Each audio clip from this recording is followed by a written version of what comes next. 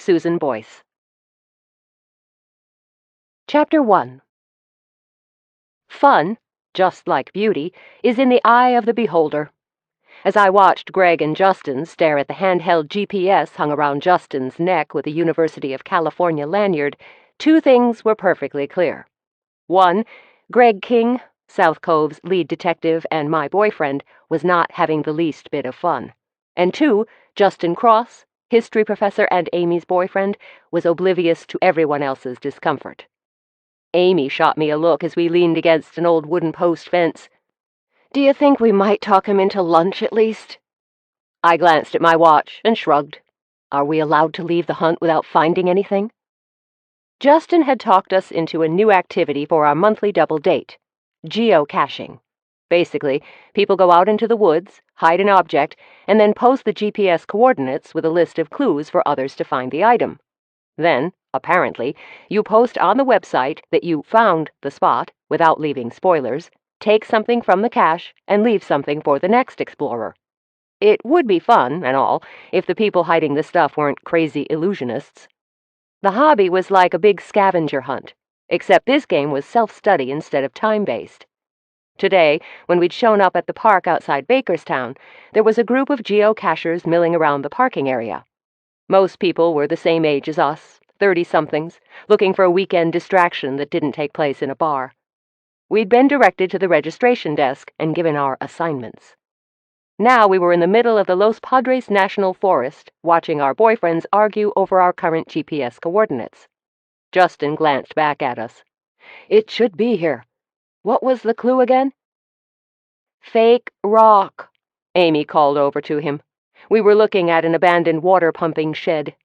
The building had been made of stone, but now it looked more like it had been hit by a bomb, or a meteor. She pointed up to the still-standing trees. Some of them were small, new growth. Others were old but charred on one side. The forest fires ravaged through this area about 10 years ago, and they let loggers come in and clean up the damaged trees. That's why there's so many dirt trails. "So maybe this cache was destroyed in the fire," I said, looking around for any kind of rock. "The cache wasn't placed here until last year." Greg took my hands and pulled me into a standing position. "Come on. You're not going to find anything by holding up that fence." I followed him, keeping my eyes on the ground for a plastic rock. After a few minutes, I was into the hunt. I stepped toward a tree and froze. A snake lay curled up next to the trunk. My stomach cramped, and I slowly moved away from the tree, pointing but not saying anything. Amy came up next to me. "What is wrong with you?" She followed my gaze and laughed. "Jill found a snake." "It's probably harmless. I don't think there are any rattlers in the area." Justin crouched near Amy to examine my find. I stood at the far end of the group as the three compared notes on what type of snake it could be. All I wanted to know was when we could get out of there. As they talked, I inched closer to the pump house. When I reached the back wall of the building, I saw a pipe coming out of the concrete. Under the water pipe was a rock. Could it be this easy? I picked up the heavy rock and turned it over. The rock was concrete and had a film canister built into it. I tried to open the lid, but didn't have enough strength. I looked over at the group. Greg was poking the snake with a stick to get it to move along, out of the search area. Guys, I think I found it." Justin sprang to his feet and sprinted toward me. He peered down at the bottom of the rock. "You did it. You found the geocache. Good job, Jill." "Yep, that's me, Jill Gardner, bookstore, coffee shop owner, and mad geocacher." I handed the rock to Justin. "You open it. I can't get the lid off." He took the rock with a gentleness I hadn't seen anyone use before when handling stone. Well, fake stone. He pulled off the lid and dumped the contents into his hand: a scroll of paper, a short golf pencil, and a polished rock. Justin scribbled our names and the date on the paper. Then he handed me the pink-tinged rock. "Take one, leave one. Do you have something we can leave for the next guy?" I dug in my pocket. I had change from the candy bar I'd bought at the gas station when we stopped for snacks. My stomach growled at the memory. Digging deeper, I found a snail shell I'd found on the trail. I handed the miniature shell to Justin. "It's this or a quarter." He smiled. "This will do just fine. I didn't know you had a fondness for trinkets." He put everything back into the canister, closed the lid, and looked at me. "So where did you find it? We need to put it back exactly for the next person." I pointed to the shed and the pipe. "It was right there, on the cement." Greg put his arm around me. "I looked at that rock more than once. But when the clue said fake rock, I kicked it for weight and moved on. Good thing you thought to pick it up." I gazed into his blue eyes, pushing his hair away from his face. "So does this mean we can eat now? I'm starving." By the time we'd hiked back down the mountain to the parking lot, the geocaching club had set up a barbecue grill and was selling hot dogs and cold sodas as a fundraiser. Greg shrugged. "Want a snack to hold you over until we get into town and find a real restaurant?" "Are you kidding? Of course." My mouth watered as we walked toward the smell of grilled hot dogs, mustard, and chopped onions. A dark-haired woman in a "We Hide Things for Fun" t-shirt motioned us over. "Dog and drink for $5. Can't beat that." She grinned, rubbing the back of her hand over her forehead. "Darn, it's hot today."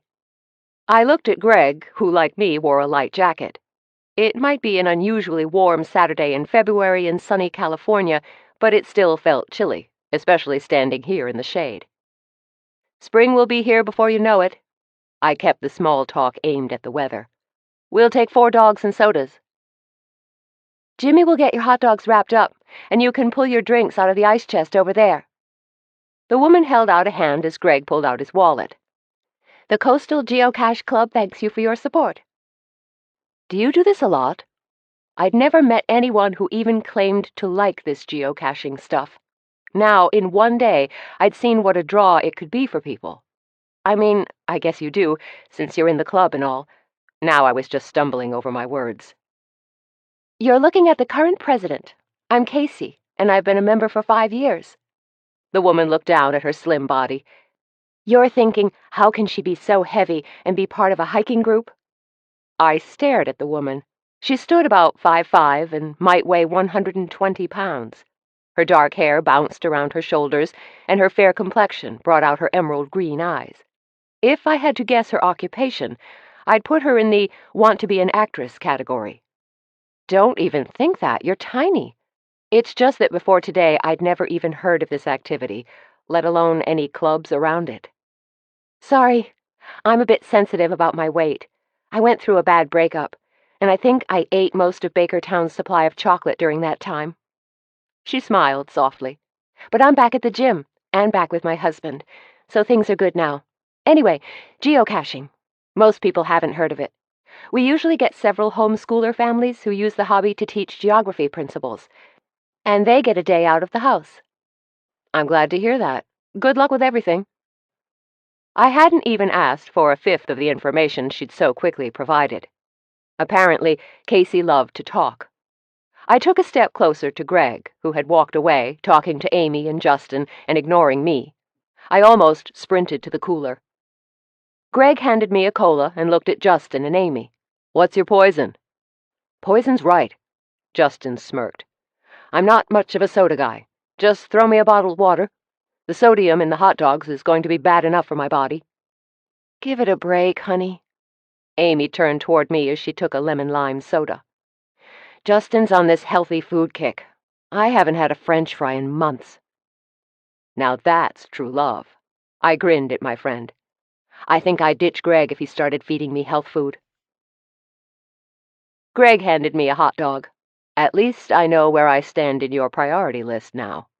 He nodded toward the condiments table. "You're not going to have onions, are you?" I grinned. "I love onions." He shook his head. "I guess necking on the couch is off the agenda for this evening's activities." Amy shook her head. "TMI, guys." She paused, then pointed to a man who walked toward the concession stand. "Isn't that Dustin Austin?" I put mustard and ketchup on the dog and frowned toward the approaching figure. It was Austin, with his Hawaiian shirt, Birkenstocks, and, in deference to the weather, long shorts. The guy's gray dreadlocks bounced as he walked toward us. I hadn't talked to the guy since he had broken my friend Sadie Michaels' heart and dumped her to return to his wife. I hadn't even known the guy was married. I need to have a little talk with the jerk. Greg held my arm, which also kept me from throwing my hot dog at Austin as he walked by. When he reached the table, instead of buying his meal, he walked around the table and kissed Casey on the lips. Apparently she was the mysterious wife, and, of course, she was younger than either Austin or my friend. Sadie had just turned 40. The woman's group at the church had invited me for her black party. I wonder if Austin was the one putting the fat ideas into her head. I turned away and took a bite of the hot dog, hoping the food would keep me from making a scene. "You guys already out of here? We have another round starting at 1. The man who had registered our group stood between us and the car. "We've got reservations in town." Justin shrugged. "What can I say? Newbies." The man looked us over and nodded. "We'll just have to make you want to come back." He held out his hand. "I'm Taylor Archer, Vice President of the Coastal Geocache Club, 4 years running now." "You must like the hobby a lot." Amy leaned into Justin, taking his hand. "I love it. You wouldn't believe the stuff I found just lying around. I have a metal detector, too, but you have to have a permit for it in national forests or state parks. And they've been good about allowing us to hold these monthly get-togethers here, so we don't want to mess with that." Taylor took a breath. "Besides the fact that you wouldn't want to break any laws," Greg added to Taylor's list of reasons. He grinned. "Yeah, there's that. But mostly all the stuff we find here is just things people have left behind while they're camping or hiking. It's not like it's a Confederate battleground or a historical site." I knew from personal experience that historical objects were hiding everywhere, including an old shed that had been turned into an art studio. You'd be surprised what can turn up where you don't expect it. "True that." Taylor waved at another group. "I've got to go. Check us out on the web. Casey over there is our web mistress, and she's crazy good about keeping our page current." I looked in the direction he was pointing and confirmed that Austin's latest love was the computer guru Casey. Now the guy's website skills made sense. Of all the businesses in South Cove, Austin's bike shop had been the first on the web and had the best site even now. The 4 of us walked back to Justin's car and sat inside as we ate our food. Finally, Amy spoke. "Wow, I guess you can't know what anyone is really thinking." "She doesn't seem Austin's type, that's for sure." Greg took a sip of his cola. "When I talked to her, she said she'd gained weight when he left her.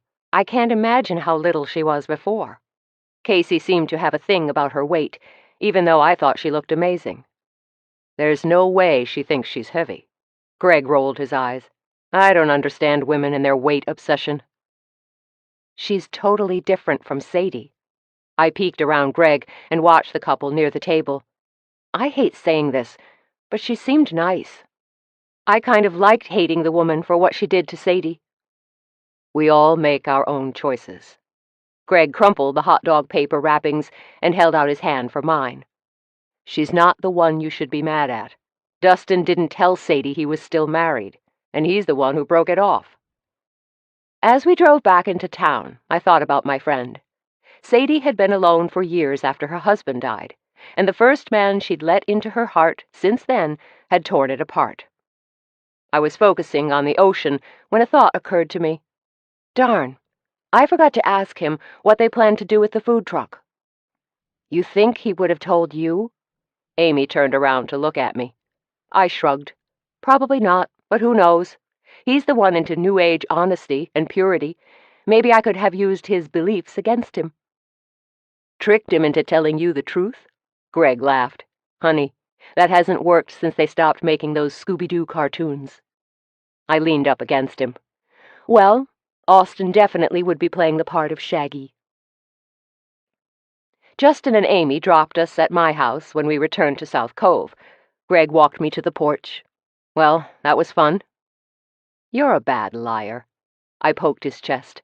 "I didn't think you were going to make it 10 more minutes looking for that fake rock. In fact, I believe I saved you from a boring afternoon." "Don't tell Amy or Justin, okay?" Greg took my key and unlocked the door. It's just that I get enough of the search stuff in my day job. When I'm on my own time, I don't want to look for clues or find hidden treasure. I want to drink beer and eat buckets of clams. Now that sounds like a terrific plan. Let's say we do that tomorrow. I had 3 days off this week, Friday, Sunday, and Monday, and I intended to make the most of my last day to relax.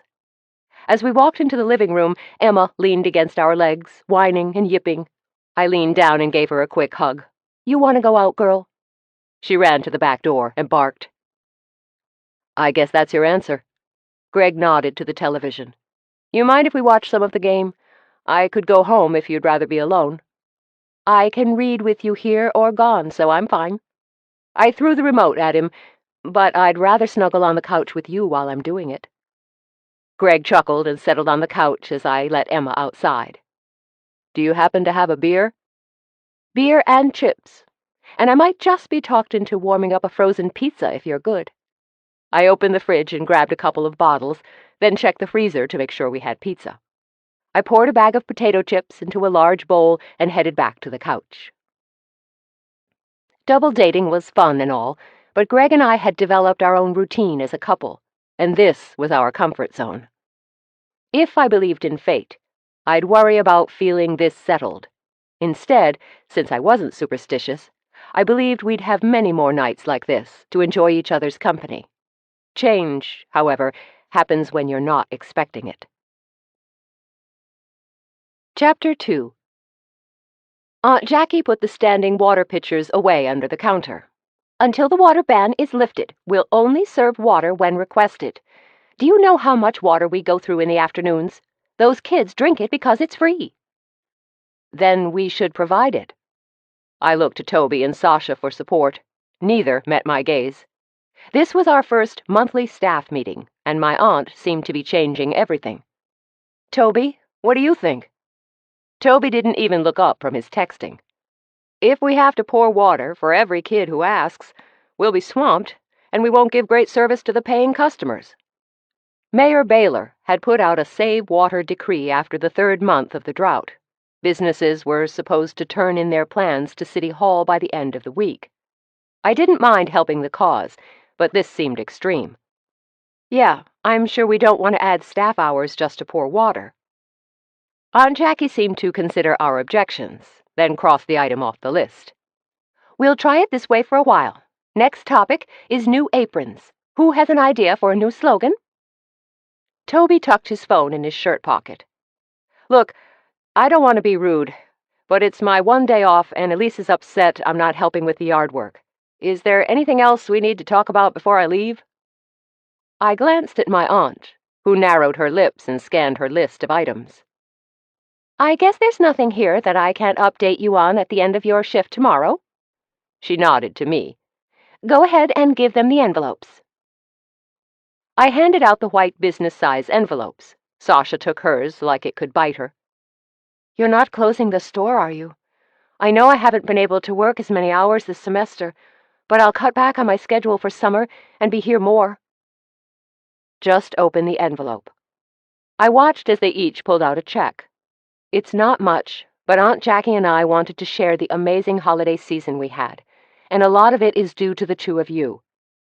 "We just want you to know you're appreciated."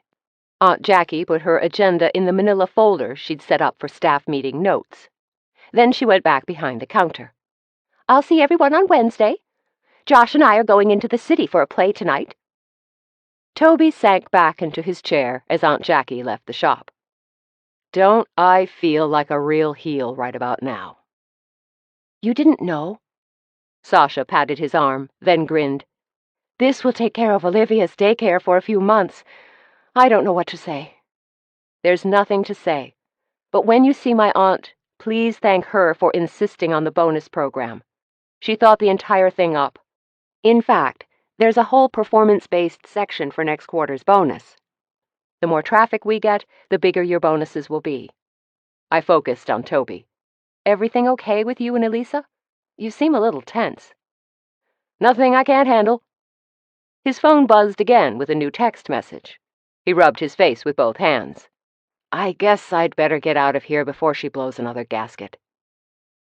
Sasha and I sat in silence as we watched Toby leave the shop. That was interesting, I muttered as I finished the rest of my coffee. Do you want to take home some cheesecake for dessert? I need to clean out the display case anyway. She flushed and shook her head. I'm trying to diet. Of course, being here with all the treats, it hasn't been the easiest food plan in the world to follow. I frowned. You don't need to diet. You're perfect. 2 days in a row now, women who looked amazing had been complaining about their weight. I pulled my sweatshirt closed. Emma and I hadn't been running in over a week. Maybe the universe was hinting at me and my expanding waistline. I glanced at the single slice of double chocolate cheesecake sitting lonely in the display case. Or maybe not. Whatever. Sasha looked toward the door where Toby had exited. I'm not trying anything crazy. Just eating better and working out every day. I want to set a good example for Olivia. As we said our goodbyes, I wondered about Sasha and her attention toward Toby. Did he realize the young mother had a crush on him? Or did he have one too many women with kids in his life as it was? This thing with Elisa was Toby's longest relationship, at least since I'd known him. I'd have to pry some gossip out of Greg when he took me to dinner tonight. Walking home, I slowed as I passed by Austin's bike shop. Right in front of the shop, parked on the street, was my food truck. Okay, so I had only rented it once for the mission walk, but I'd hoped to be able to purchase it for Coffee Books and More's first annex. A large pink sign hung on the side proclaiming, "Good for you desserts, coming soon." Amy hadn't said anything about a new business starting up in South Cove, but here sat the proof. The truck had recently been painted a bright green, with flowers bordering the edges. It looked like a hippie-mobile from the 70s. As I stepped closer, I could see the tagline for the business written in script under the window. I read the words out loud. Yes, we are totally gluten-free. I'm just in love with the way the truck turned out, aren't you? A slightly familiar woman's voice spoke to me from behind. I spun around to see Casey Austin. This time she wore a floral dress with sandals, looking like she'd just auditioned for the role of Fairy Queen in the next Hobbit movie. She moved closer to me, studying my face. I could tell when she recognized me with the smile she gave me. Hey, I know you. You and your friends were at the park yesterday. I nodded. Jill Gardner. I own the bookstore coffee shop up the street. I looked at her truck. We sell the not-so-good-for-you but delicious desserts. Casey giggled. Don't I know it? Austin took me there last week for an after-dinner treat. I adore your romance section over in the bookstore. I picked up several new releases from my favorite authors. Okay, now I had a dilemma. I was supposed to hate this woman for ruining Sadie's life and now stealing away my food truck. But she was also a customer who loved my shop. I sighed. Worse, I kind of liked her. Thanks. I try to stock what my customers want to read, and it doesn't hurt that I love reading the same books. Well, you've got a new supporter in me. I have a list of cookbooks I was going to go into Bakerstown today to look for, but could you order them for me? That would save me a trip. She dug in the side pocket of her dress and thumbed through some paper scraps. Here you go. I glanced through the list. I can't promise these are all in print, but I'll get them ordered. You should have the majority of them by Friday. She clapped her hands. Perfect! I told Austin that today was going to be ultra special, and it has been. I met a new neighbor and got one chore off my list in less than 10 minutes. Her grin was infectious. When are you opening? I pointed to the food truck. Surely her healthy treats weren't going to cut into my business. Who would trade a dry cookie for a slice of cheesecake? I'm thinking 2 weeks. I still have to get permits from the city and the health inspector. There's a lot of paperwork involved in opening something like this. I hadn't really considered the delays. I got the truck and painted it. Then I thought I'd open the next day. She giggled again. Austin says I'm hopeless when it comes to business planning. He's taken on all the details. Dustin Austin was the more driven of the two? That couldn't be a good thing. The man was so laid back, I think he closed the bike rental place any time he thought the waves were good down the coast. The way these two were going, I wouldn't have to worry about the competition for customers for months, maybe even years. Well, good luck. I reached into my tote for one of my council liaison cards. We have a monthly meeting of all the businesses. Maybe you could come to the next one. She took the card and tucked it into a pocket. I'll try. I'm not very good with meetings. I tend to get bored easily. I think that's why I keep getting elected as president of the Geo Club. I keep the meetings short, and then we go have some fun. Maybe Casey had some lessons to teach me as well. I'm sure it's more than that. Anyway, I hope you at least try one. We talk a lot about things we can do as a community to bring in more business. We'll be planning a spring sidewalk sale for April. All the stores are invited to participate. Casey didn't look convinced. I'm really always on the sidewalk, or at least my customers will be. I couldn't fault her logic. We do several other activities during the year. I don't know why I was trying to talk her into coming. If Sadie saw her at a business-to-business meeting, she'd probably rip Casey's eyes out. Or, in actual reality, Sadie would probably break down into tears and go running out the door. She was still really upset about Austin. I'll try. Casey's response sounded weak. I knew she'd never even try to attend, but maybe that was for the better, at least until Sadie's heart healed just a bit. Well, that's my cue. I'd better get home. I've got a ton of things to do before I go back to work tomorrow. Call me when the books come in. I'll come by and let you sample my newest creation, Summertime Smooth. It's a lemon cheesecake, completely gluten-free. She waved and disappeared into the food truck. I stared after her. Casey could have gotten the lemon cheesecake recipe from her grandmother, or even the internet, but I doubted it. It wasn't a coincidence that Austin had asked Sadie for that exact recipe right after he'd broken the "I have a wife" news. Shaking off my friend's relationship troubles, I started power walking toward home, hoping for a quick run on the beach with Emma before Greg was due to arrive. Opening the front door, I got a full body slam welcome from Emma. She covered my entire face with one wet slurp and then sat down and whined quietly. I put my tote on the table next to the door and knelt to hug her. You miss me, girl. Emma was a full-blooded golden retriever and Greg's gift to me last year. He thought I needed protection since I had just moved into the house I'd inherited when my friend Miss Emily died. Turned out Greg was right, as Miss Emily's distant relatives were none too happy to give up the place. Now Emma was my running companion and my best non-human friend. I patted her back and stood. You want to go outside? This got me a short bark before she ran to the back door. I let her out and glanced at my home answering machine. Yep, I'm old school. I have a landline and a real answering machine with cassette tapes inside. I've thought about looking for a replacement when this one bites the dust, but I'm sure the guys at the big box store wouldn't understand what I was talking about. The light was blinking, indicating a message. Only 2 people called my landline. Greg, when he couldn't reach me any other way, and Frank Gleason, my contact with the California Historical Commission. I had the original South Cove Mission, or what was left of it, in my backyard. I'd been working on getting it certified for as long as I'd lived in the house. The one thing I could say about the process? They were certainly thorough. I got my new filtered water pitcher out of the fridge and filled a travel bottle after I pressed the play button. Miss Gardner, this is Sally Walters. I'm Frank's administrative assistant.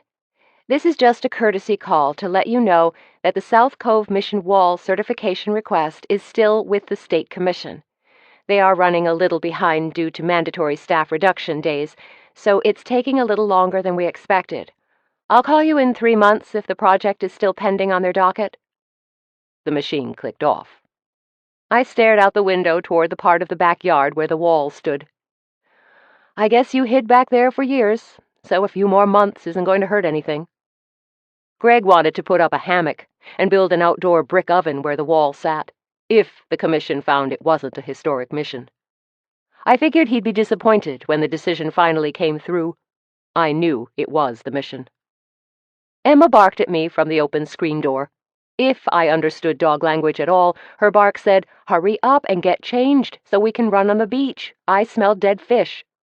Or, more likely, "Open the door so I can chew up those couch cushions." I decided to believe the former and hurried upstairs to change into my running clothes. 10 minutes later, we were on the beach. The sun had broken through the morning clouds, and the waves were light and playful.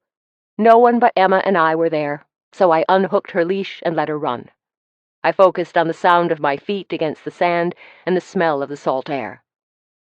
We rounded a bend, and out of the corner of my eye, I saw a couple walking hand in hand toward me, and Emma running full bore to greet them, seawater flying off her body as she flew. "Emma, come here," I called, hoping for once my dog would listen to my plea. She didn't. When she reached the couple, the woman leaned down to greet her, and Emma sat, enjoying the attention.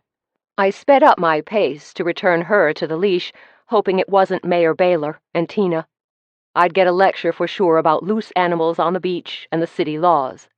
As I approached, I realized it was Austin and Casey.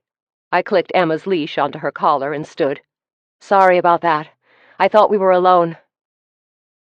"Dogs aren't supposed to be off their leashes on the beach," Austin muttered. Casey slapped his arm. "Stop being a rule book. Who died and left you king?"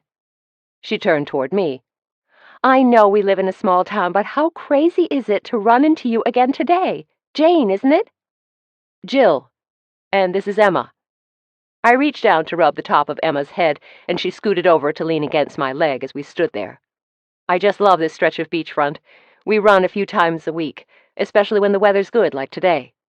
"I know." Casey spun around in a circle. "Isn't it grand today? When Austin mentioned we should take a break and go for a walk, I was all over that idea." I turned my attention to Dustin Austin. I noticed his wife called him by his last name along with everyone I'd ever met. The guy hated the name Dustin, but when I'd first met him, I had felt weird calling him Austin.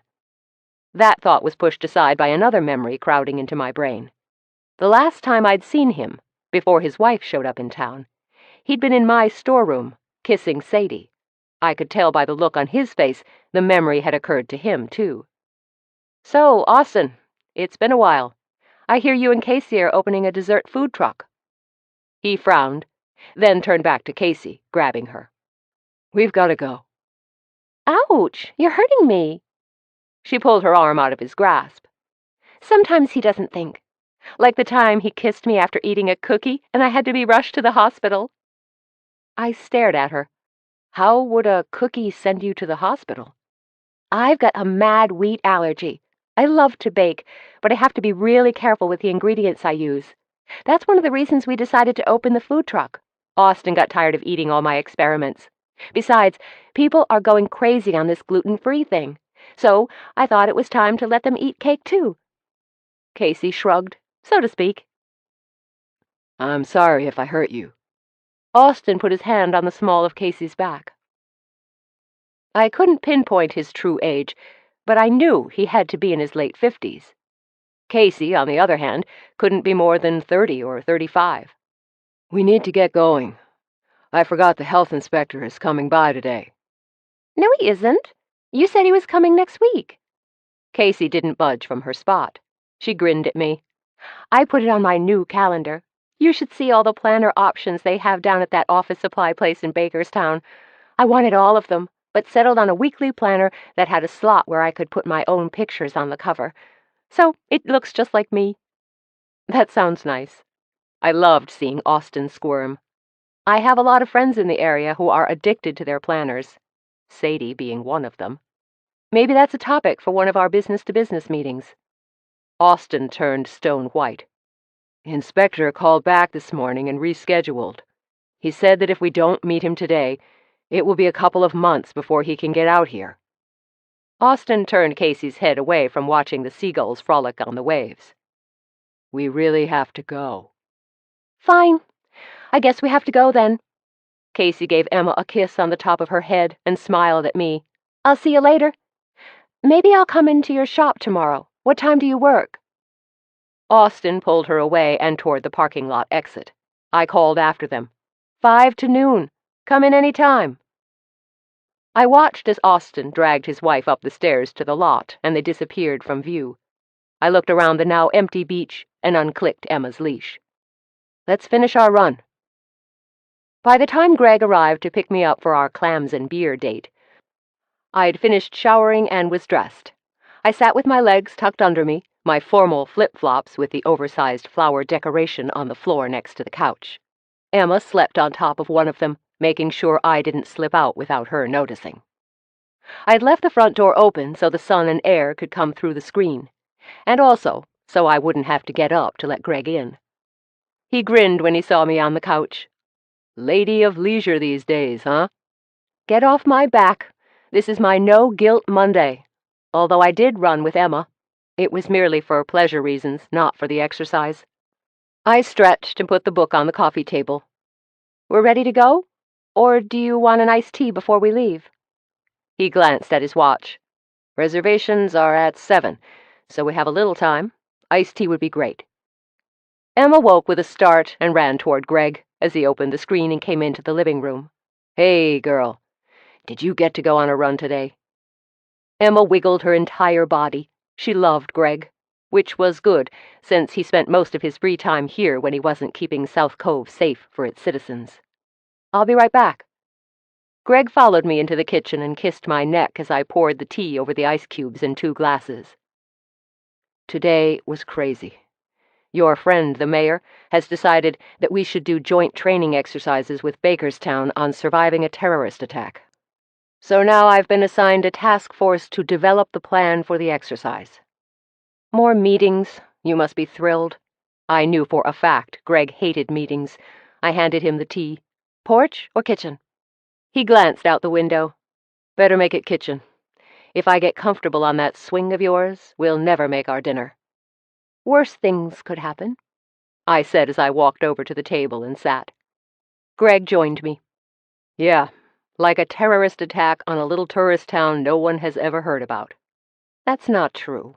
We do all kinds of advertising in the big California tourist magazines, and we were nominated that one year for Best Tourist Town to Walk Through with Less Than 6,000 Residents. I countered. In 2001. Face it, Jill. We're a small fish in a really big pond of places people can go to spend a weekend. He shrugged, and I kind of like it that way. I sipped my tea.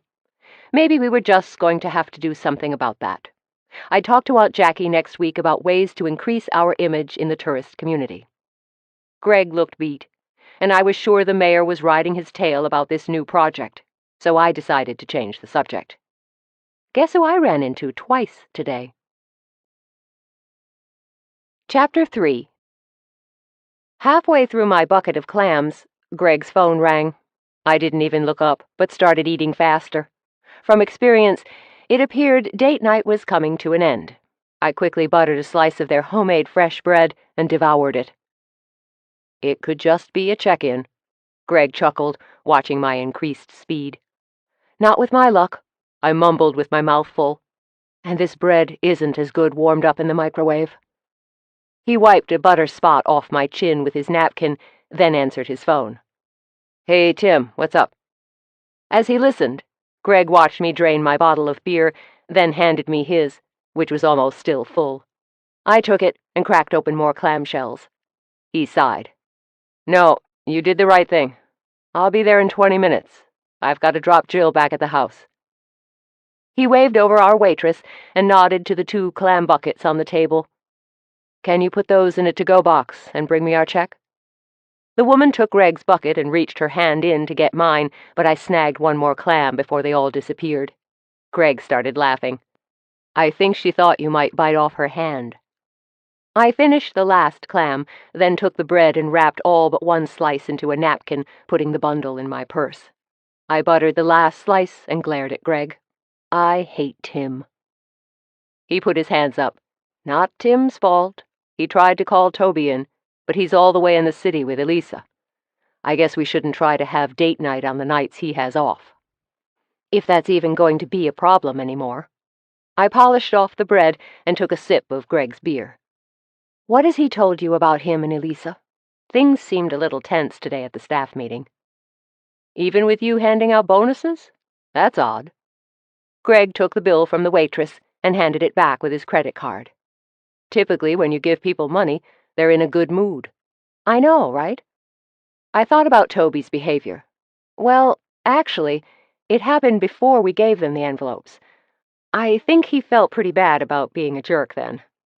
Toby usually isn't a jerk. Now Greg looked thoughtful. Come to think of it, I haven't heard him talk about Elisa for a while. I just thought he was keeping his private life, private. In South Cove, like that's going to happen. I slipped on my sweater and stood after Greg got his credit card back. He carried a large styrofoam box with what should be our clams. Too bad you're not going to get any of those. Or the cheesecake I brought home to serve with coffee. You're evil, you know that?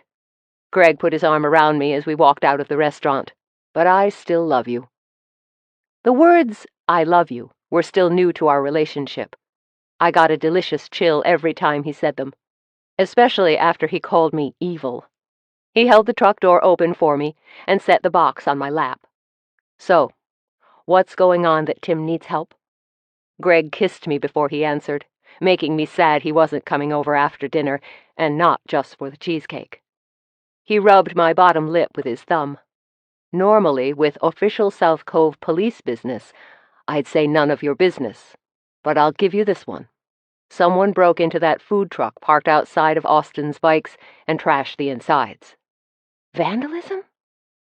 We'd had problems in South Cove before with businesses being targeted, but typically there was an underlying reason behind the attack. I grinned at him. Or terrorism. He shook his finger at me. Don't you start. He shut the door and came around to the driver's side. Starting up the engine, he turned toward me. Your new friend Casey says someone stole all her recipes. I didn't even turn my head so Greg couldn't watch me jump to the same connection he'd already made. The only person who would want Casey's recipes was the woman from whom they were stolen originally. There's no way it's Sadie, I finally said as we approached the turnoff toward South Cove. Honey, even with all the reasons why it could be, I agree with you. Sadie just doesn't have a mean bone in her body.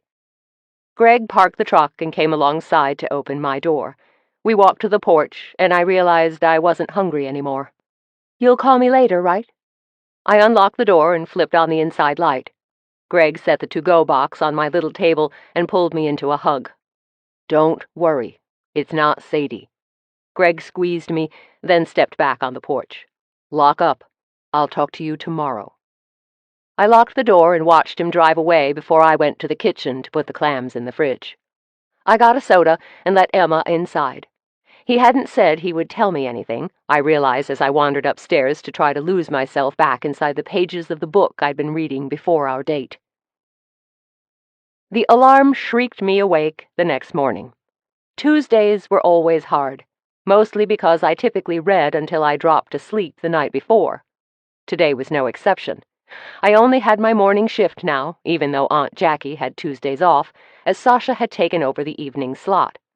I stumbled downstairs, let Emma out, and grabbed a cup of coffee. Thank goodness for the delay-set brewing pots. I didn't know what I'd do if I had to actually make coffee in this condition. I headed upstairs to shower, sipping the coffee as I walked. I beat my first commuter customer by 20 minutes, and for the next hour I filled travel mugs with our best brew. Aunt Jackie had finally agreed to a customer rewards card, with one caveat. They had to purchase one of our travel mugs with the CBM, South Cove logo, and bring it back in every morning to purchase their coffee. Then I could punch their card. 10 visits, they got a free coffee. And on those days, most of them picked up a treat to take with them to their day job for breakfast. I had to admit the program had increased the number of commuter visits a week. They loved the free coffee. I didn't even clip coupons to save money. Soon, the commuter traffic slowed, and I was able to complete the task list that Aunt Jackie had developed for every shift. Mine just had additional duties, like ordering books and reviewing our P&L statements, which made my eyes cross every time I had to pretend to understand what was happening with the business. As long as Aunt Jackie seemed happy with the numbers, I was happy. When Toby arrived, I sat slouched on the couch, feet up on the coffee table, and was halfway done with the new YA book Sasha's teen group was reading this month. I heard the bell over the door ring and tried to sit up straighter until I saw it was him. "Busy morning?" He went behind the counter and threw his jacket through the back door onto my desk. Then he washed his hands and started fresh coffee. He peered over at me as I'd returned to the story without answering. "Good book?" "Dragons." I closed the book and stretched. I went over to the counter. I'd finished tonight. Typically, Greg and I didn't even do dinner together on Tuesdays. He said it was his man cave night. I think he just wanted to watch basketball. "So, what did you hear about the break-in?" "What break-in?" Toby swung a clean towel over his shoulder. "I was in the city, with Elisa for dinner and a movie." "What did you see?" I was sure he'd heard about the food truck issue, but I'd play his game for a minute or two. "Some chick flick. Seriously, if there isn't anything getting blown up or a gunfight, I don't pay much attention. I did get an awesome nap, and Elisa didn't even have a clue." Toby sank down onto a stool we kept behind the counter. "She seems to be clueless about a lot of things I do lately." "Trouble in paradise?" Clearly something was going on. I watched as he half-heartedly adjusted a few cups into larger stacks. He shrugged. "I don't know. We hardly see each other lately, and when we do, she's on her phone texting more than talking to me." "I thought you were living together." That had been the last big announcement, but I'd heard it from Greg, who'd heard it from Esmeralda or Tim. The exact source of gossip is hard to pinpoint at times in South Cove. "We are. Except on nights when I work late, I stay at the station. She says it disrupts Isabel's schedule." Toby poured me a cup of coffee and pushed it across the counter slowly. "I think she's seeing someone else." If anyone would know the signs of juggling 2 or more friends, it would be Toby. The boy had been a player of the worst kind before he'd met Elisa. Now he was a one-woman man, but it seemed like his woman didn't want to play that game anymore. "I'm sure it's just a phase. I mean, relationships have their ups and downs. Have you tried to talk to her about it?" Toby shook his head. "Nope. I'm pretending like everything is okay, and so is she." He got a water pitcher out from under the counter and filled it on autopilot. When he'd finished, he looked at it like it had just appeared. "Crap. I'm not supposed to provide free water anymore, am I?" "Only if they ask, according to Aunt Jackie." I took the pitcher over to its regular spot and took cups out of the counter below. "She won't be here today, so don't worry about it. If she pops in, I set up the water station, not you." It felt weird worrying about water when we had an ocean filled with the stuff less than a mile away. Too bad some scientist couldn't come up with a way to change salt water into fresh. As I gathered my stuff to leave, Toby's girls started coming in the shop. The man brought in a lot of business for the shop, mostly of the female variety. But as far as I knew, he'd been a total professional since he'd started dating Elisa, even if the women coming in were less than happy about it. As I passed by the green food truck with yellow crime scene tape all over it, I realized I hadn't found out anything about the break-in. I sat on the curb and dialed my own gossip channel. Amy Newman worked at City Hall as the city planner. Most days, her duties landed smack dab in the receptionist category. Besides, I hadn't heard from her since the double date on Sunday. Her line went straight to voicemail. I left a quick message for her to call, then looked at the time. Sadie would be done with her baking and delivery by now. Maybe she'd like to have lunch. My stomach growled. Of course, I could just go into Diamond Lily's by myself and eat, but Lily had been a bit cranky lately, especially when she saw me. I dialed Sadie's number. Sadie's purple PT Cruiser with the Pies on the Fly decal pulled into Lily's parking lot 10 minutes later. I'd stayed on my bench, reading the Dragon book. She beeped her horn as she passed me, and I stuffed the book back into my tote and crossed the street to meet her.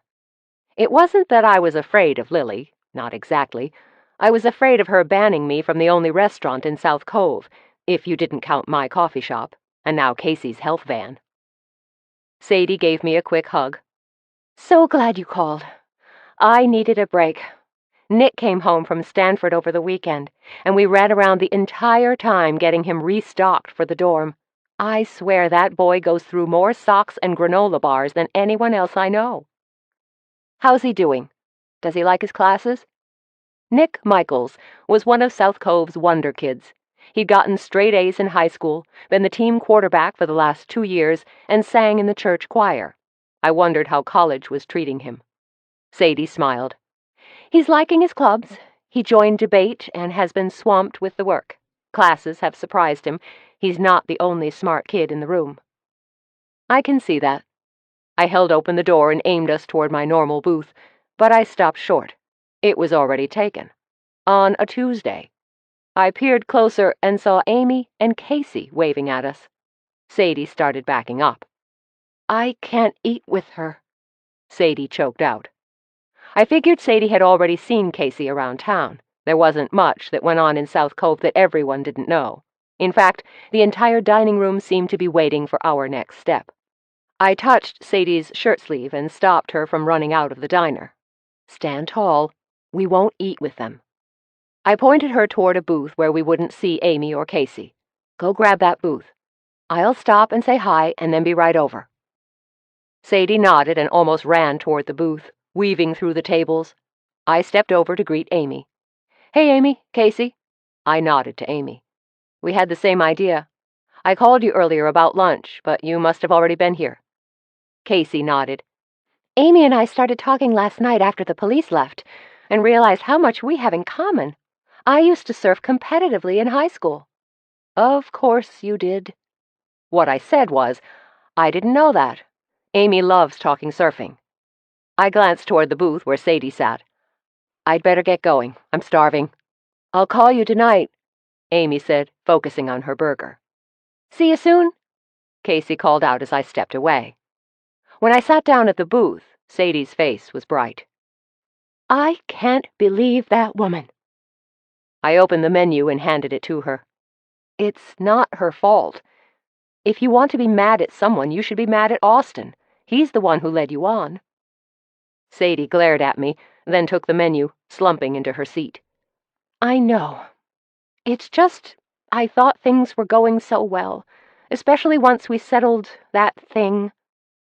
I nodded, already knowing what the thing was. Austin had wanted a more physical relationship too quickly. Nick had been still at home, and Sadie wasn't into being a bad example for her kid. Once he'd gone off to school, Sadie had been more open to taking their relationship to the next level. Then Austin had dumped her. Carrie came by and took our order, and instead of her normal banter, she gave Sadie a quick hug. I'm so glad to see you today. You need to come in more. As the waitress walked away, Sadie wiped her eyes with a napkin. I guess I have been holed up too long over that jerk. Exactly. I smiled. You have friends here. You shouldn't ever question that. Or Carrie's just in love with my desserts. Sadie took a sip of her tea. Did you see that food truck? Seriously, that woman thinks she can sell gluten-free desserts and make a living? People don't want that crap when they're splurging. I sipped on my iced tea. I totally agree with you, at least for my own indulgences. However, I might carry one or more of her treats at the store. I'm always being asked for sugar and gluten-free stuff. I can't think I'll sell much, though. Sadie gave me a death stare. Sorry, it's a business decision. I played with my silverware. Casey's not that bad of a person. You might actually like her if you talk to her. I will never be friends with either her or that husband of hers. Sadie put her napkin in her lap and leaned back as Carrie brought our food. Can we change the subject? I nodded my thanks to Carrie and attacked the mushroom Swiss burger. No problem. I took a bite and thought about what had been going on the last few days that didn't have anything to do with Casey or Austin. Finally, Toby's face came into view. Toby and Elisa are having issues. We gossiped through the rest of the meal, and I waited to leave until I saw Amy and Casey walk out. We didn't need a scene today. I walked Sadie to her car in the parking lot and gave her a quick hug goodbye. Let's do this again next week. Sadie didn't answer. Her attention was on the food truck across the street. The yellow police crime scene tape had come loose and was flapping in the wind. I hope they stole everything, she muttered. You heard about the break-in? She smiled. I'm on the church's women's group phone tree. We don't just use it for planning purposes. It's a great source of local gossip. She opened her door and slipped into the car. I know. I'm not acting very Christian-like. You'll get there. I waved as she pulled out of the lot and wondered if my prediction was actually true. Just after 7 that evening, I opened my door to Greg holding a large pizza box and a bottle of wine. Surprise. I stepped back so he could enter, then closed the door behind him. What's up? We don't usually have dinner together on Tuesday. He set the wine bottle on my table, then pulled a DVD out of his coat pocket. It's impromptu dinner and a movie night. He tossed the movie to me. Put this in the player while I finish prep on our dinner. I walked over to the television and looked at the cover. This is a war movie, I called into the kitchen. I didn't say it was impromptu dinner and a chick flick movie night. I felt bad about cutting our date short last night, but I didn't feel that bad. Greg brought the wine and 2 glasses out to the living room. He uncorked the wine and poured it. You don't have to let Riesling breathe, right? I shrugged, taking my glass. I have no clue. Maybe we should take another jaunt to Napa Valley this weekend and ask. Sounds like a plan. We haven't been out of town since our Mexico trip. He settled in next to me, grabbed the remote, and started the movie. He looked at me and patted his chest. Let's relax a bit before we dive into that pizza. I glanced toward the kitchen. Is Emma outside? Of course, Greg said. If she wasn't, we wouldn't have a pizza by now. My dog did love her pizza. We let her eat the crusts. I curled up next to him and took a sip of wine before relaxing into his arms. This is nice. Even with the war movie? Greg kissed the top of my head. Yup, even with the subject matter. His phone rang, and I pulled myself upright, pausing the movie credits. I took another sip of my wine. Emma was probably looking at getting more than crusts tonight. Greg checked the display and then answered. What's up, Toby? He listened for a while, then set his wineglass on the coffee table. I'll be there shortly. Movie night canceled or delayed? I still held out hope that we might be cuddled back on the couch sooner than later. He kissed me. Canceled. Some beachcomber found a body. A dead body? I followed him to the door. Is it a local? Toby didn't say. He stood at the door. Sorry for leaving 2 nights in a row. And about this weekend? I nodded. Canceled, too. I said a quick prayer that the body wasn't someone I knew and went into the kitchen to share my pizza with Emma. Chapter 4. The first customer Wednesday morning broke the news. Darla Taylor, owner of South Cove Winery and promotion queen, waddled into the shop and climbed up at the counter. Hun, get me a large mocha and a piece of that chocolate marble cheesecake. You know I love Sadie's cheesecakes. I'm glad, but aren't you on a diet? Darla had been dieting and working out with her boyfriend Matt for the last year. It's my cheat day. I'm taking full advantage of it this week. Matt about killed me on our run yesterday. She dug into the treat as I started her mocha. So, what does Greg say about Casey Austin's death? My hand slipped off the foaming attachment. What? Casey's dead? Darla shook her head. I knew it was a waste of time to come here. You never have the gossip. As lead reporter for the small-town paper, Darla typically came to me to weasel out information Greg wouldn't release. Unfortunately, most of the time, Greg hadn't told me what Darla wanted to know. All Greg said was that someone was dead on the beach. I resumed my foaming. Are you sure it was Casey? Dustin Austin drove to Bakerstown to meet up with Doc Ames late last night to identify the body. He told Mabel at the funeral home that she'd gone for an evening walk and didn't come home. Strange, since she and Austin had taken a beach walk earlier that day. But maybe that was how she stayed skinny. I knew she was obsessed with losing weight, so it could be true. I finished making Darla's mocha and warmed up my own cup of coffee. Since it was just the 2 of us, I came around and sat next to Darla. That's so sad. I mean, I didn't like what Austin did to Sadie, but Casey was really nice. At least the times I met her. So you don't know if she died of natural causes or not? Darla pressed. I tried calling Doc Ames this morning, but he's going all open investigation on me. I glanced at the clock. It's only 7. Maybe he doesn't know yet. Maybe, but I'm driving in to talk to Mabel. She nodded to the dessert case. Box up a couple more of these cheesecake slices. Maybe that will get her to talk more freely. I put the cheesecake into boxes and rang up Darla's purchase. She used the examiner's credit card. I guess she was on assignment with this one. Darla stood and swung her bag over her shoulder. It's just a shame. She reunites with her husband, and a few months later, he's a widower. I guess true love doesn't come with a guarantee. I wonder if Sadie knows yet. Do not go see her. Sadie was going to be seriously upset.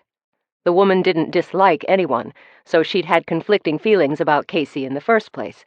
The last thing she needed was Darla poking around into the reasons Austin had dumped Sadie to return to his wife. I'll stop over as soon as my shift's done. You may be too late by then. You know how gossip spreads in South Cove. Darla didn't meet my gaze, instead looking down at the box of cheesecakes. You know I wouldn't do anything to hurt Sadie, right? Sorry, I didn't think before I said that. It was turning into a crap morning. Darla nodded and left the shop. I'd hurt her feelings. One more thing on my list to fix. But first, I needed to make sure Sadie was okay. The rest of my shift seemed to run in slow motion. By the time Toby arrived, I was itching to leave. He watched me pull off my apron and gather my purse as he started his day. You on a mission? It shows, huh? I set my purse on the counter and put on my jacket. I'm heading over to Sadie's to make sure she's all right. I just hope she hasn't already heard the news. I would think it would make her happy that her rival was out of the picture. Toby slipped an apron over his head and tied it in the back. Don't say that. You know Sadie. She doesn't have a mean bone in her body. Why was everyone convinced Sadie would be happy at the news? He shrugged. I don't know. Love makes people crazy sometimes. If I were her, I'd be happy Austin's new relationship didn't work out, just for the satisfaction. Well, you're not her. I stormed out of the shop, letting the door shut a little too hard behind me. I felt furious that Toby thought Sadie would be enjoying someone's death, but then as I walked to Sadie's house, I began to think about the situation. If Toby, who I knew had a good heart, thought this, what were others saying? Sadie Michaels's house sat on Beale Street, a block away from the Methodist church. It was an old Victorian with that gingerbread trim all over. For being a single mom for so many years, the house looked well-tended, even if the paint was a bit faded. I knocked on the front door, but no one answered. So I went around to the garage she'd refurbished as her bakery and opened the door. Sadie, are you here? The smell of brownies hit me as soon as the door opened, and my stomach growled. I hadn't taken the time for breakfast, and now the sensory overload of baking chocolate almost did me in. Sadie was at a counter, pouring more ingredients into her oversized stand mixer. She waved me over. Hold on a minute. I'll get this started, then I'll take a break. She hadn't heard. I could tell by the way she hummed as the flour and cocoa drifted down into the brownie mix. As usual, my friend was dealing with her own issues the old-fashioned way, by baking. Sadie pulled her gloves off, poured 2 cups of coffee from the pot on the cabinet, and met me at a small table in the corner. She pushed a file filled with paperwork to the side and closed her laptop. What's got you out on a Wednesday? Brownies will be ready any minute. You can taste test my new recipe. Double chocolate with dark chocolate chips. They may just be too much chocolate. That's impossible. I sipped my coffee slowly, not wanting to ruin my friend's good mood. Chicken. I took a deep breath. It's a great day. I guess Austin changed his mind about using my recipes for his new food truck. Sadie pulled a loose-leaf notebook out from under her counter. Look what I found on my front step today. I used a napkin to open the red cover. Sadie's Marble Cheesecake was written on the first page, with ingredients scratched out and new ones added to make the final product gluten-free. You need to show this to Greg. Sadie laughed. I don't think Greg's going to arrest Austin for conning a silly woman out of her best recipes. Besides, I'm done with that man.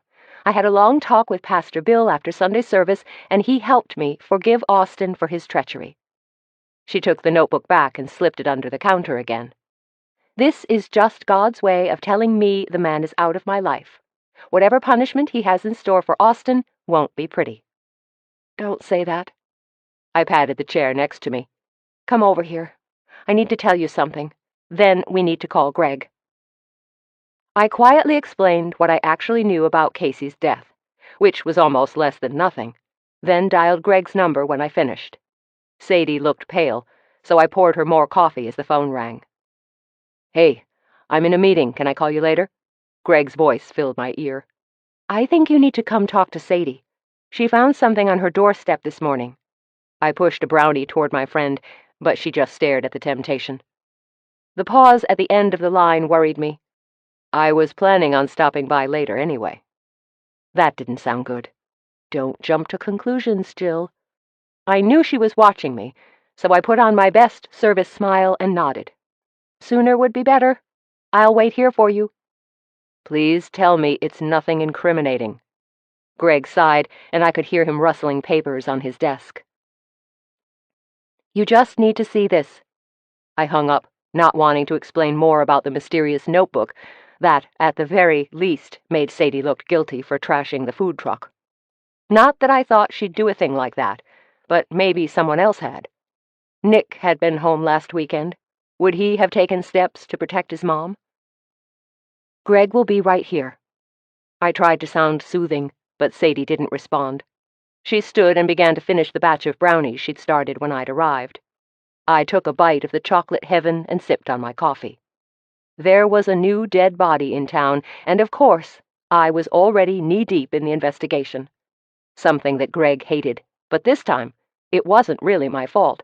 All I'd done was visit a friend. Keep telling yourself that. By the time Greg arrived, Sadie was putting the last batch of brownies in the oven, and a large pan sat on the counter, waiting to cool, and she still hadn't said anything. I excused myself, telling Sadie I'd be at home later if she wanted to talk, but I wasn't sure she even noticed me leaving. Greg took me aside. You okay? He brushed a brownie crumb off my lip. You're not too sugared up to drive, are you? I wiped my hand over my mouth. I'm not driving. I'm walking. I looked back at my friend, who now slumped in the chair I'd vacated. Be gentle with her. I think her heart is still tender from the breakup. I'm not insensitive, Greg responded. I'll stop by the house later. I knew better than to ask if he'd catch me up, but I knew at least he'd tell me what happened with his discussion with Sadie. There was just no way she was involved with any part of Casey's murder or the break-in at the food truck. I paused one more time. Do you think she needs a lawyer?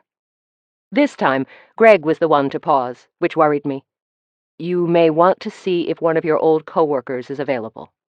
He held up his hand as I moved to go back into the garage-turned-bakery. I'm not going to arrest her, at least not today. Today I just need to know what she found and what she knows. As I walked home, I thought about the law firm where I'd spent 10 years and wondered who owed me a favor and could take on Sadie's case if she was arrested. I dialed the number from memory and left a message for Matt Clausen, the lawyer who had handled Aunt Jackie's legal issues, to call me back. Walking by Esmeralda's, I admired her green lawn. Due to the drought, we'd been put on a watering ban for our landscaping. February, and my lawn was still a dull brown, waiting, hopefully, to come out of its dormant season. My neighbor's lawn looked like it was out of a landscape painting. I'd have to confront the woman about her watering, even with the ban. It was my civic duty. Besides, her failure to comply was making me look like I didn't care about my little house. I thought about walking back into town to catch her at her job as the police dispatcher, but I didn't want to run into Greg, at least not yet. His comments about Sadie needing a lawyer were bothering me. He couldn't believe she would break into the food truck. Not Sadie. And what about the murder? I unlocked my house and ran upstairs to change into my running clothes. I didn't want to even consider the possibility, and running would help me clear my mind of these crazy thoughts. With Emma leashed, we headed down to the beach. Halfway through the run, thoughts of Casey and Austin walking the beach rolling through my mind, I realized my plan hadn't been the best. In fact, there was still yellow crime scene tape where they'd found Casey's body. I stopped at the large rock that typically served as my turning around spot and stared at the section of sand marked off with 4 sticks with a yellow barrier wrapped around the area. All I could see was sand and a few seashells that would disappear as soon as either the tide came in again or the beachcombers found the more perfect ones. Nothing was left of the vibrant woman whom I had begun to like, even though she was the reason Sadie's heart was broken. Well, not quite true. Austin was the reason for Sadie's heartbreak. He was the one who'd led her on while planning on reconciling with Casey. Greg needed to question that pile of crap, not my hurting friend. Emma growled, low in her throat. I reached down to settle her and scanned the area behind me. A man was walking toward us. He saw me watching and waved. "Hey, hold on," he called as his walk became a jog. Emma growled louder. I motioned her to sit and put my hand on her collar just in case. I'd hate to have her bite an unsuspecting tourist, but if the guy had bad intentions, I had Emma and a tube of pepper spray in a pocket of my running shorts. I slipped my other hand into the pocket, just in case. "Hey, remember me?" The man called again as he got closer. I realized he was one of the geocachers we'd met on Sunday. Taylor, that was it. "Mr. Vice President, right?" I was sure that had been his title. "Are you setting up a new hidey hole?" His lips pressed together for a slight second. If I hadn't been looking right at him, I would have missed it. "Now, you know I can't release information about possible geocache sites." He stepped closer and nodded to Emma. "Beautiful retriever. Is she papered? I have a friend who has a stud a few towns over." "Emma's not old enough to breed." I rubbed one of her ears, and she scooted closer to my leg, all the while keeping an eye on Taylor. "I'm not sure if I want her to have babies at all." "You're missing out. Raising dogs is a gold mine. My buddy lives off the money he makes. Of course, he's got several bitches." Taylor reached toward Emma. "She'd be a fine breeder." Emma growled deep in her throat, and Taylor jerked his hand back. "Sorry, I've never seen her react this way to anyone." I put my hand on Emma's head, trying to comfort her while I kept a tight hold on her leash. She didn't like Taylor, not one bit.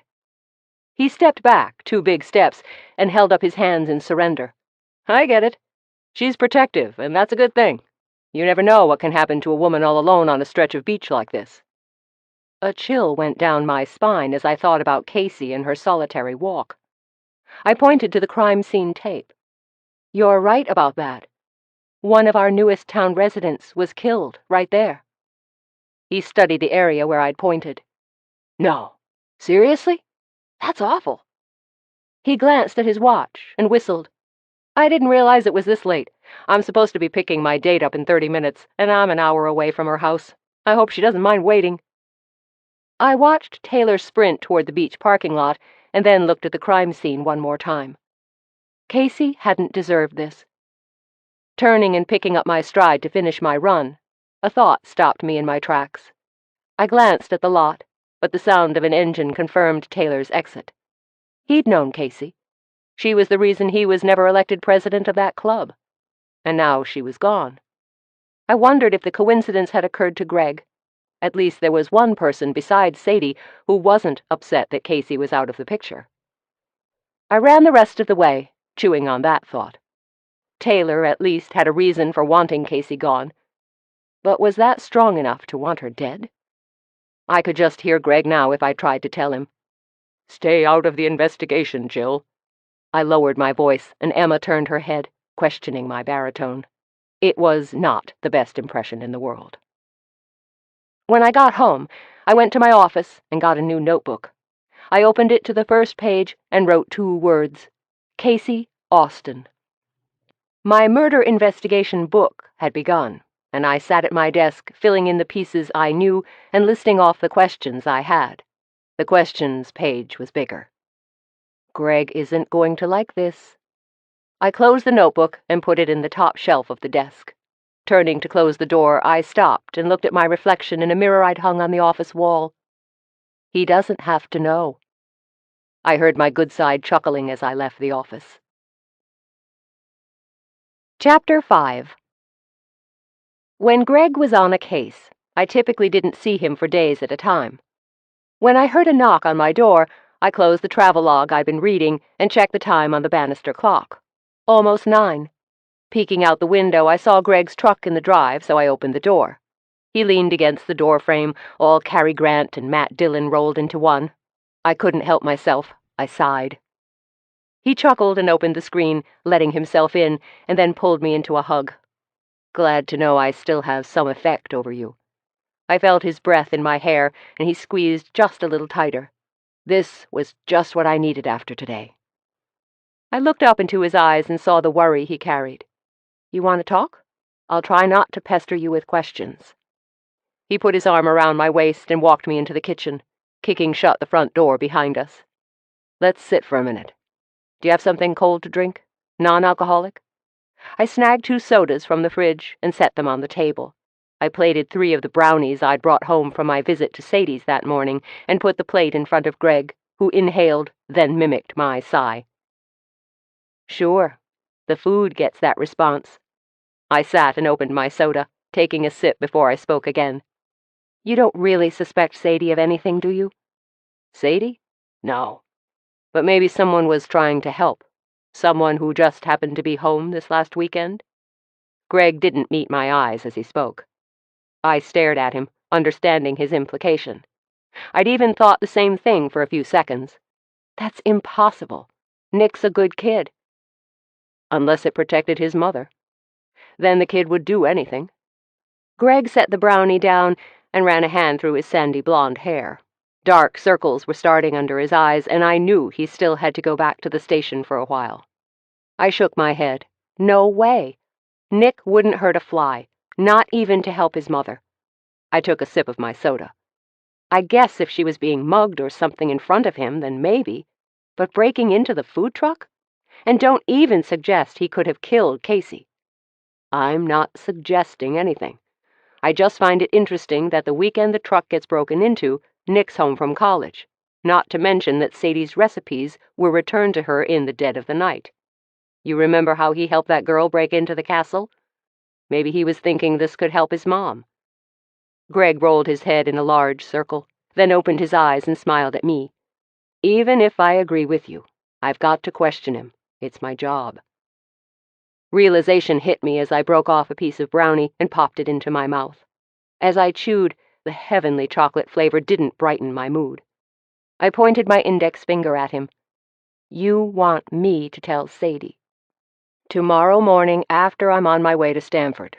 I don't want her going all tiger mom on me and keep me from talking to Nick. Greg rubbed his face.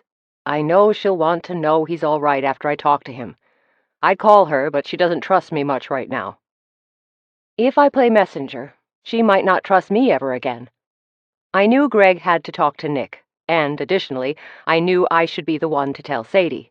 She deserved to know as soon as possible rather than getting a call from her kid, or worse, the school, reporting Nick's arrest. My cell rang, the display showing Bill Sullivan, owner-operator of South Cove Bed and Breakfast, city council member, and chairman of the business-to-business group. I frowned.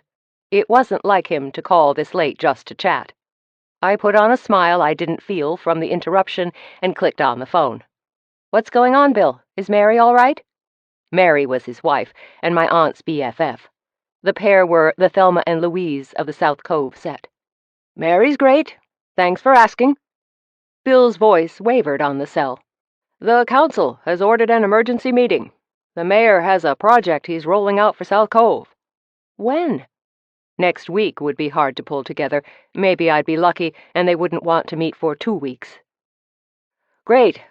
I'm glad you're on board. The meeting will be tomorrow at 10. Can we still hold it at your shop? I don't expect you to close for the period, so we'll just have to watch for the random customers. Apparently he'd taken my single-word question as agreement, if not full-fledged approval.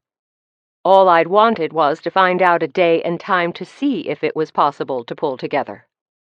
When I hung up, I realized Bill had set in motion the emergency protocol the council had put in place if the town was attacked by a wave of invading aliens, or even just the occasional drunk driver. The phone chain had been started, and I'd have at least 10 business owners in my shop tomorrow expecting coffee and a dessert. I stared at Greg. I'm hosting a business-to-business meeting tomorrow, per special directive. Do you know anything about this? No, I swear. Look, I'm running on fumes. He stood and drained the soda out of his can and put it into the recycling bin. You think about what I asked you? I'm heading back to the station and sleeping for a couple of hours. Then I'll drive up to Stanford, so I'm there first thing in the morning. I'll tell her. I stood from the table and put my hand in his as we walked toward the front door. I can't let her find out from someone else. Greg kissed me at the door, and as he left, I watched him walk toward his truck. Typically, the role of lead detective for South Cove fit Greg like a glove. Tonight it looked like he was dragging a ball and chain. I called Sasha and asked her to work my shift tomorrow so I could focus on the meeting. Whatever the mayor and council had planned, I had a feeling it wouldn't be an easy sell. I emailed a quick order of 3 dozen brownies to Sadie, knowing she was already probably asleep. And if she wasn't, I really didn't want to call her and risk blurting out Greg's mission to go question her son. I closed up the house and trudged up to my bedroom, where I lay in the dark, not sleeping, and thinking about how things had gotten all jumbled around.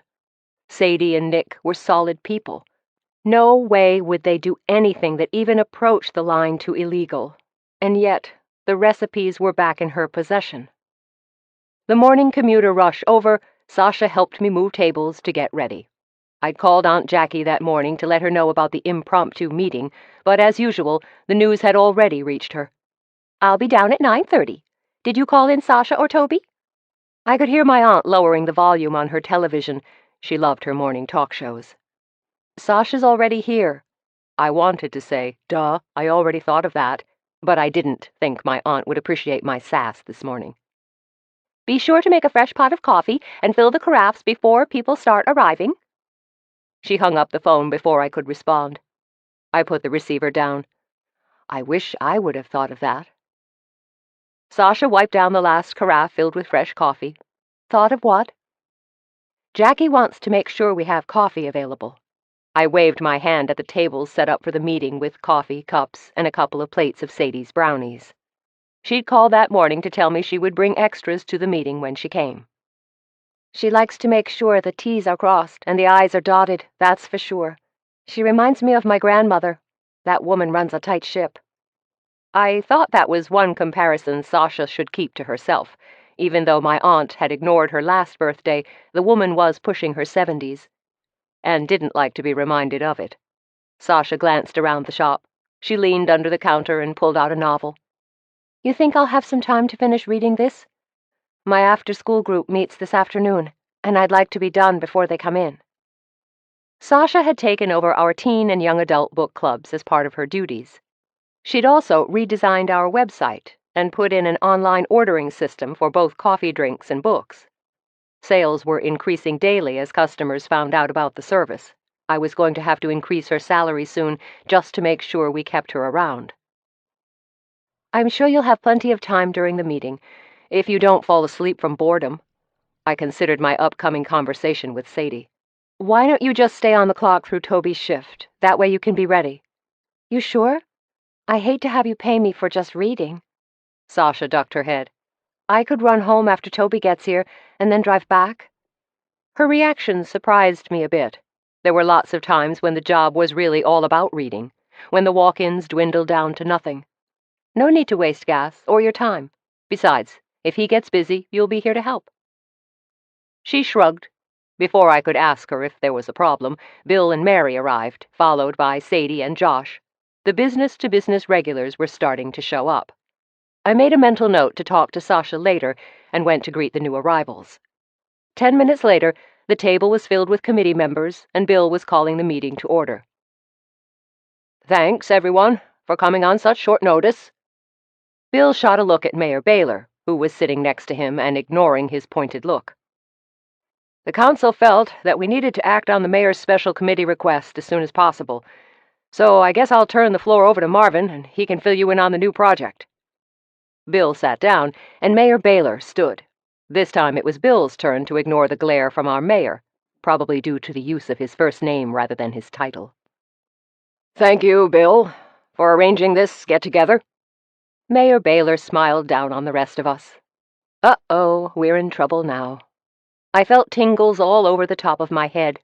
The last time Mayor Baylor had shown up at a meeting with a special request, he'd put his wife Tina in charge of our holiday planning, which was a disaster before she dropped the ball and Mary picked it up at the last minute. "You all know California is in the middle of a drought. Even with the large body of water just a few miles from this very spot, fresh water is in short supply. So, South Cove is going to do its part in helping our lovely state make it through this natural disaster." Mayor Baylor glanced around the table. "I know our local businesses are more than willing to assist in this worthwhile cause." Josh Thomas, owner of Antiques by Thomas, and Aunt Jackie's boyfriend, even though I don't think she'd ever used the term, interrupted the mayor's monologue. "My business doesn't use a lot of water." Josh shot a look at me. "Not like a coffee shop. So why am I here?" I sat forward, ready to tell him that he didn't need to be here, now or ever, but my aunt put her hand on my arm. I pressed my lips together to hold back the comment and leaned back in my chair. Mayor Baylor answered the question. "The council has given approval for a special committee dedicated to holding businesses and residents accountable for their excess water usage. We were hoping, Mr. Thomas, that individuals like you would step up and be a part of the solution, rather than just griping about the problem. Can I put your name down as a volunteer?" Josh's face burned red, but he nodded. My aunt raised her hand. "I'll join the committee as well." She patted my arm in some sort of there gesture. I was less than reassured, since my aunt had wanted us to stop serving water to our customers. A third member joined the committee. Harold Snyder, the owner of the train station, put up his hand. "I guess I should be carrying my weight as the newest member of this group. I'll be part of the committee, too." Thank God for rationality, I thought as Mayor Baylor beamed at the model train store owner. "So glad to see you participating." He glanced around the table, and when no one else said anything, he nodded.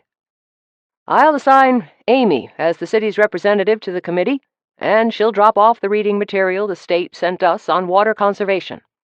Can I expect a starting report in 2 weeks?" Harold, Josh, and Aunt Jackie all nodded. "Looks like we've got some work ahead of us," Harold said. "Why don't you all come over to the train station after the meeting, and we'll set up some times to get together. Maybe Amy can join us." "Perfect," Aunt Jackie said. Her voice was a little too bright, causing me to look over at her. She blushed and poured herself more coffee. Harold looked at Josh, who shrugged. "I guess that will be okay." Josh never went against what Jackie said, at least not in public. "As long as she's not away from the phones too long. You may ask Miss Newman to attend your meeting today." The mayor looked at his phone. "I'll be in the office until 2. He then turned the floor back over to Bill, who looked at me. "I believe that completes our business for the meeting. Jill, we can count this as our February meeting, correct?" I thought of all the agenda items in my file and realized that most of them were from one person, Josh. I tried to keep my grin from taking over my entire face when I answered, "Of course. I'll move the other items off until March." "But," Josh protested. Bill slammed down the gavel. "Then the business-to-business meeting is adjourned. Make sure you send your agenda items to Jill a week prior to the March meeting." Chairs pushed back from the table and people filled their to-go cups with the last of the free coffee. Brownies disappeared into napkins, and in less than 5 minutes the shop was empty except for 6 people. Sasha, who sat reading behind the counter, me, Sadie, and the new committee. "We could just talk here," Josh mumbled, looking at Aunt Jackie. She shook her head. "I believe a short walk over to the train station would do us good. Maybe we should order lunch from Lily's and extend our meeting so we can start planning." I need to open the shop. Josh looked at Jackie like she was talking treason. Aunt Jackie pulled her Burberry trench coat on over her peacock blue pantsuit and picked up her purse. She turned to look back at Sasha, who tucked the book away under the counter. I'll be back in time for my shift. Sasha nodded her head quickly, looking like a deer caught in the headlights. We'll be fine. Take all the time you need, I said, trying to divert my aunt's attention away from Sasha. The three walked out of the shop, and the rest of us started moving tables back into their regular places. Josh didn't look too happy, Sadie observed as she wiped down a table I'd just moved. He doesn't like sharing Aunt Jackie with anyone. I put chairs around the table and moved to the next one, and he's totally paranoid she's going to find someone better than him. Are they dating? Sadie watched out the window as the trio made their way to Harold's shop. I didn't think Jackie was interested in that type of relationship with him. She's not sure about what she wants. Josh, well, he's still trying. I lifted another table and carried it to a place right in front of the window. I watched my aunt walk away, sandwiched between the oversized Josh and the tall Harold. For a minute, seeing Harold from the back next to my aunt, I remembered my Uncle Ted. He was just about Harold's height. The memory made me smile. They'd had a perfect marriage, one I hope to mirror someday. Sadie grabbed her purse. Looks like the shop's back together. I guess I'd better head home. I've got Lily's order to finish. Hold on. I'll walk with you. I went to the back room and got my own purse. I paused when I walked by Sasha. If you need help before Toby shows, just give me a call. Sadie waited by the door. I'm the opposite direction of your house. I don't really need an escort. I pushed the door open. I need to talk to you about something. She followed me as we crossed Main Street, no cars coming from either side. What's going on? You're making me nervous. I slowed down, not sure how exactly to approach the subject. Greg wanted me to tell you something. Please don't tell me he really believes I could have done something to Casey. I feel bad for the girl, despite my past relationship with Austin. Sadie put her hand on my arm, slowing my progress. You don't believe I could do something like that, right? Of course. I don't think Greg thinks you're a murderer either, but he had to— My words were interrupted by Sadie's phone chime. She took her phone out of her purse and held up a hand. Hold on, it's Nick. My heart sank. I was too late. Sadie, listen to me. But she'd already answered the call and put her hand up to stop my words. Hey, honey, how's school going? She leaned against the side of the glass slipper. The glass shop was closed for the day. Typically, the owner, Marie Jones, only opened the shop on weekends and the nights when she held classes. Wednesdays, the place was deserted. I watched Sadie's face as she listened to Nick, who was probably telling her what I had been about to say. That Greg had come to question him about his activities that weekend and where he'd been when the food truck was vandalized. So you're okay? He didn't take you into custody or anything, did he? I heard Nick's laugh from where I stood. Sadie shook her head. Fine. But next time, tell Mr. King that you're not talking to him about anything without an adult being present. She clicked off the phone. I take it you knew? That's what I was trying to tell you. Greg went up this morning to make sure Nick wasn't involved in the food truck incident. I sagged into a bench on the sidewalk. I decided not to point out the fact, since Nick was over 18, he really was an adult himself. Is he okay? She nodded. He thinks it's funny. The good news is, he has an airtight alibi for Monday night as he was with his debate team, including his professor, getting ready for their first event this weekend. And yes, your boyfriend talked to Mr. Allen and verified his story, which probably makes Nick look like a criminal or something. I'm sure Greg was discreet. I took in Sadie's erect posture and clipped words. She was furious. I don't want to talk about this anymore, and I don't need an escort home. You've delivered the message a little late, but I know now. Sadie turned toward home. Sadie, come have lunch with me, we'll talk. I called after her. Food could fix anything, including hurt feelings. At least that was my mantra. No, thank you. I watched Sadie walk away and hoped that she'd be able to forgive. Even though I hadn't done anything, apparently since I hadn't told her immediately, I was as bad as Greg in her mind. The good news was, Nick was in the clear.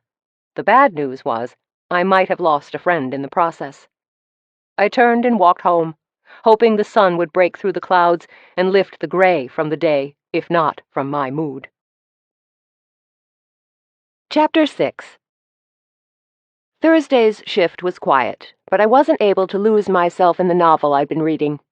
I picked up several of the new release advance copies our sales rep had dropped off, but nothing kept my attention.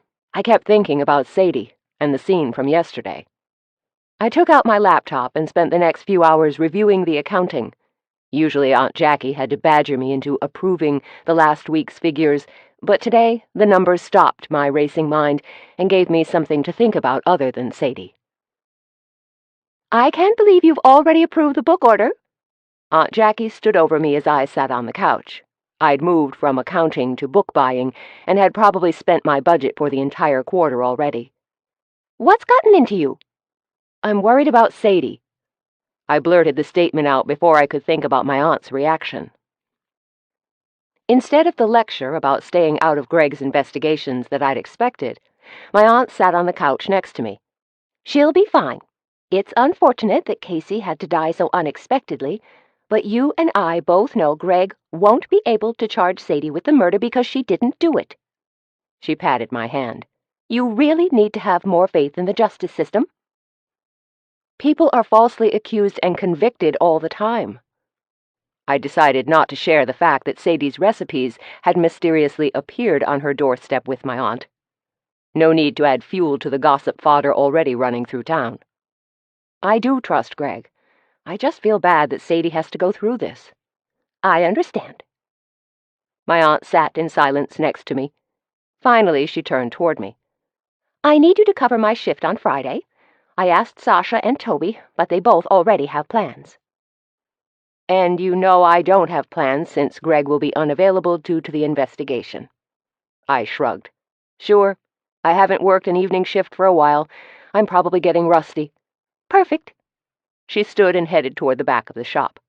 "Hey," I called after her. "What's going on? Is Josh taking you to the city for dinner?" Aunt Jackie froze mid-stride and turned back, studying my face. Then she checked out the empty store to make sure no one was in earshot. She came closer, then whispered, "You can't tell anyone." "I can't tell anyone what?" Now I was intrigued. "Don't tell me you and Mary are breaking and entering again." "What is it this time? A shady art dealer?" She pressed her lips together. "No." She framed the word with her mouth. "I'm not doing anything illegal." "Okay, now you have to tell me. What's up?" I closed the laptop and focused on my aunt. She took a big, dramatic sigh. "If you must know, Harold and I are going to the city for dinner and drinks to talk about the Water Conservation Committee." "Without Josh or Amy?" I got it now. My aunt was going on a date. She turned beet red. "Fine, it's a date. But don't go getting all, 'what about Josh?' with me. I never said our relationship was exclusive." "I wasn't even thinking about questioning you on that subject." "Okay, so maybe I had been. But I liked Harold. He and Aunt Jackie would make a nice pair. I did feel sorry for Josh, though, in a weird way." "Just cover my shift and keep your mouth shut on my business." My aunt looked at me, waiting for a response. When I didn't say anything, she blurted, "What?" "You didn't say please." I heard the bell over the door ring and saw Toby walk in for his shift. "Please," Aunt Jackie whispered. I stood and put the laptop under my arm. "Your wish is my command." "Uh-oh." Toby smiled as he walked toward us. "Your aunt must have conned you into covering her shift." "Yep." I smiled back at him. "And since I'm working tomorrow, I need to get home and take a run into Bakerstown to the Pet Palace. Emma's almost out of dog food." My aunt mouthed the words, "Thank you," before disappearing behind the office door toward her apartment upstairs. Toby watched her go. I felt bad saying no, but Elisa set up this dinner thing, and she's been pretty adamant that I need to be there.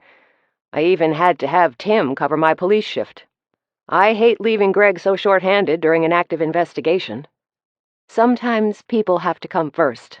I'm sure Elisa must have something very important planned. I left the front of the shop and put the laptop on the office desk. Grabbing my purse, I decided to stop by City Hall and see if Amy wanted to get an early lunch. Okay, really I wanted to see what had happened between my aunt and Harold at the water conservation meeting. So sue me. Toby was making fresh coffee when I returned to the front of the shop. He drummed his fingers on the counter, waiting for the pot to brew. I studied him as he tossed an empty cup from hand to hand, his attention elsewhere. "What's up with you? Don't tell me you're still worried about taking tomorrow night off. Greg will understand." He shook his head.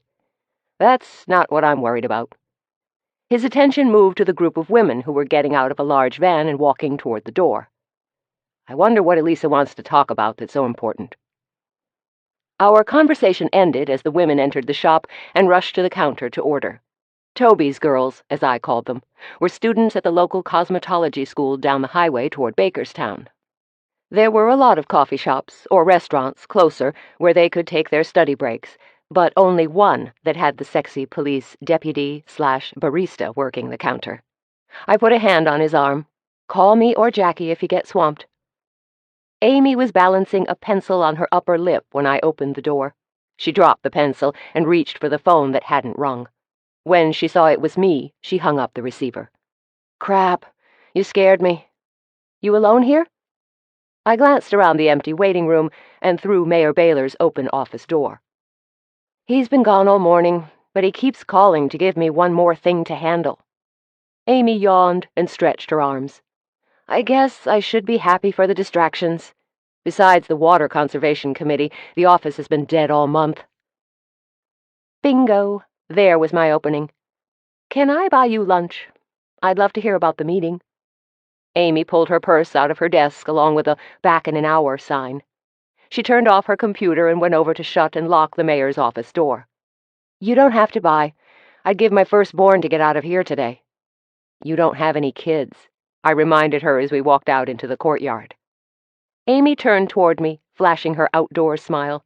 "Haven't you ever heard of a figure of speech?" She leaned her head back and stretched out her arms. "I love sunny winter days." The weather had been beautiful, except the longer we went without rain, the more serious the area's drought problem got. "So tell me about the meeting. Did they come up with any good ideas?" Amy narrowed her eyes as we approached the diner. Lily's Thursday lunch specials were written on a chalkboard set up on the sidewalk.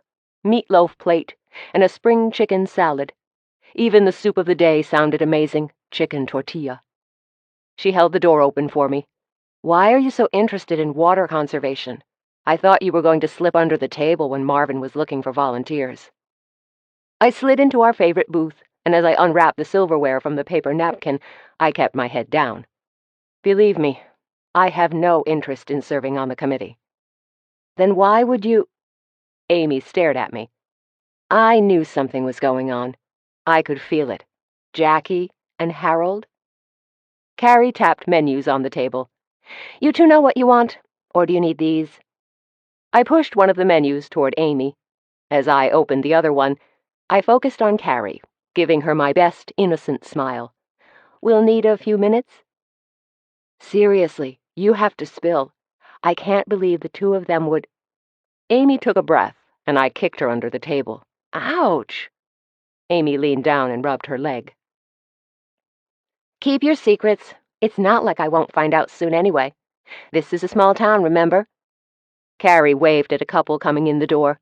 "Just let me know when you're ready to order. I can't stand all this drama." I watched her walk away, then turned to Amy, who was staring at me like I had 7 heads.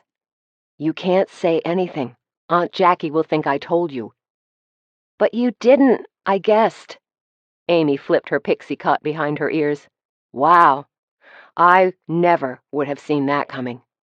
You and me both, sister." I tried to focus on the menu. My aunt and her love life had surprised me from the moment she'd decided to move into town to help me with the store. I turned to the page describing the salads and told myself to be happy with my choices. The pep talk wasn't working. Amy gasped, pulling the menu away from my eyes with one finger. Even though Amy surfed more weekends than not, her nails still were pretty and polished, something I hadn't done in years. "Does Josh know?" I shook my head. "I don't think so. She swore me to secrecy about their date tomorrow night. I'm covering her shift. I guess my version of keeping a secret meant I didn't take an ad out in the local paper or post the information on my Facebook page. Although I had thought about announcing I would be working in case any of my regulars wanted to stop by and keep me from being totally bored.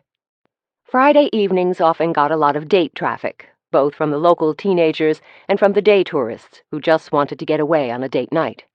But not during dead season. Not for the first time I thought about adding music to the mix by hiring a local band hoping to make it big by playing just the right gig where they'd be discovered. I pointed my finger at my friend. Don't tell anyone. Amy leaned forward in the booth. Do you want to know what happened? I leaned over just as I heard Carrie clear her throat. Are you ladies ready to order? Carrie sounded tired. Or should I come back at a better time, like Christmas? Sorry. I listed off my salad order and watched as Amy struggled to make her food decision before Carrie turned toward her.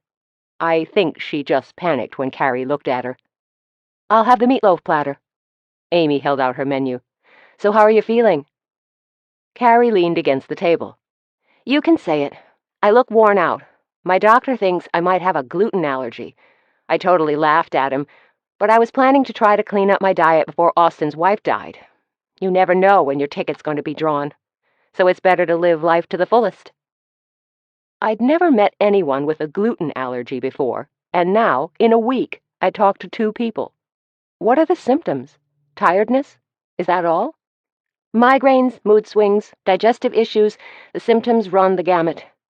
Even if I am allergic, I'm not as severe as some people.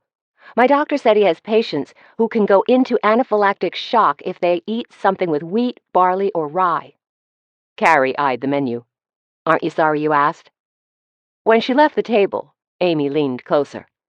Are you feeling all right? I'm fine. I was just interested. Did you know that Casey had a severe wheat allergy? She told me about it when we were talking about the food truck.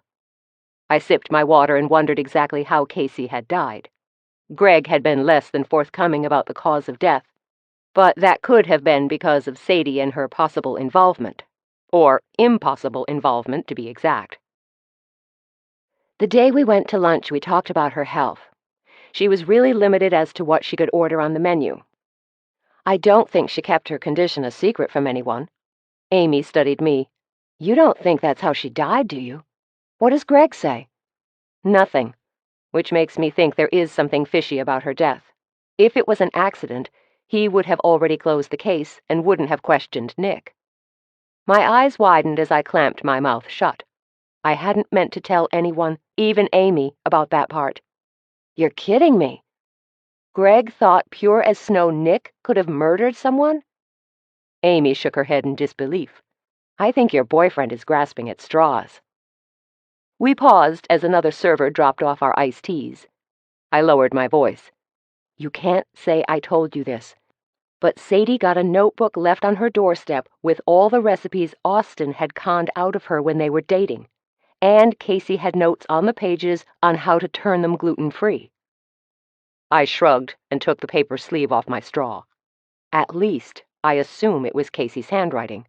Austin is a Class A jerk. I bet Casey didn't even know where the recipes came from. I don't think he actually hurt Sadie intentionally. Amy crossed her arms.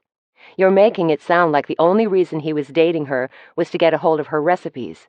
That's cold, man. I put my hands up in mock surrender. All I know is the notebook was on Sadie's doorstep. Someone had left it there in the middle of the night, so Greg had to make sure that Nick didn't break into the food truck to steal back his mom's recipes. That's all. Our food arrived and we ate in silence for a few minutes, each one lost in her own thoughts. Or at least I was. Amy had rented the second-floor apartment from Austin for years. She probably knew him better than anyone else in South Cove. The man was a mystery. He never talked about his past or people he knew.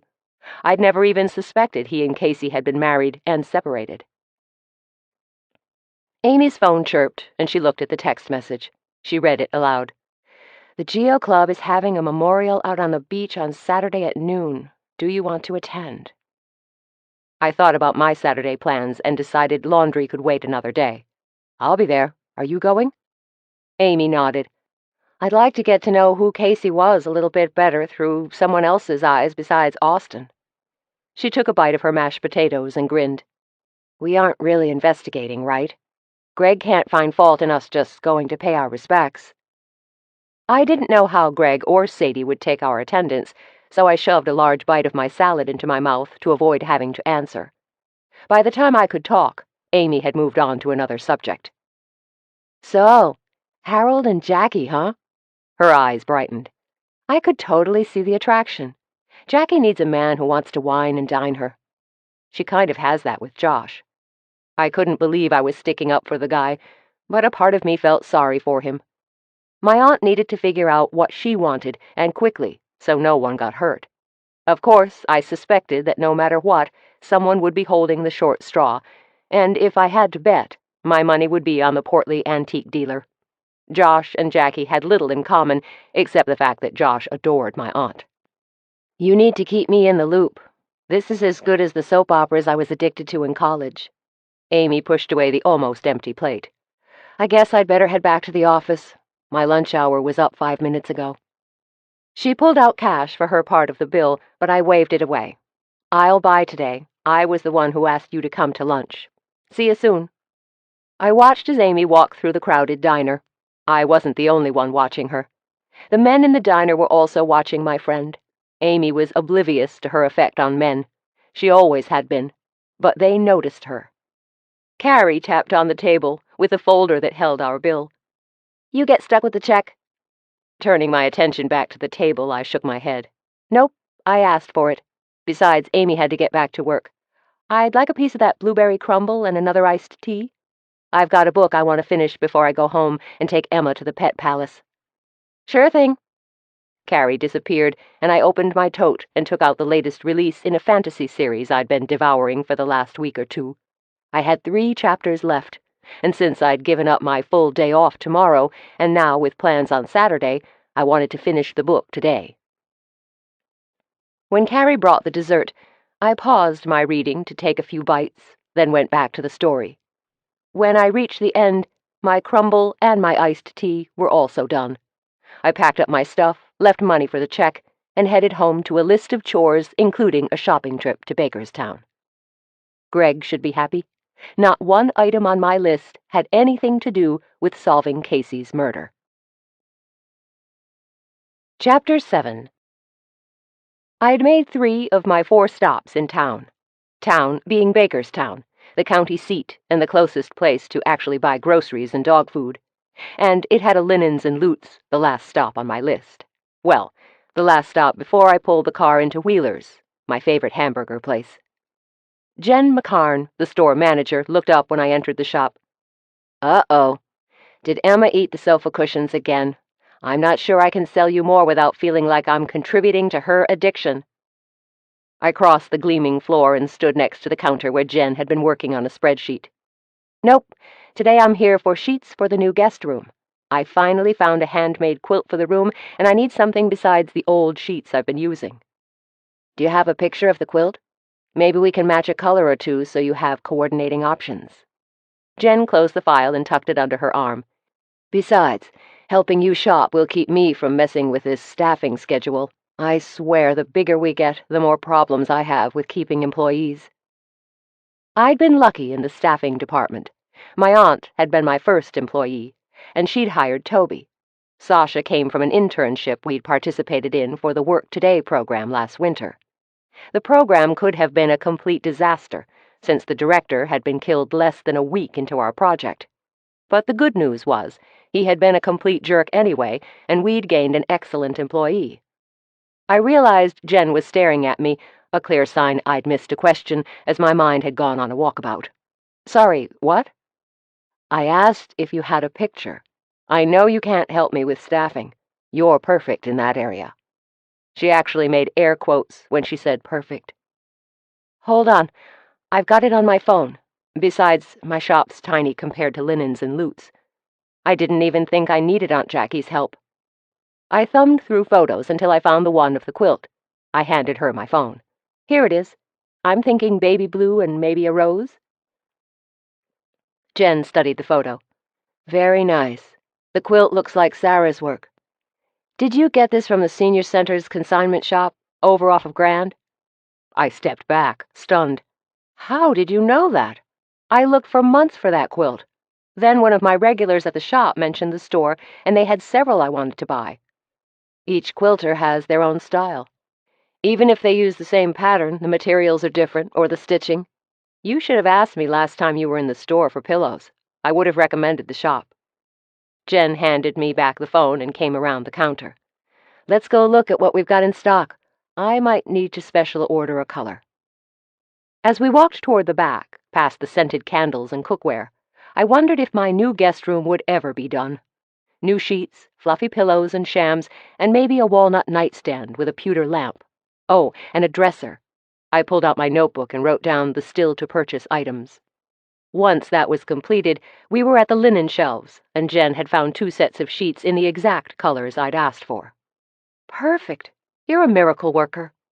I looked at my list and scratched off find sheets. A middle-aged woman hurried up to us, frantically trying to get her arms through the company apron all the employees wore. Miss McCarn, I'm so sorry I'm late. I was helping the group set up the memorial, and then my car wouldn't start, and I had to wait for a tow, and then the rental place was super slow. Jen held up a hand. I'm just glad you made it, Ginny. I had just started trying to find someone to cover your closing shift. I felt the pause in Jen's voice and realized the word she didn't say was again. I pressed my lips together so that she wouldn't see the smile and turned to examine a patterned sheet that wouldn't match anything I'd ever own. Oh, I'm so glad you didn't. I really need the hours. I was going to talk to you about increasing my shifts this week anyway. Ginny Dean pulled out a piece of paper from her apron. I can work any day but this Saturday. Next week, I'm clear on Monday morning until 10, Tuesday afternoon between 1 and 4, and any time on Wednesday or Thursday, unless the funeral is scheduled those days, and of course, I can't work the weekends. This time, the sigh was audible. Jen put her hand on Ginny's shoulder. Just put a note in my mail slot, and I'll see what I can do. You know, we really need people to work full 6-hour shifts. I know, and I can on a few of these days. Ginny peered at her crumpled schedule. Jen glanced at me and rolled her eyes. Let's just see what I can work out, okay? She pointed to the back room entrance. We got a delivery today of the new Home Chef cookware. Can you restock that section? Ginny's head nodded like one of those bobblehead dolls they give out at baseball games. Greg had a collection on a shelf in his office. They always creeped me out. We watched her scurry away, and this time, Jen leaned against a display bin of pillowcases. The woman has a big heart, but she's the worst at keeping a schedule. I'm always having to fill in part of her shift because of car trouble or this crazy group she belongs to. Which makes me very glad I've got a small shop, and there are only 4 of us. I glanced at my watch. The bad news is, there are only 4 of us, so like tomorrow I have to take Aunt Jackie's shift. If no one else is available, it's up to me to work. The joy of management and ownership. Jen laughed and reached for another set of sheets. Of course, I'm just a manager. I don't get to make the big decisions, not like you. Seriously, sometimes I wish I didn't have everything on my shoulders. I grinned, picking up the blue and pink sheets. Of course, I have Aunt Jackie to tell me what to do, so I guess I am in the same boat. Hold on. Let me see that photo again. I'm worried the rose is too pink for the quilt. She held out her hand. I'm sure it will be perfect. No need to be so detailed. Jen didn't drop her hand, so I handed her my phone. Please be a match, please. I watched as she set the phone down on the sheets, turned it one way, then the other, and then shrugged. Jen handed me my phone back. I would go with a deeper shade in the blue, but if you're really happy with what we found, who am I to push? My shoulders dropped in relief. I imagined setting up the room tomorrow before going to work Aunt Jackie's shift. I might even take a quick picture and post it on my Facebook page. My joy decreased a bit with Jen's next words. Remember, you need to wash the sheets before you use them. They'll be all stiff if you don't. Jen looked at the list. You want to look at pillows and shams today? We have a pretty set of cream-crocheted pillowcases that would be perfect. I nodded and followed her to the next station. By the time I'd stuffed my too-hot-to-handle credit card into my wallet and the bags of fluffy warm linens into the car, I felt worn to the bone. I'd not only purchased new fluffy pillows for the guest room, but had added on new ones for my room, along with a memory foam mattress pad for my older mattress that Jen had sworn by. I'd planned on a quick in and out, but instead had spent over 20 minutes in the store. My cold items from the grocery were stuck in a cooler in the back of the Jeep with ice packs for the drive home. I hadn't purchased ice cream, so I quickly calculated my success at stopping at Wheeler's before I left town. My growling stomach made the final decision, so I just hoped I had packed enough ice to keep my half-gallon of milk and the sea bass I'd bought chilled. On tonight's menu, a mushroom and Swiss burger on their homemade buns with an order of steak fries and a large vanilla milkshake. With the amount of calories, fat grams, and sugar, I could survive being locked in a cave for a week before I'd start losing weight. Arriving home, my stomach filled and my hunger sated, I still had half of my milkshake left. After unloading and unpacking the groceries, I threw the sheets into the wash and took the shake and a new book out onto the porch with Emma. We watched the light dim as the sun sank over the ocean. The next morning, I awoke with the sun, dressed in running clothes, and sipped a cup of coffee before I took Emma for a run. She sat at the back door, a small whine coming out of the back of her throat every 3 minutes. Finally, I set my cup in the sink and picked up her leash. The morning was glorious, the sun bright but not hot, the beach sand clean from the last high tide, but with just enough uncovered treasures that Emma was intrigued. Since we were alone, I let her off the leash and she ran to the shoreline, walking in the waves that lapped the edge of the world. When I reached the place where Casey's body had been found, I stopped. Now, around the entire section, still barricaded with yellow tape, was a ring of flower arrangements and candles. And on each of the glass candle holders was a picture of Casey smiling at the camera. This must be the place where the Geo Club was holding their memorial tomorrow. Ginny really could have been here setting up this shrine to Casey. I hadn't even put the two things together until now. Sure, Ginny was making up excuses for her lateness. Of course, it still could have been an excuse. Just because the shrine existed didn't mean Ginny had set it up herself or even helped. Emma plopped down into a sitting position at my side, her wet nose finding my hand. I absently rubbed her head as I thought of the woman who had died. She'd been loved, I said to her, even though Emma was the only person, well, dog, around. Some ideas were just too big to keep in your head. Emma pushed her nose into my hand again, which either meant, "Whoa, dude, too deep," or, "Aren't we supposed to be running?" I decided it was the latter, and we carefully moved away from Casey's memorial and headed farther up the beach. This time the sound of the waves and the feel of my feet hitting the sand didn't block out the unanswered questions circling in my mind. Who killed Casey? The rest of the day was filled with chores, right up to the time I left for the shop to cover Aunt Jackie's shift. Sasha was manning the counter when I arrived. She waved and poured me a large hazelnut black, just the way I liked my coffee. "Hey, you didn't have to come in early. I don't have to leave until 5 to pick up Olivia." I thought Toby was working the midday shift. I sat at the counter and slid the book Sasha had been reading closer. The YA dystopian series had been selling like hotcakes after the movie released last month. Is this what the book club is reading next month? Sasha handled our tween book club as well as the older teen group. Since I'd hired her on, book sales in the YA category had doubled, and even Aunt Jackie had realized it was an uncharted market for us. "We're having a movie night. They can read anything that's been turned into a movie in the last 5 years. That should be interesting. How are you going to talk about the books?" I read the back cover and thought I'd put this one on my own reading list for next week. "We'll divide up in groups. From the books they purchase through us, I'm pretty sure we'll have 4 groups with a few outliers. There are some rebels in the bunch." She smiled at the thought of her book club members.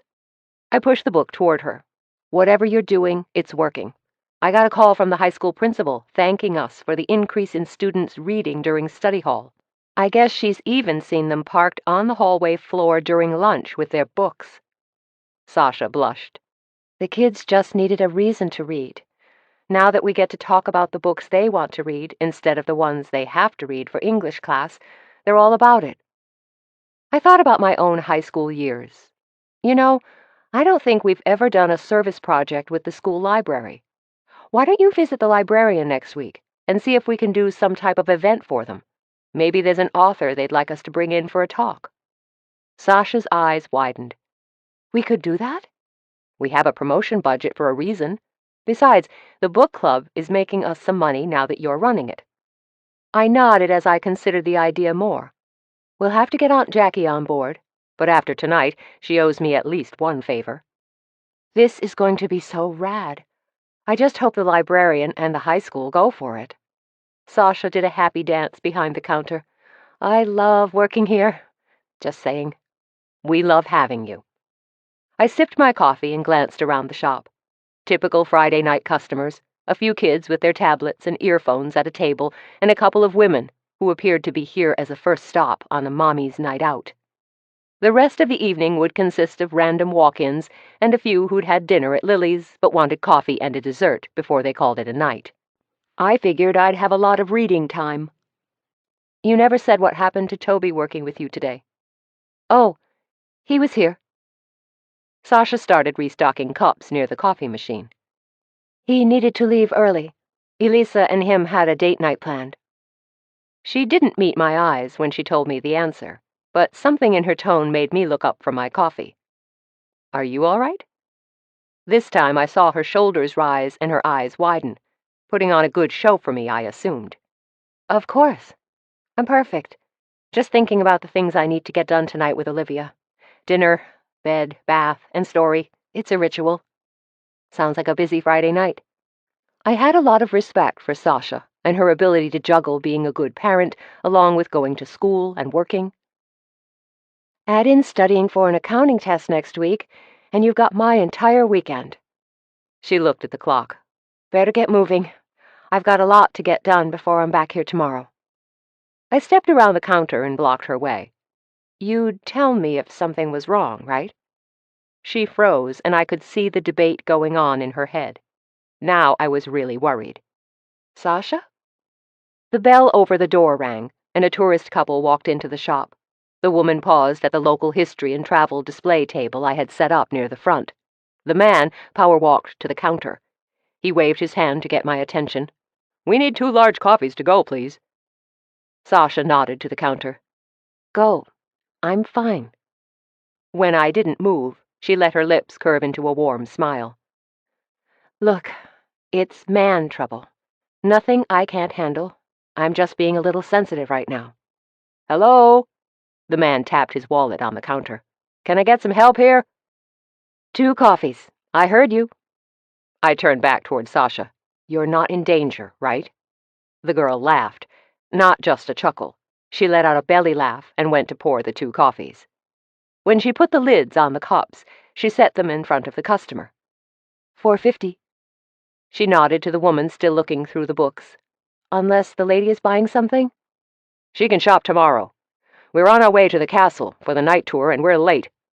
The man threw a 5 and 2 ones on the counter in front of Sasha and tucked his wallet back in the front pocket of his pants. Keep the change.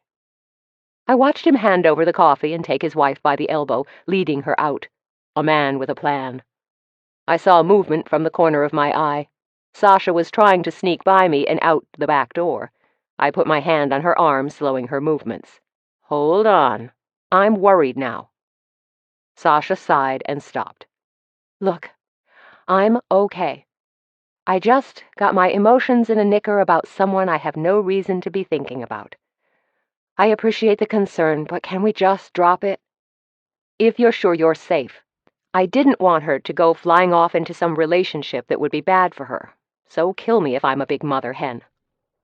Sasha held her hand up in a mini scout salute. I swear, I'm all right. Then what are you still doing here? I let her arm go and made swooshing movements with my arms. Fly, little bird. Go explore the world. You're a nut. Sasha rushed toward me and gave me a tight hug. Thanks for caring. By 8, the shop was dead. I stood by the window, gazing out on empty Main Street. Even though it was a warm Friday evening, it was late February, and the tourist season hadn't really taken off yet. The street lights were slowly brightening as the dusk fell on the town. I saw a couple walking down the sidewalk arm in arm. As they approached, I realized it was Amy and Justin. They waved at me through the glass, then entered the shop. "Hey, guys, what's got you still in town on a Friday night? I figured you'd be chasing a wave somewhere." "We decided to stay tonight since the memorial's tomorrow," Amy explained as she gave me a quick hug. "Here for coffee or something decadent from Sadie's stash?" I scurried toward the counter. Justin followed me. "Neither." "Speak for yourself." Amy slapped his shoulder. "I'll have a frozen latte. I'll probably be up for hours, but I don't care." "You want me to make a decaf?" I paused over the espresso machine, waiting for her answer. Amy's brow wrinkled. "Heck no. What's the fun in that? Give me the real stuff." I started brewing her drink and looked at Justin. "You sure you don't want anything?" "I do want something, just not coffee." He slipped a sheet of paper toward me. "Can you order these books for me?" I glanced at the list. "Probably. I mean, as long as they aren't out of print." I read the titles. "Are these all about geocaching?" "Yep. And I bet you could sell a lot of these if you stock them in the store." Justin climbed onto a stool. "Taylor said it took him a year to find all of those on the list. You could be the preferred bookseller for the club. I bet they'd frequent your store a lot. Taylor says he's always on the lookout for a new book or magazine article." I tucked the list into my desk calendar I kept on the counter. A small sheet of paper fell out, and I peeked at it. It was Casey's cookbook request list. I'd never gotten the chance to fill it. I went to throw it away, but something nudged me, and instead I put it with Justin's list. "I don't really have room for a lot of non-fiction books. The young adult and mystery section keeps growing to feed the book club groups." Justin looked around the bookstore section like he'd never even considered my lack of space before. "I guess you're right. But you could order the books for people, like you're doing for me, right?" "I'll order books for anyone. I love the business." I finished up Amy's iced coffee and put a lid over the top. "Sounds like you've been talking to Taylor a lot."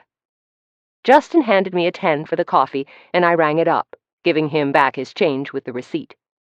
As I did, he continued to gush about the former VP of the Geo Club. I wondered if a president dies in office, did the club run like the country and the VP stepped in? "He's so experienced and smart about this. He even showed me what machine I should buy. Saved me a bundle since I was looking at the top-of-the-line GPS device." Amy unwrapped her straw and poked it into the cup. "Man crush.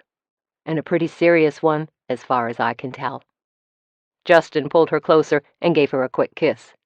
"You're the only one I have a crush on, man or woman." "Good to know." Amy brushed his hair out of his eyes, then she turned to me. "We're doing a Star Trek marathon tonight. Want to come over?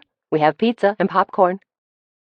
Tempting, but I think I'm cuddling on the couch with Emma and clearing some shows off of my DVR. I'm approaching its max limit, so I need to clean out some things before the machine does it for me. With Justin and Amy gone, I started the closing chores. Knowing I'd be the one opening in the morning, I didn't worry about stocking the dessert case or sweeping the back room.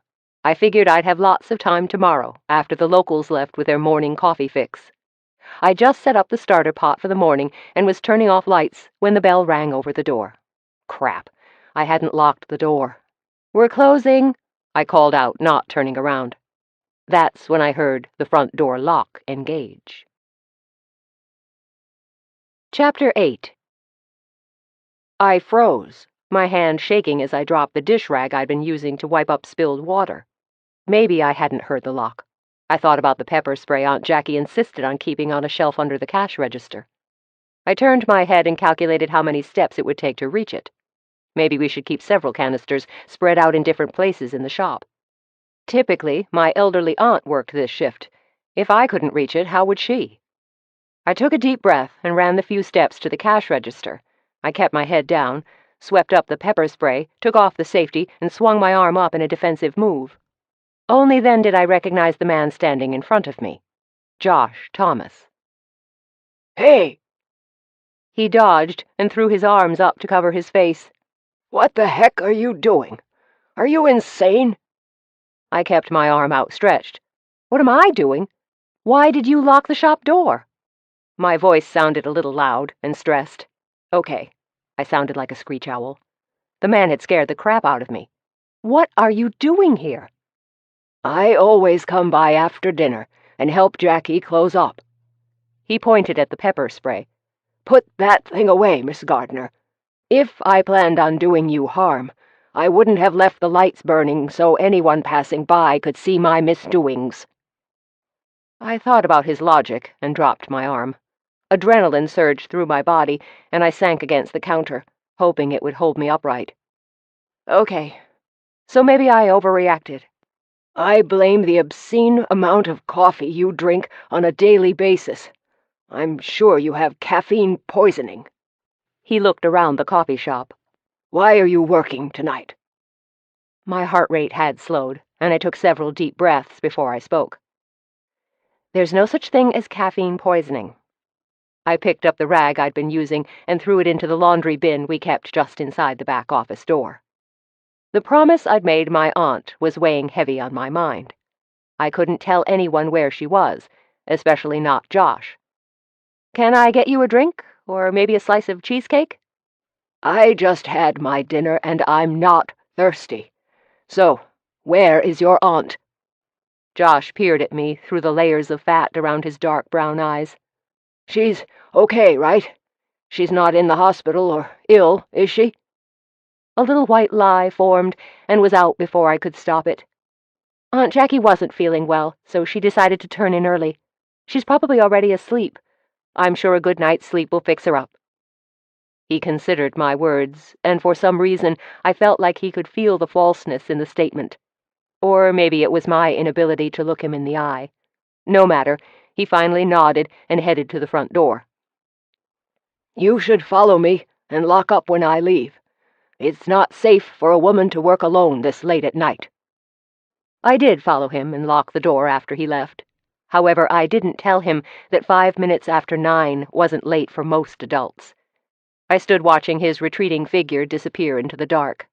Aunt Jackie owed me big after this. She could have warned me about Josh's nightly ritual. The man would do anything for my aunt. And if she chose Harold over Josh, the loss of her would break his heart. I turned off the last of the lights and checked the locks one more time. Then I walked toward the light coming from the back room, hoping for the first time that my aunt wouldn't break up with the portly antique dealer. The next morning came too quickly, and as I dressed for my shift, I remembered the exhaustion I'd felt when I'd run the shop all by myself. All I did was work the first few years after I'd opened Coffee, Books, and More. Work, read, and a weekly lunch date with Amy. That had been my life. And even though it had been hard, grueling work, it was 10 times better than the hours I'd spent as a corporate family law attorney. I let Emma out and filled my travel mug with coffee. I had 20 minutes before I opened the shop. Time enough to throw a load of jeans into the washer and make sure Emma had food and water on the porch. I'd kept her in the house last night during my shift because of the coyotes Greg had seen while he reviewed security tapes of Main Street. Apparently, at least one pack of wild dogs was making itself at home late at night in South Cove, a fact that explained my often overturned trash cans behind the shop. I stifled a yawn as I gave Emma a hug and locked up the house. Maybe I'd wake up on the walk into town. The fog was still heavy, and it made the road look as if I was out in the middle of a field covered with snow instead of on a city street. The street lamps glowed in the fog like the old-fashioned gaslights they'd been constructed to resemble. When I reached town, the sidewalks were still eerily void of people. I hadn't even heard a bird chirp or the sound of a passing car down on the highway. In the middle of tourist season, these streets would be filled from sunrise to way past sundown. People liked to wander through South Cove. They'd leave their room at the bed and breakfast where they were staying, pick up an iced coffee from my shop or an ice cream cone from Diamond Lily's. Then they would walk down past my house and enjoy some time on the beach. I understood the attraction. Today looked like it was going to be slow in the shop. I should have time to order Justin's books and maybe make a flyer to send to the Geo Club. I'd been thinking about his promotion idea, and it just might pull in a few visitors, like the train books I stocked for Harold. Thinking of Harold made me think of my aunt and her date. I hurried the final feet toward the shop and quickly unlocked the front door, turning the sign to open. I started the first pot of coffee, then dialed my aunt's number using the shop phone. Leaving it on speaker, I started working on brewing the hazelnut coffee. "Hello?"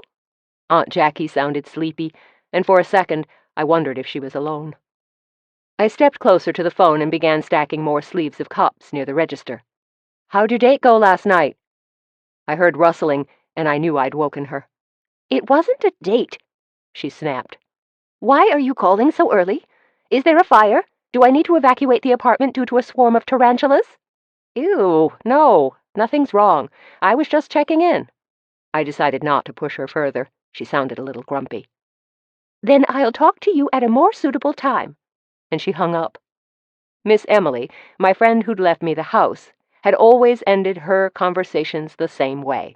If she was done talking, the phone got hung up. No goodbye or have a nice day, just dead air. The morning went slow. Dense fog was a walk-in traffic killer. The locals stayed home, choosing to brew their own and stay in their jammies on days like this. Hopefully the fog would burn off by midday, and we'd get a few customers. So after I finished last night's list of chores, and this morning's, I still hadn't had a customer. I made myself a mocha with extra whipped cream, grabbed a Western off the shelf that I'd been meaning to read anyway, and got lost in the wild, wild Old West. The author was funny, but the description kept me deep into the story. I almost didn't hear the bell over the door go off. I pulled myself back to reality and looked up at the clock. 10:20, and my first Saturday customers had arrived. Aunt Jackie and I really needed to talk about winter hours. I stuck in a bookmark to keep my place and walked back to the counter, my book and cup in hand. "What a charming little store," the red-headed woman gushed to her friend. "I'm so glad you made me come early for the event." The women were dressed in jeans and black t-shirts. I guess that was their memorial attire. And, to their credit, it wasn't a funeral, so the dress code could run a little more casual. I stepped up to the counter. "What can I get for you?" "2 large black coffees." The woman leaned toward the dessert case. "You got anything gluten-free in there? I'm really craving a treat." I glanced at the Black Forest, New York, and wild berry cheesecake in the display. I knew cookies were off the agenda, but maybe cheesecake qualified. "I'm not sure. I have a nice fruit cup that you might like." "That's the first thing everyone offers, a fruit cup. You know, there are ways to make desserts gluten-free, like a flourless chocolate cake." The other woman looked out the window. "This is why we were so excited for Casey's new business to open up. She totally understood dietary restrictions. I've lost so much weight by just watching my diet closer." "Me too." Casey was a treasure trove of information about the subject. The redhead nodded. "Once, I heard her tell a story about how one day she had to be rushed to the hospital because she ate an apple that she sliced with a knife that husband of hers had used to make himself a sandwich. She took way too many risks living with that jerk. He probably did something stupid this time, and his thoughtlessness killed her." The other woman sniffed. "You know he never took her health into consideration. I told her to stay away from him, but no. She was so happy when he started sniffing around her again." The other woman added. I assumed they'd forgotten I was even here, as I finished pouring the coffee and put lids and sleeves on the cups. "So, about that fruit cup?" The redhead looked at me. "Whatever. That will work if you don't have anything else." "I'll ask my supplier if she can provide a better alternative. She makes a lot of desserts for not only me but for the diner down the street." I grabbed 2 of the fruit cups and keyed in their purchases. The other woman handed me a card and I ran the charge. Glancing at the name, I handed her the receipt and a pen. "Thanks, Gloria. I guess I'll see you at the memorial later today." "Oh, you're going?" Gloria signed her name, then pushed the paper back toward me. "I didn't realize Casey knew many people here in South Cove." I didn't know her well, but I thought I'd pay my respects. My friend's boyfriend is going crazy over the geocaching thing and keeps taking us out on new adventures. I met her at one a few weeks ago. I leaned on the counter, not willing to end the only conversation I'd had with anyone but my grumpy aunt that morning, and the one-sided conversation I had with Emma every morning. "I guess we'll see you then." The women collected their coffees and fruit cups and headed over to a table near the window. I'd been dismissed. I watched the fog start to swirl and disappear out the window for a while, then I returned to my spot on the couch. "Let me know if you want a refill," I called out before putting my feet up and returning to the fictional world. By the time Toby had arrived to relieve me, I'd almost finished the novel.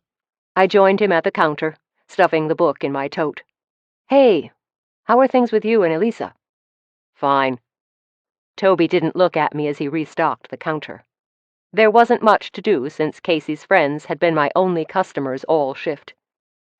"You must have had a great reading day." Okay, then. I guess Toby didn't want to talk about his concerns about Elisa. Not wanting to push, I pointed to the still foggy street. "The weather killed us this morning. Casey's memorial is at 1 today, and I'm not sure the sun will be shining by then." When he didn't comment, I continued. "Maybe the weather is appropriate, though. The 2 customers I had seemed very close to Casey, and the gloom seems to match their emotions for the day." I waited until Toby had finished the few chores and had paused for a minute, watching out the window. "Are you okay?" He transferred his gaze from the window to me. "Fine." He looked at the clock.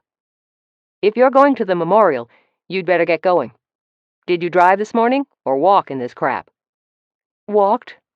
I couldn't see town until I hit the train station, and then I went from lamppost to lamppost. Kind of reminded me of The Lion, the Witch, and the Wardrobe, when Lucy finds the way into Narnia. It made the walk kind of magical." I would have thought about Stephen King's short story The Mist, and wondered if there were monsters in the mix. He smiled. "That's why you're the police officer and I'm the bookseller. We think differently." I glanced at the display case. "Have you had people ask about special diet items, like gluten-free desserts? I get the feeling that there were a lot of people interested in Casey's new food truck. Do you think we'd sell enough to make it worth Sadie's time to make something special?" "Definitely. The girls from the cosmetology school are always on some diet. I've heard a lot of them talk about the fact that they might have a wheat allergy, and that's why they can't lose weight. Of course, I think it's more an issue of eating dessert every morning with their coffee rather than a real medical thing." Toby looked past me at the door. "And here they come. You should be paying for an advertisement in the college's newsletter. You get a lot of their business." "Yeah, but word of mouth is always a better sales tool, especially when they're all talking about Barista Babe." I threw my tote over my shoulder. "I'll see you on Tuesday. Have a nice weekend." "Sure." His tone made me turn back around. The boy was keeping something from me, and from the responses I'd gotten when I asked about Elisa, I knew it had to be something there. Of course, I'd already dug into Sasha's personal life yesterday and got shut down. Then the conversation with Aunt Jackie had basically been a mind-your-own-business answer. Maybe I should give Toby a little leeway. I'd reevaluate on Tuesday and make him tell me if there was something wrong. I called out a goodbye and held the door open for the first wave of Toby's girls. Walking home, I still didn't see a lot of traffic on the road or inside the businesses. Diamond Lily's had a weekday lunch crowd instead of the standing room only she typically got during the tourist season. I wondered if she was cutting back on serving water to her customers like we were. My aunt had come back from her water conservation meeting, convinced the no-water station rule was on target. I'd given in, even though I knew it caused more work for Toby and Sasha when they worked the afternoon shift, and most of our teens didn't order food or drinks, but instead filled up on the free water. As long as they weren't causing trouble in the shop and occasionally bought a book or a soda, I didn't mind the shop being the teen after-school hangout. It made us look busy, which drove in walk-in traffic.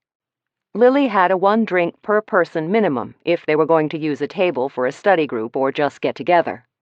I hated that they would have to wait in line now, just for water, but I guess it was for the common good. At least I hadn't gone all out with landscaping last year. I peered at Esmeralda's lush green lawn and wondered how long it would be before it turned as brown as my dormant grass appeared. Maggie, her black cat, meowed at me from the other side of the picket fence as I passed. I reached through the small opening between slats and petted her soft black fur. Maggie and I had a history. She liked to cross the road and sleep on my lap when I sat on the porch, and I liked listening to her purr. Emma even liked the cat. I guess I was bilingual in the animal world. I spoke both cat and dog. I finished up Maggie's minute, rubbing the tiny white spot on her neck.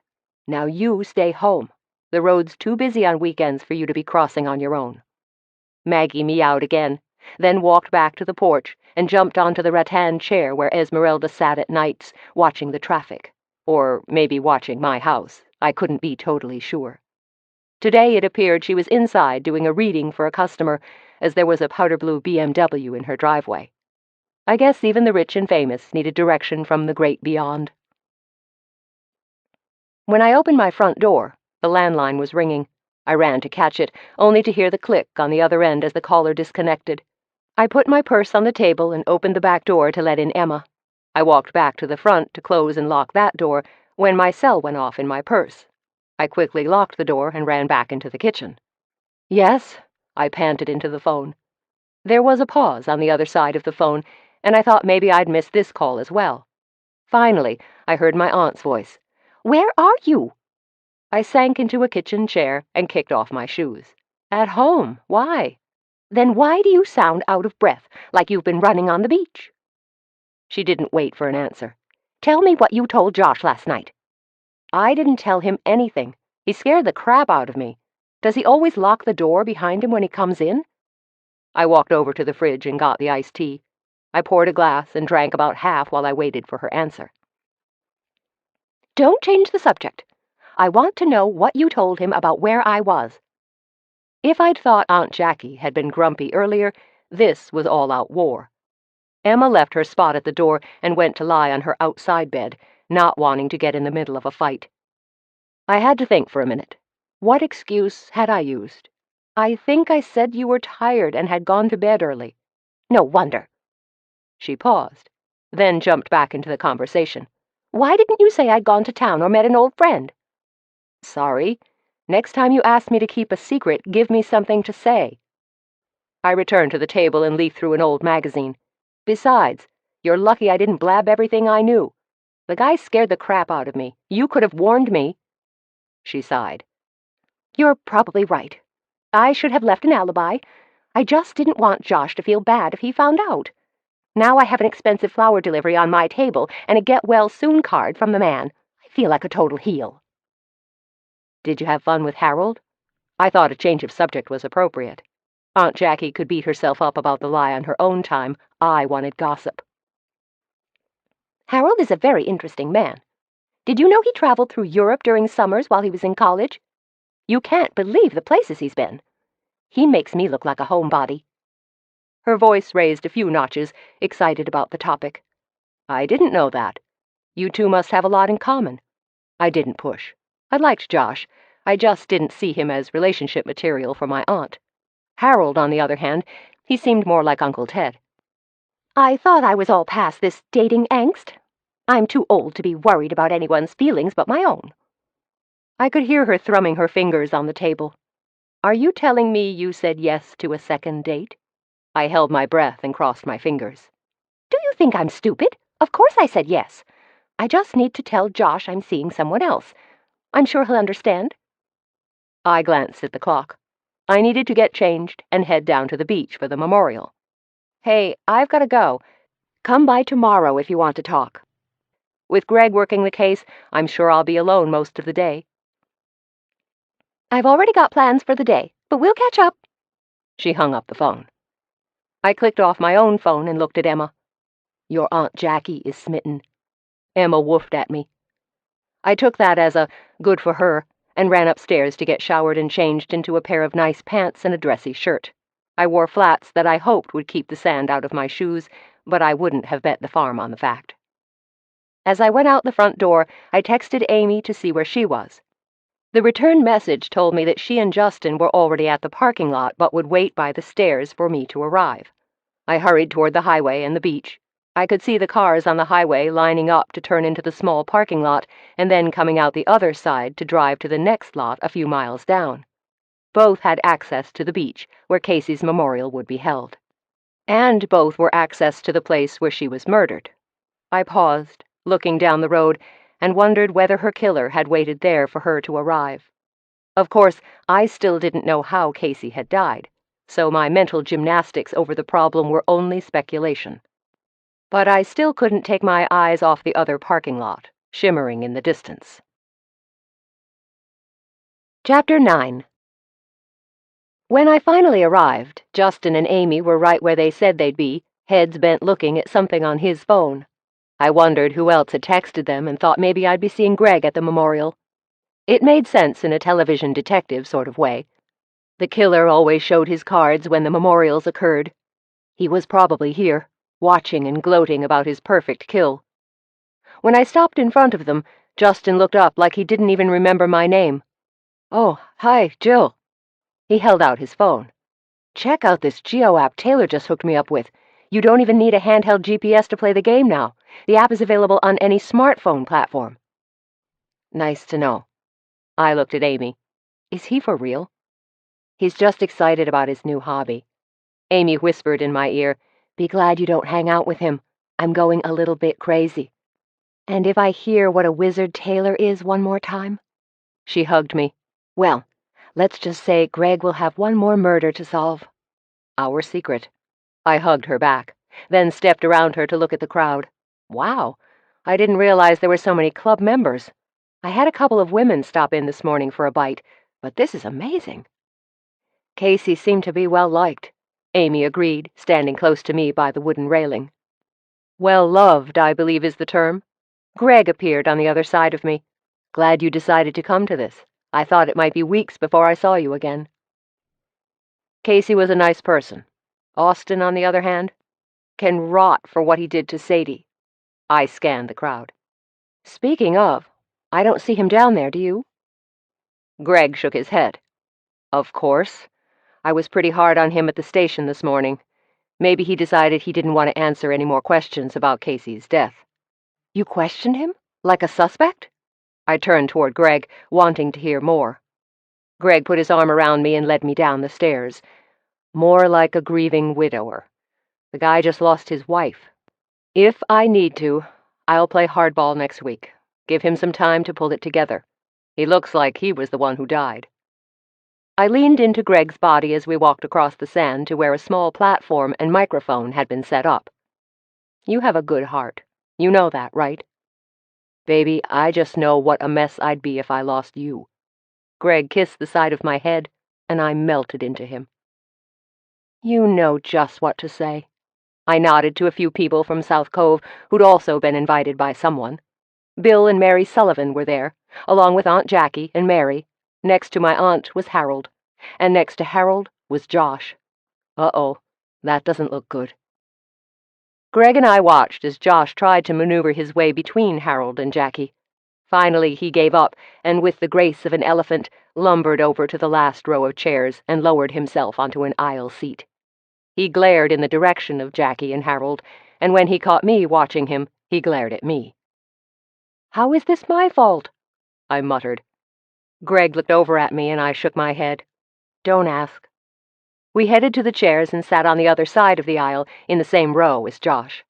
At least, this way, he couldn't throw dagger eyes at me during the entire ceremony. "Casey had a lot of friends." Greg scanned the crowd. "I don't know a lot of people here.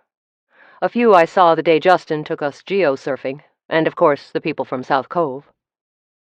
"Geo-caching, not surfing." I put my hand on his leg, and he put his arm around me. "She seemed really involved in this club. I think Justin has caught the bug, too. He's all about the game and his new toys." "Great. Does this mean we'll have to do another double date tracking down a buried penny? Or maybe we'll get a shiny rock?"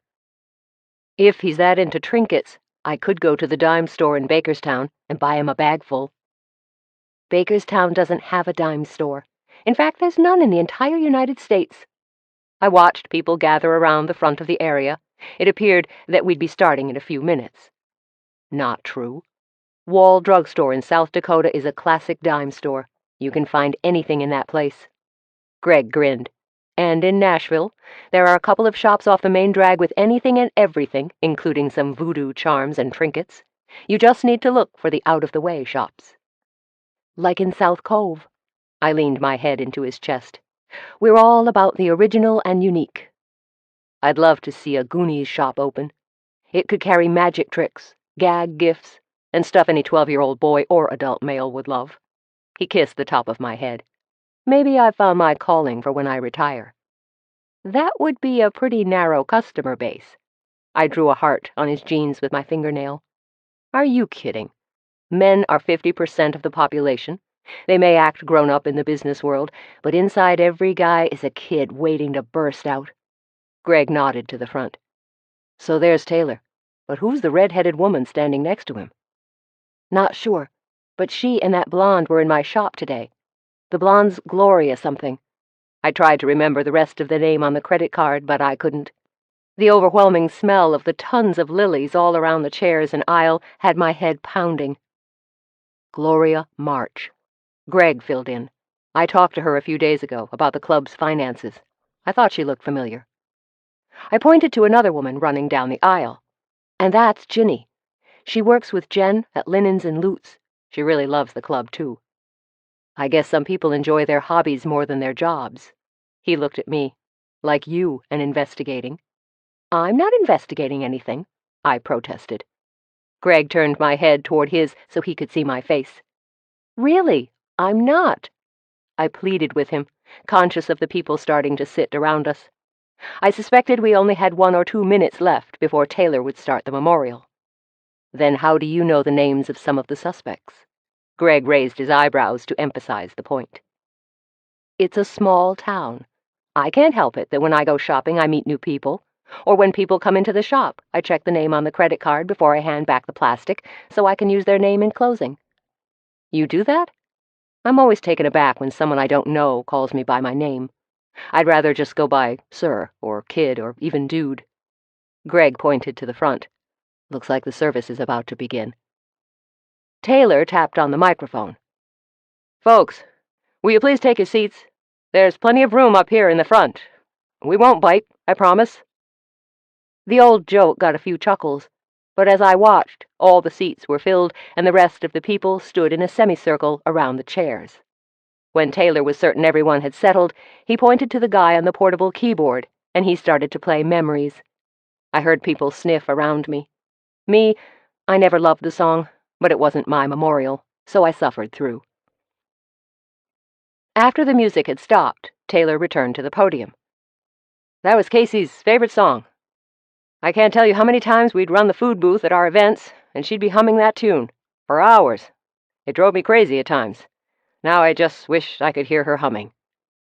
He paused, looking at the notes in front of him. Casey Elizabeth Pope Austin was born in Nampa, Idaho, on... As I listened to Taylor read the obituary that had been published in the Examiner this week, I thought about how full of life the woman had been. Even the day I'd first met her at the food booth for the club, she had exuded energy. If Dustin Austin had a good side, it had been the women in his life. Both Sadie and Casey were good people. Austin, not so much. As if my thoughts of him had made him materialize, the grieving widower walked slowly up the aisle to a seat at the front. Way to make an entrance, I muttered to Amy, who now sat on my left side. She slapped my arm. I guess she was still in the poor Austin camp.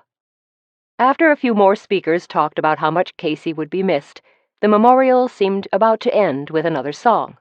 But then Taylor stood, taking the microphone from the singer. One more thing. There's a collection jar on your way out. The group is setting up a Casey Austin Memorial Fund to help with club costs.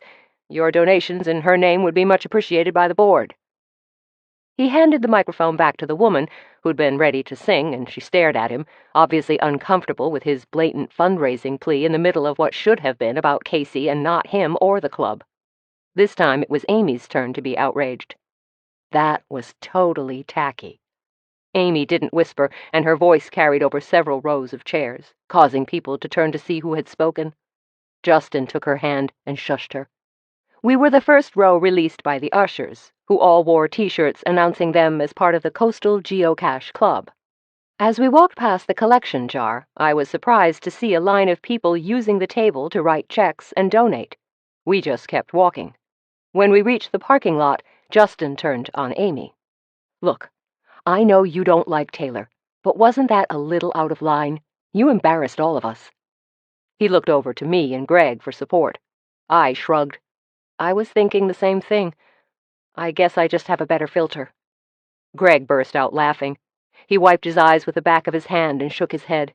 "You have no filter. Amy just beat you to blurting out the obvious this time." He looked at Justin. "Seriously, dude? You have to admit the call for money was a bit crass." Justin squirmed uncomfortably. He was clearly outnumbered, but he didn't want to go back on his original support of Taylor. Finally, he rolled his shoulders. "I guess you're right, but Amy shouldn't have said it out loud." Greg slapped him on the back, and the boys started walking back to town. "Get used to it. We're dating strong, independent women who have a voice and like to use it." He paused, then added, "A lot."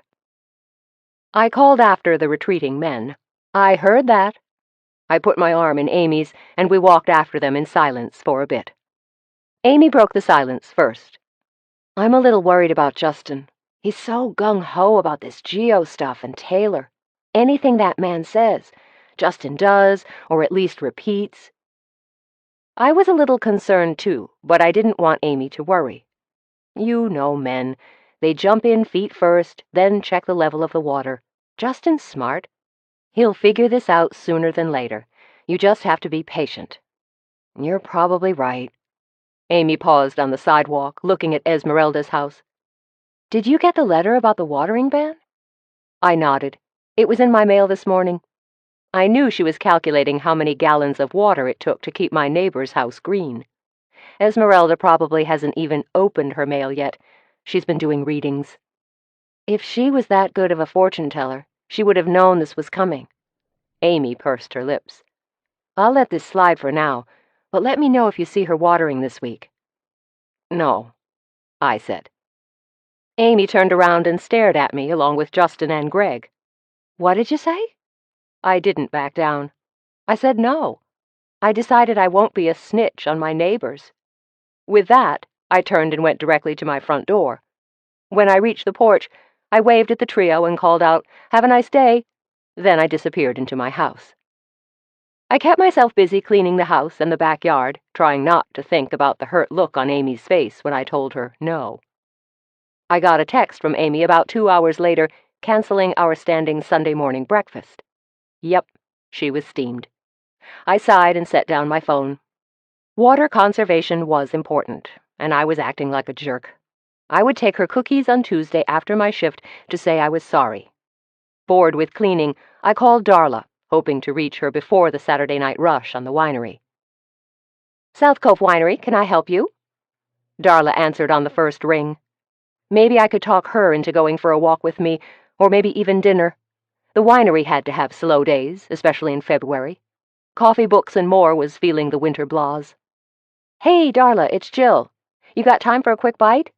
"You're kidding, right? The winery has been slammed since 3. I guess we're getting the group from Casey's memorial. We're seating people outside with the heaters running full blast. Glad it's a warm day." Darla paused, and I heard her telling a waiter to tie his shoe before he went flying. "Maybe we can do breakfast tomorrow. I'd love to pick your brain about this Casey thing. What's Greg say?" "Not much," I admitted. "But yeah, let's do breakfast. How about 9 at Lily's?" I heard a tray crash in the background. "Perfect," Darla responded. "Sorry, it's getting crazy here. I've really got to go. See you tomorrow."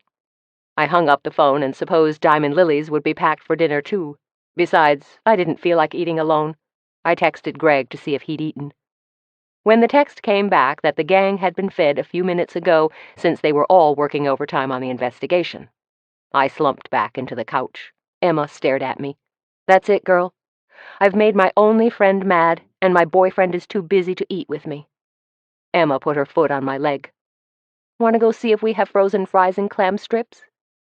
I flipped through my movie collection and came up with the first 2 Percy Jackson movies. You can't go wrong with Greek gods and their half-breed offspring for a good time. A perfect Saturday night.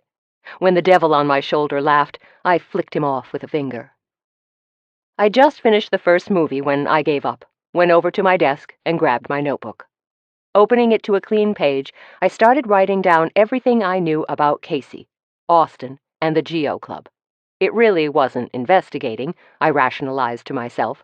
I was just writing down what I knew so I'd remember in case. I stopped for a moment to try to think of a good excuse. When I didn't come up with anything, I pushed the thought away. This time, the little devil on my shoulders was rolling around with giggles. By the time I headed to bed, I knew one thing. I didn't know anything about how Casey had died, except for the place. I needed to find out whether Darla had gleaned any information from Doc Ames' secretary. I put the notebook in my purse and headed upstairs to sleep. The sun woke me the next morning. I didn't set an alarm. Since I usually got up early, my body would wake me up when I needed to be going. This morning, however, my body clock had missed the wake-up call. I looked at my clock through bleary eyes. 8:30. I threw the covers off me and ran to the closet to get clothes. I was going to be late meeting Darla, and she didn't like waiting. Besides, I needed gossip to get any further on my non-investigation of Casey's murder.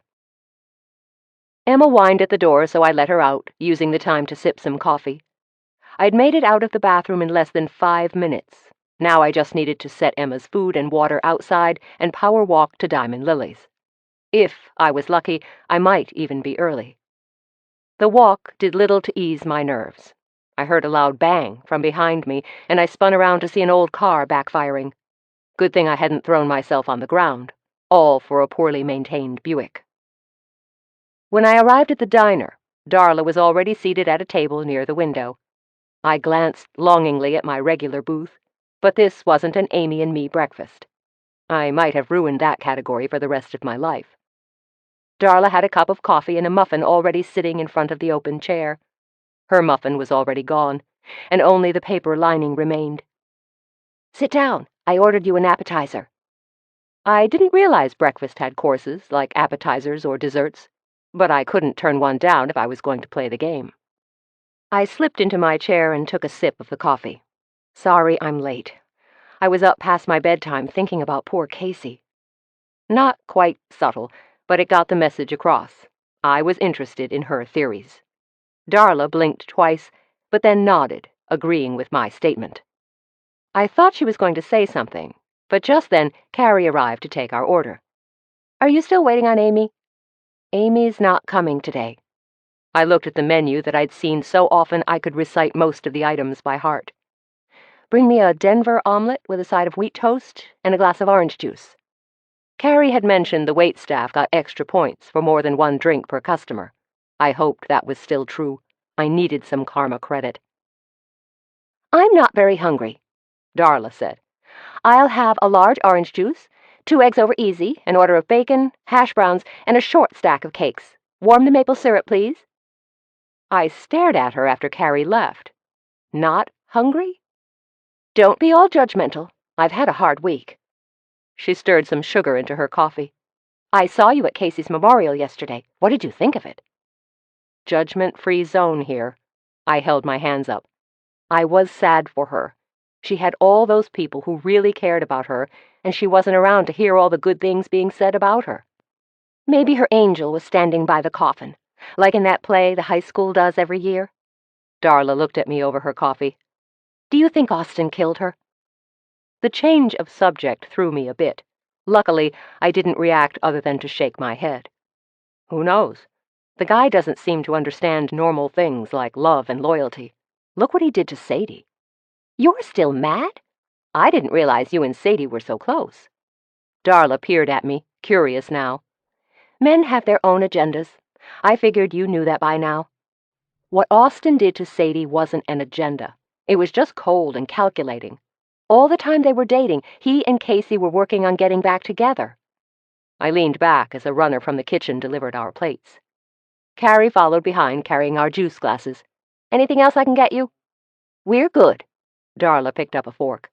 "Was it as busy here as the winery was yesterday?" "Lily had to call in all the waitstaff. No one got a day off." Carrie patted her tip apron. But the crowd was feeling generous. I made twice what I typically rake in on a Saturday. I thought about coming down for dinner, but after Darla told me about the crowd at the winery, I figured you'd be slammed. One woman got all teary-eyed and went over to this Taylor guy and accused him of killing Casey. Carrie eyed me. Has Greg told you what killed her? From what I hear, she just fell down dead on the beach. So sad when they're that young. Now Darla was looking at me as well, waiting for my answer. We haven't talked about Casey's death. I took a sip of my orange juice. My statement was partially true. We'd only talked about Greg interviewing Nick about the food truck incident, and of course, the fact that Sadie's recipes were back in her hands. But we hadn't talked about a cause of death, and I was beginning to wonder why a seemingly healthy adult would just die, or how. Whatever. I tell you, though, that chick was fired up. She didn't think Casey died of natural causes. Her friends had to drag her out of here. Carrie nodded to another table. Enjoy your meal. I thought about the memorial and tried to pick out anyone who was upset or seemed angry. Besides Josh. I took a bite of my omelet and realized Darla was watching me. What? I told you I went to Bakerstown to the funeral home. Doc Ames wasn't in, so Mabel told me what she'd heard. Darla set her fork down on the table and leaned closer. She said the poor girl's chest was all covered with a rash and her airway had closed up. Worst case of allergic reaction she'd ever seen. I kept eating my breakfast. This so didn't replace Sunday breakfast with Amy. We typically talked about the latest star couple breakup or what she'd overheard in the mayor's office. Okay, I'll admit it, we gossiped. This was more of an interrogation. Bee sting, I bet, Darla mused. The news is always talking about those killer bees coming up from South America. I bet she got stung from one of the little buggers who stole away on a cargo ship that docked in the city. I thought the killer bee story was an urban legend. I finished my orange juice, hoping to speed up the meal so I could go home and call Amy to patch up our little quarrel. Amy loved debunking urban legends, and the bee thing had been on her list to research. I don't know.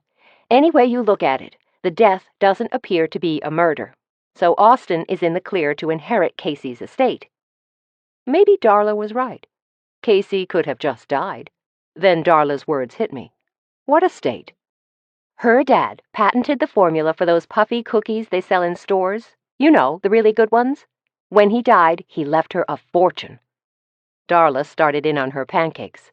I guess Austin's the beneficiary. Don't tell me Greg didn't know this. I shrugged. I don't know. We don't talk about ongoing investigations. Darla laughed so hard she started to choke on the bite of food in her mouth. Once she got control of her breathing, she gasped. You don't have to hold up the party line to me. There's no way the two of you don't exchange any pillow talk around your day. I hate to burst your fantasy, but we don't talk about open investigations. I took a 10 and 2 ones out of my purse and laid them on the table. That's for my meal. I forgot I have another appointment. Darla smiled. You just don't want to admit I'm right. Chapter 10. Darla's words still rankled. I wasn't lying when I said Greg and I didn't talk about cases. Well, except for when he was mad at me for getting into his business. I'd turned over a new leaf, and I was actively staying out of investigations. But I had to admit, Casey's death had me stumped. Darla seemed to think the condition of the body proved she was murdered. I still wondered if the ingestion of the wheat had been an accident. From what the women in my coffee shop had said, Austin was always doing stupid stuff that ended up putting Casey in danger. I shook off my unease and decided that instead of worrying about something I couldn't change, I'd call Amy and tell her I was a royal jerk for my attitude yesterday. I had to admit, Casey's memorial had affected me in ways I didn't expect. However, one fact remained totally clear. Taylor Archer was a jerk, especially now with the power of the Geo Club position behind him. As I walked back from Diamond Lily's, the parched look of the wild areas outside of town bothered me. All that water, just yards away in the ocean, but the grass was dying of thirst. I didn't really understand how they could send a man to the moon and develop a bomb that could kill off all the living creatures of the world, but they couldn't take salt out of water. When I reached the house, Greg's truck sat in my driveway. He was on the front step, reading something on his phone. When I opened the gate, he put the phone in his pocket and stood and kissed me on the cheek. "Hey, what are you doing here?" A confused look passed over his face. "It's Sunday, right? We've got a standing afternoon date. I thought we'd go into the city and get some dinner at one of the restaurants by the bay. I'm craving some seafood. It's been a crazy week." "I thought since you were on a case, we wouldn't be going out." I put my head on his chest and we unlocked the front door. "I'm so glad you're here, though. I had breakfast with Darla this morning. That girl knows how to wind me up. She tried to get me to spill all the dirty secrets you tell me about your investigations." "Huh. I bet she was surprised when you told her you didn't have a secret to share. I told you before we went fishing with Jim a few months ago. I'm taking no-guilt Sundays, even while I'm on a case. All work and no play makes Greg a boring guy. Not to mention stress to the gills." He nodded to the kitchen. "You need to handle anything? Or should we take the long way and see if we can find the sea lions this afternoon?" "You feed and water Emma? I'll run upstairs and get a quick shower and make myself pretty." I kissed him on the cheek. "I really needed to see you today. Amy's mad at me, and the breakfast with Darla was painful.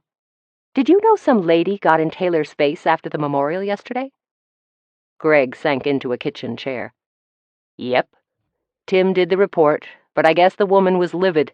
Grief does that to people." "So you don't think Taylor killed Casey?" I perched on a chair too, leaning in for the answer. "I don't think I'm spending my no-guilt Sunday talking about work." He stared at me, then sat up.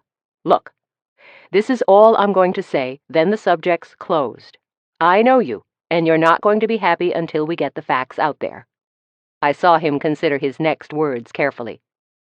"Casey's death has been ruled suspicious. She died of anaphylactic shock from an allergic reaction to wheat. We don't know how she ingested it, but it's clear she wouldn't have eaten something with wheat willingly. Everyone said the girl was fanatical about her diet. We have lots of persons of interest, including Taylor and Austin, but nothing concrete at this time." The breath flowed out of me. So she was murdered. That poor girl. "I didn't think you liked her all that much." Greg stood to let Emma outside. "And for your information, that last statement is what we're releasing to the press, minus the names, tomorrow. Darla will at least have an official statement to weave into her article. I didn't like what Austin did to Sadie. Casey just got caught up in the mix." I watched him. "You didn't mention Sadie. Is she off the persons of interest list?" Greg filled Emma's water dish. "I don't see how she could have been involved. The day Casey was killed, Sadie spent the entire day working at the church's outreach program for the homeless in the city. She drove the bus of volunteers, manned the chow line, and was in plain sight for the full time." I smiled. "Sounds like Sadie. She loves her mission days. Well, this time her charity work saved her butt. And before you ask, Nick was in classes all day, then had a debate team practice in the evening. That kid goes from the time he gets up to when he falls into his dorm bed at night. He's going to run the world in a few years." He disappeared into the laundry room and came out with a scoop of food for Emma that he pointed at me. "So, are you getting ready or going like that?" 10 minutes. I stood to head upstairs to shower. I paused at the doorway and turned. "Thank you. I know we have a pact not to talk about open investigations." He held up his hand. "I didn't tell you anything that would get me in trouble or that I wouldn't tell Darla. Well, almost nothing." He grinned and pointed to the stairs. "Go get ready. Our day together is disappearing." When we finally got to the restaurant, I'd relaxed. We'd talked during the ride about everything and nothing. My camera was filled with pictures from the beach, highlighting the sea lions and the perfect ocean view we just kept finding, stop after stop. As we followed the hostess through the dining room to our table, Greg paused and clapped his hand on a male back. "Great minds must think alike. How you doing, Justin?" Amy's hand froze as she held her salad fork. She glanced up at me and then Greg, but didn't say anything. "Hey, buddy, good to see you." He looked at Amy, who shook her head. "We're out for a little couple time. You know how hard it is to get time alone." Greg took the hint. "Us too. In fact, I'm hiding from the investigation right now. Hopefully my phone will stay quiet long enough for me to at least finish my salad." He put his hand on my back and gently pushed me toward our waiting table. I resisted the movement. "Amy, I'm sorry I was a jerk yesterday." She didn't look up. "I'm sure you are." "Wait, that's all you have to say? You think this is all my fault?" I put my hands on my hips and glared at her. This time Greg's push wasn't as gentle. "Not here," he whispered in my ear. Then to Amy and Justin he waved. "See you around South Cove." As the curious hostess set our menus in front of us, I steamed. As soon as she left, I looked over the menu at Greg. "Did you hear her? I was trying to be nice, and she just blew me off." "Look, I don't want to talk about your fight with Amy. You two have too strong of a friendship to lose it over a water conservation issue." He put his hand on mine. "Think of it this way. She thought you of all people would be totally in her corner. So when you told her you wouldn't be part of her Nazi patrol, she was hurt." "I didn't say Nazi patrol, did I?" Now I wondered if I had gone too far. I'd stay on the visiting with Cookies path tomorrow. Cookies could smooth over any problem, I hoped. "Can we get back to our date night?" Greg pointed to the menu. "I'm thinking about trying these shrimp nachos. Are you game?" I nodded but snuck a glance over toward the table where my best friend sat. She didn't look too happy that I'd interrupted her date night either. This had to blow over. At least, I hoped it would. I heard Greg clear his throat and turned my attention back to him. "What are you going to order?" As I reviewed the menu, I muttered, "First thing I'm getting is a frozen strawberry margarita." Greg chuckled and nodded. I figured. "Look, she'll come around. You two are as close as sisters. Sometimes sisters fight. And sometimes families broke up over stupid stuff." I didn't say my thought aloud, just nodded like I believed him. I scanned the menu. On page 5, there was a special category, gluten-free. I turned the menu over and pointed to the listings. Can you believe the food fads going around? I mean, I knew there were people with allergies, but it's becoming such a thing. Austin has the dessert truck. This place has a listing of gluten-free foods. What's next? Businesses are realizing they can increase profits by catering to people who want or need a certain menu. Austin thought the food truck would have paid for itself in less than a year. He'd had inquiries about doing catering for different events even before he opened. They saw the truck and called the bike shop, wondering who owned it. Greg went back to reading his own menu. "I'm surprised you don't have a mini gluten-free menu for the shop." "Believe me, I'm looking into it. I've had a lot of people mention how excited they were that the food truck was opening. I didn't want to tell them it might not." I set the menu down, having made my dinner selections. "Do you think Austin will open now?" Greg shook his head. "This was Casey's project. Austin doesn't have the drive to work that hard. You know he rarely keeps his shop open except for the weekends." "Are you thinking about the truck?" I hadn't been, but now that Greg had brought it up, I wondered if I could nab the truck this time. Aunt Jackie and I had tried to buy it last summer, thinking that Diamond Lily's was our only competition, before Austin had swooped in with a cash offer Homer Bell couldn't turn down. The good news was that business decision had gotten Homer banned from eating at Lily's for his lifetime, or whenever Lily calmed down, which could be longer. I realized the waitress had arrived, and she and Greg were staring at me, waiting for my order. I ordered the feast plate, which had both lobster and crab, along with fried shrimp, and as a bonus, mashed potatoes. I added a side salad to give me at least one veggie count for the meal. When she'd left, I looked at Greg. "I guess I'll talk to Aunt Jackie about the truck."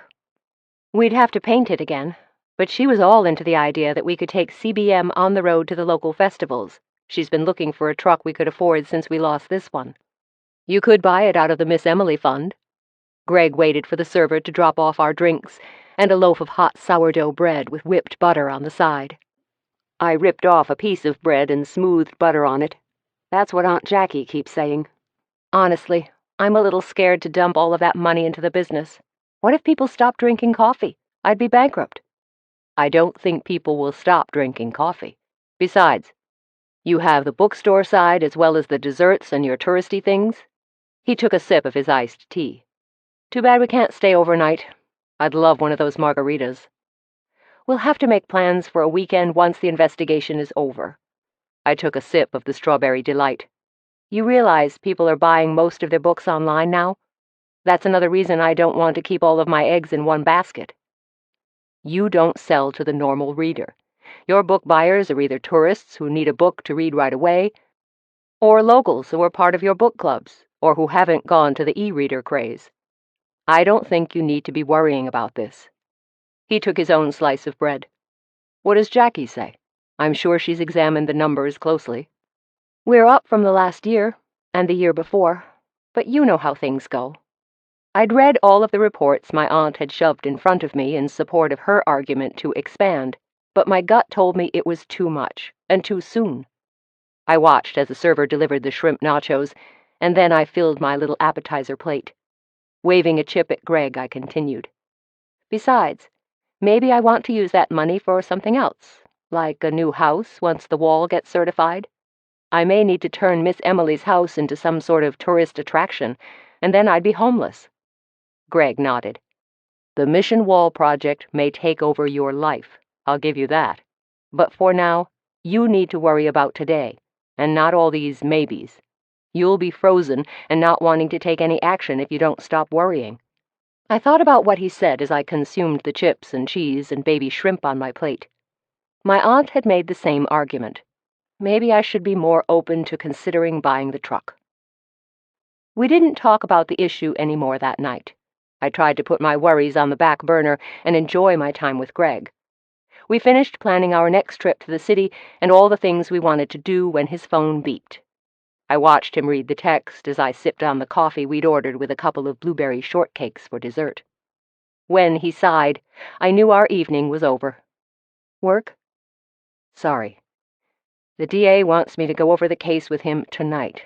He's planning on filing charges in the morning." Greg put his phone away after texting an answer and finished the last couple bites of his dessert. "Looks like I'll have a long night after I drop you off at the house." "Charges?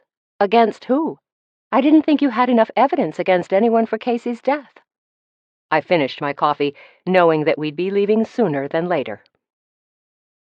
Greg waved the waitress down and gave her his credit card for our bill before he answered. "We didn't until we got the background report on Austin." "I don't understand." I slipped on my jacket and snagged my purse. Greg signed the slip and stood, holding out his hand to help me out of my chair. "Dustin Austin isn't his real name. They found an old report attached to his fingerprints. He's been hiding under an assumed name for the last 40 years, and he's wanted for questioning by the FBI." Chapter 11. I was at Amy's desk with a box of cookies at 5 after 8 the next morning. She stared at me when I walked in. "Hey, I thought you might need these when I heard about Austin. How is he? Have you talked to him?" She watched me set the box on her desk, then shook her head. "Your boyfriend won't let anyone talk to him. Officially, he's not being charged with anything, just held for questioning. I've called his lawyer, Wilson, and he's coming in from the city. I guess he's some big shot who had a case on trial and had to ask for a stay so he could come save Austin. I'm glad he has someone good." I didn't sit, not knowing if we were really talking again, or if Amy was too upset about Austin to be mad at me. "So, did you know about this FBI thing?" "You're kidding, right? I don't even believe it's true. Austin wouldn't hurt a fly. Besides, what could they want to talk to him about? He's been living here for 10 years running a bike rental shop. What kind of criminal runs a bike rental shop?" Amy was close to tears now. "The guy has been like a father to me since I moved here. He's always fixing up something in the apartment to make life easier, or just to make me smile. He's a nice guy." "Look, I'm sure there's nothing wrong. I mean, you don't think he killed Casey, do you?" "Of course not." Amy's voice hit a pitch I hadn't ever heard from her. "Austin is the sweetest, kindest man in the world. He loved Casey. I know it." "Like he loved Sadie?" The question was out of my mouth before I could stop it. Amy's eyes flared at me, and I knew the cookies weren't going to make up for my second mistake in less than a week. I'd never known Amy to be this sensitive about things. "You can leave any time." Amy didn't even look at me. Instead, she focused on her computer. Now I sat down. "Look, I didn't mean to suggest that Austin is guilty of murder. He just wasn't very upfront and honest with Sadie when they were dating. Even you can't argue that point." Amy gave me a slight nod, and instead of shutting up like I should have, I kept going. "So, do you know anything about his past? Did he say where he was born or where he went to school? Anything?" This time Amy did look at me. "Are you going to try to help him? Or do you just want to put the last nail in his coffin? If Austin is innocent, I want to know who killed Casey. I didn't know her very well, but she seemed nice. She deserves for her murderer to be caught." What I didn't add was that if it was Austin, he needed to rot in hell. She leaned back in her chair. "He told me he grew up in a small town back east. His dad was a minister and his mom stayed at home. They were one of those old religious sects, maybe Quaker. I'm not sure he ever said, but I got that feeling. I know he was against the war, but he never said if he had to serve or if he had been drafted. The Vietnam War? He was hiding from being in the service? I remembered seeing the history videos of the anti-war protests, but if Austin was a Quaker, I thought they were pacifists. What else did he say? I don't know if he really did get drafted. I just know he was very anti-government and had a fear of authority figures. I saw him disappear into the back every time Toby would drive by at night on his regular patrol. I just thought it was Austin being paranoid." Amy leaned forward. "You didn't answer me. Do you think he's innocent?" I stood and looked at my friend, hoping I wouldn't widen the gap that seemed to be growing between us. "Honestly, I don't know. But at least there's something to check out now." As I left City Hall, I walked toward Sadie's house. She would be in the garage-turned-bakery today, making treats for my shop as well as Diamond Lily's. I wondered if Austin had ever told her about his past. I dialed Greg's number. He dropped me off last night with a kiss and a wave, and I hadn't heard anything from him this morning. I knew from the gossip grapevine that he and Toby had picked up Austin from his apartment over the bike shop at 3 that morning. Rumor had it that he was only there for questioning, but my gut told me you didn't bring someone down in the middle of the night to ask them a few more questions. My call went straight to voicemail. "Hey, I'm thinking of you. Make sure you get some sleep." I clicked off the phone and turned down Sadie's street. The yards here were all as brown as my own. No rain to replace the sprinkler ban that had been announced through a letter from the city council, but signed by the Conservation Committee. I knocked on the garage door, and then when I didn't hear a response, I tipped my head inside. Sadie stood with her back to me, using the large, noisy mixer. From the smell of whatever was baking in the oven, it was muffin day. I loved her peanut butter cup muffins, all mixed up with chocolate, peanut butter, and a sweet vanilla batter binding them all together. It was heaven, or as close as I'd come. The radio played a song I didn't recognize, but I knew she was listening to the Christian music station out of Bakerstown. The song was upbeat and positive, singing about having faith and being rewarded with a dance beat. I stepped toward the radio and turned the sound down a few decibels. Sadie flew around and smiled when she saw me just inside the door. "Hey, Jill!" Sadie turned off the mixer. "Hold on, let me check the oven real quick. Then we can have coffee, and you can tell me you love my new muffin creation. Springtime orange cream. Or would you rather have a chocolate peanut butter muffin cup? Whatever you're having." I put my purse on the stool next to mine and climbed up, putting my feet on the rungs. The coffee carafe was already on the counter, so I took a cup off the little tree where Sadie kept the clean ones and poured some. I gave Sadie a free pound of coffee once a month. The hazelnut cream filled my mouth without additional calories or creamer. This was the way coffee was meant to be: dark, rich, full of flavor, and without cream or sugar. Greg felt a little different. He liked his coffee with lots of sugar and French vanilla creamer. Of course, you could argue that he liked his sugar and creamer with a little coffee. I watched as Sadie pulled a rack of muffins out of the oven, turning them out on the wire rack she had on a large metal table nearby. She put 2 muffins on a plate, pulled a knife out of the drawer, and brought over the butter. She set everything on the counter and refilled her own coffee cup. She studied me as she sat down, pushing a muffin toward me. "So, what brings you out on a Monday? Typically, you're lost in a book right now." "You're right, but I wanted to get here before the rumors reached you." I broke off a piece of muffin and popped it in my mouth, the orange flavoring reminding me of the push-ups we used to buy off the ice cream truck. "These are really good." "Thanks. So, what's the rumor? I hope your honey's not putting me in the calaboose for killing Casey." Sadie shook her head. "Say that 5 times fast. I dare you." "Not you. Austin." I watched her face, wondering what her reaction would be. Tears, laughter. At this point, it could be either one. She unwrapped her own muffin, ripped it in half, and then loaded it with butter. "I don't believe he killed Casey." Her voice was calm, soothing, and absolutely certain. I hated to break her poise, but she needed to know. "There's something you don't know about Austin. He's been living under an assumed name." She nodded. "I knew that. He was almost totally honest with me." At this, her lips curved into a smile so sad it made my heart ache. "You knew? Do you know why?"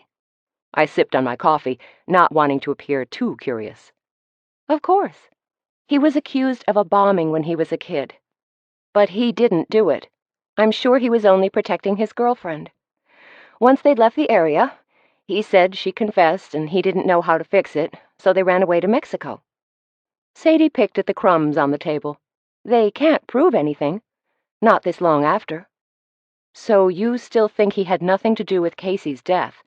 Maybe she found out his secret." "He told me his secret, and I'm still alive. Why would he kill Casey for finding out something he told me without holding back?" I thought about her question, and she was right. It didn't make sense. "So what was this girlfriend's name? Did he tell you that?" "Mary Jane. That's all he said." Sadie sipped on her coffee. "You tell Greg he's not guilty of this. He's just an easy scapegoat." I took my notebook out of my purse and wrote down Mary Jane and Mexico. "Did he tell you where he was from?" "Deary, Vermont. I guess it's a little hole-in-the-wall farm town. His folks had a place outside of town, and I think his dad was a pastor at some church." Sadie had a faraway look in her eyes. "We'd talked about visiting someday, but, of course, someday isn't a day of the week." I kept writing. "What about this Mary Jane? She was from Deary, too?" It couldn't be too hard to find a Mary Jane from Vermont about Austin's age. Of course, I still didn't know his real name. "No, they met in college. I guess Austin went his first year and then dropped out. Too many fun things to do rather than studying. At least that was his story." Sadie smiled and sipped her coffee. "I got the impression they were big into the anti-war protests and traveled around the country with a bunch of organizers." A memory was nagging at me. Something about a group of protesters whose peaceful march had gone totally wrong. So that's when he disappeared? While he was working the war protest circuit? You make it sound like the car or horse races. I'm sure he believed in what he was doing." A buzzer went off.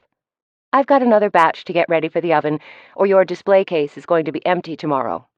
Do you want a couple of those to take to Greg?" Just like Sadie to worry about feeding the man who'd put Austin in the clink. No matter what, I knew I could always count on her, even if I said stupid things like I did with Amy. I took the bag with more than a few for the guys at the station, gave my friend a hug, and decided to see what I could find out about Austin's prior life. Facebook and Google had been my research tools before. Hopefully, they would be as knowledgeable this time. Esmeralda was at the desk when I walked through the station door. "Hey, Jill. He's in a meeting with John, and I don't think he'll be done soon. They just had me order lunch for the team." She looked at the bag in my hand, sniffing the air. "What do you have in there? Don't tell me you baked." I shook my head. "You don't want what I could bake." I set the bag on her desk. "Sadie sent these over for you all. She's trying out a new recipe." "Well, isn't that sweet of her? She's got a good heart. That's why people tend to take advantage of her." The town's fortune-teller nodded. pointing her finger at me. "You need to protect her from those who want to use her good nature." "Like Austin?" This message from beyond sounded more like a message from a concerned neighbor. Esmeralda nodded. "Austin appears to be a wounded soul, but he's got a dark side that Sadie can't see." "I totally agree with you. Do you know anything about him that I need to know?" I pulled out my notebook and pen, waiting for the gossip I was sure was coming. Esmeralda leaned closer. "I've already told Greg this, so I don't see the harm. I visit a local nursing home over in Bakerstown and do readings for the residents. They enjoy talking to their friends who have passed on, so I try to go once a month. Last month, I went on a different day, and Austin was there talking to a resident, a woman who just moved from up north." "North California?" Now I was intrigued. Maybe this was the mother he'd brought to live closer. "She was from Oregon, according to Judy. She's the social worker who has me come visit." The phone rang and Esmeralda reached for it, interrupting our conversation. She wrote on a piece of paper and shoved it at me as she listened to the caller. She put her hand over the mouthpiece and whispered, "The name of the nursing home." As I walked out, I put the piece of paper in my pocket. It was time to make a trip into town. Emma needed treats. I needed to go to the grocery store, and while I was there, I would talk to Judy at Resting Acres Nursing Home, or at least I'd try. I pulled my cell out of my pocket and dialed a number as I walked home. When the line was answered, I asked, "Want to go visit a nursing home?" "Making plans for my retirement?" Aunt Jackie answered. "Do you know something I don't?" "No, I'm not looking for a place to stick you, although it might be a good idea to start." I probably shouldn't have said that last bit out loud. "Anyway, I need to talk to someone, and I thought if I brought you, we could pretend we were looking for someone else." "You mean like an imaginary husband I'm tired of taking care of?" She chuckled. "I could play that role easily. I'll just pretend it's Josh. I wonder if they do bariatric placements." "Maybe you could pretend he wasn't that large." I'd hate to have them turn us away without finding out who this mystery woman was. "So, do you want to come or not?" "You'll owe me lunch. And not some fast food bag of grease. I want a real sit-down meal." She paused, and I heard the television shut off in the background. "Give me 20 minutes, and I'll be ready." I heard the phone click in my ear. 20 minutes would be perfect. I'd have time to start researching Austin and his mysterious past. Maybe Aunt Jackie knew something about the era as well. She had been active in political campaigns during that time. She could have knowledge about the anti-war protests. I sped up my walking so I could get busy on the computer. 30 minutes later, Aunt Jackie and I were in the Jeep heading toward Bakerstown. I filled her in on what I'd found. I think this was the incident that sent Austin and Mary Jane underground. I handed her a page I'd printed off just before I'd shut down my laptop. "I remember this.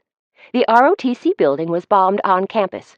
They never found out who planted the bomb, but they assumed it was an anti-war group." Aunt Jackie looked at me. "You think this was Austin?" "Look at the next page. There's a picture of the protesters who marched the weekend before. Doesn't that look like him? Third one from the left?" I focused on the road as she looked at the grainy black and white picture. "It could be. I've only known him with his gray dreadlocks. This guy must be young, maybe not even 18. There's something familiar about his eyes, though." She looked at me. "You think it's him?" "I do. And there's a young woman next to him with her arm in his. I bet that's Mary Jane." I turned off the air. Sadie said he ran because of what she did. Maybe she set the bomb off. Austin could have just been in the wrong place and felt protective of his girlfriend. Not very smart if it was him. She put the papers back into the folder and sighed. "The whole thing seems too cloak and dagger for the guy. He'll sit on the beach for hours, working on his tan, and ignore the customers who are lining up at his rental booth." Maybe he's really good at hiding his true self. But I was beginning to wonder if this was another wild goose chase. It was a good thing I hadn't mentioned my suspicions to Greg. He would have laughed at me. Well, after I got the lecture about staying out of the investigation. I was 90% sure he would have laughed. Okay, maybe 75. I really had to stop testing his level of commitment like this, and I would. right after we visited the nursing home. Chapter 12. We have an excellent locked ward for our more challenged residents. We were being given the grand tour by the marketing manager, Tess. I kind of felt bad for the woman since there wasn't a real Uncle Ted for us to place. She continued with her sales pitch. The facility is set up for the varying needs of your loved one. Depending on the progression of the disease, they could be in the open ward with little supervision, the medium ward, where we have an increased level of staffing, or finally, the locked ward, where they are limited on their ability to roam the grounds. Aunt Jackie pointed to the large glass windows looking out onto a hilly area behind the building. You have such lovely gardens. Are residents allowed outside? Ted loves his walks. Of course, as long as they are supervised. We'd hate for someone to fall without us knowing. We use alarms on walkers, chairs, and beds to keep the nursing staff alert to problems such as fall risks. Now Tess looked anxious. We have an excellent record of fall prevention. You can see that on the government website that ranks homes in the area. I didn't realize there was a website. Or really cared, for that matter. I guess I should have been more interested in what a good long-term care facility looked like, for Aunt Jackie's sake, but that was one future I couldn't think about today. Or ever, if I was lucky.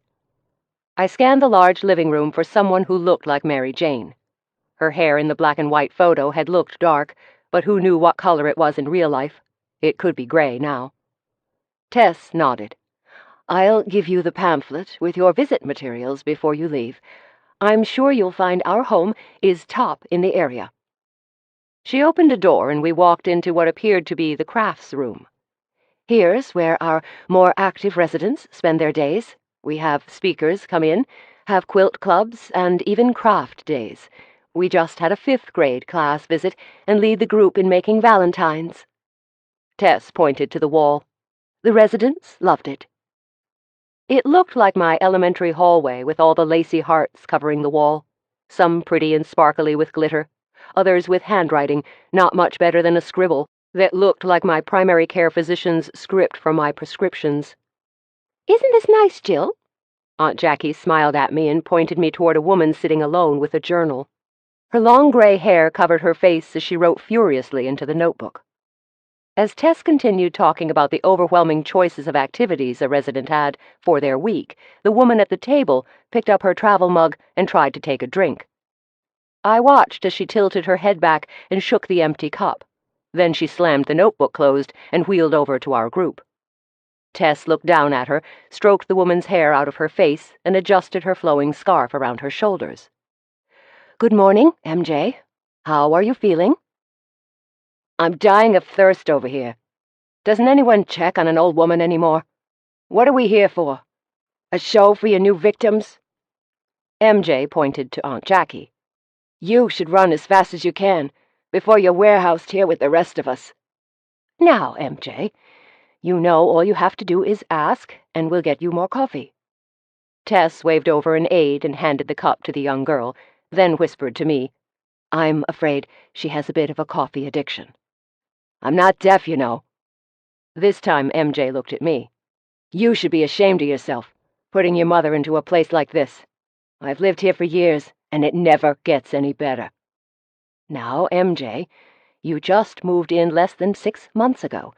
You were in that home in Oregon before, remember? Tess put a hand on the woman's arm.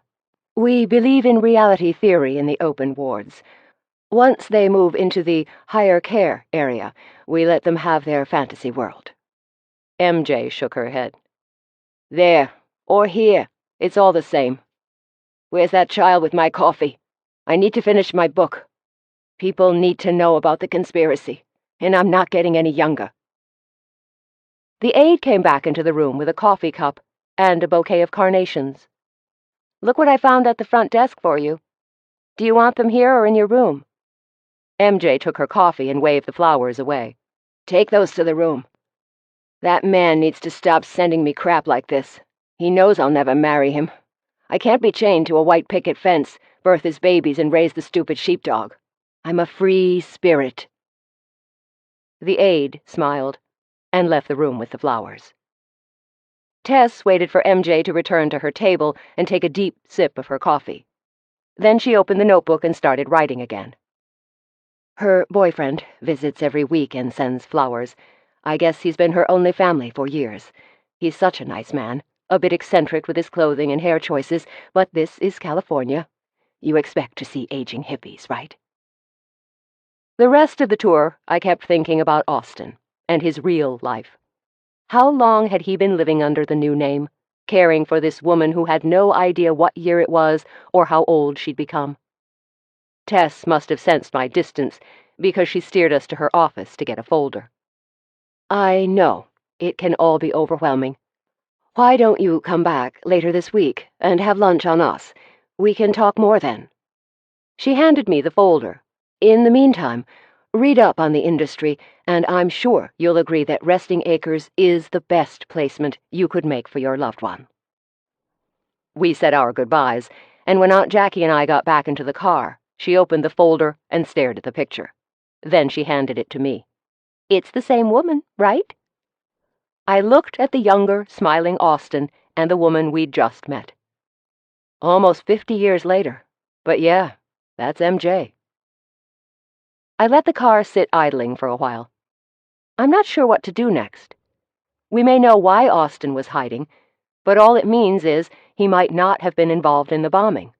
Of course, MJ is the only one who can verify that, and her testimony would be a little dicey. Let's find out if Austin is the boyfriend first. Don't you know the florist in town? My aunt stared out at the entrance to the facility. Seriously, if I get that bad, don't put me in a place like that. You want me to hire cute cabana boys to watch over you? I smiled and put the Jeep into gear, thankful for a direction.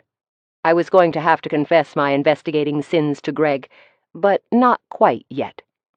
Actually, I'm thinking a cruise ship. I read an article about a woman who is living on one as her retirement home. I could do that easy. Maybe I could get a job running the senior social hours to help pay for my stays. My aunt shrugged. It's as good a retirement plan as any, I guess. I just hope you don't take off too soon. I squeezed her arm. I don't know what I'd do without you at the shop now. I'd be a mess in a month. She sniffed. I'd give you a week before you'd be begging me to come back. Are you still thinking about taking those business classes? I think you need to consider expanding your knowledge about the business world. I had thought about taking some classes at the local community college, but I'd put it off in favor of spending more time on my deck with Greg. Honestly, I haven't done anything. I've missed the spring semester, but I'll get registered for fall. As long as they're night classes, my time's free. Speaking of nights, can you take my shift on Friday again? I'll work your morning shift on Saturday so you can have the entire day off. My aunt turned her head away from me, but I could see a slight tinge of pink on her cheek. You have plans for Friday again? I kept my head facing forward, but tried to gauge my aunt's response. Fine. Yes. Harold asked me out again. There's a traveling show in the city, and the last night they'll be there is Friday. We tried to get in tonight, but the theater is dark on Mondays. She turned toward me. Is it a problem for you to work? I could ask Sasha, but I think she's got midterms this week. Not a problem at all. Greg will probably still be tied up with this investigation, especially when I gave him the information that I'd uncovered. He'd have to talk to the nursing home people. I only hoped Tess wouldn't be too disappointed that our imaginary relative wasn't moving in. Did they get commissions like used car salesmen? 5 admissions in a month, and they earned a trip to Mexico? And I'll be expecting Josh to show up at closing. What should I tell him? I don't have to explain my life or my choices to that man. She crossed her arms. Yeah, but I do. So if you don't want me to use the she's too sick to work excuse like I did last week, I need something to tell him. I parked in front of the florist. You think about what you want me to say, and I'll pop into the florist shop to see Allison. Then we'll eat over at the new Asian fusion place near the Pet Palace. I suppose you need something for that mutt of yours. Her words were harsher than her tone. You might want to get her more tennis balls, too. The ones she has are disgusting. She took a book out of her purse, an autobiography of another ex-First Lady, My aunt had a taste for the political life, even if it was just reading about those involved in the national game. I left the stereo on and my keys in the ignition in case she needed to turn on the air or roll down a window.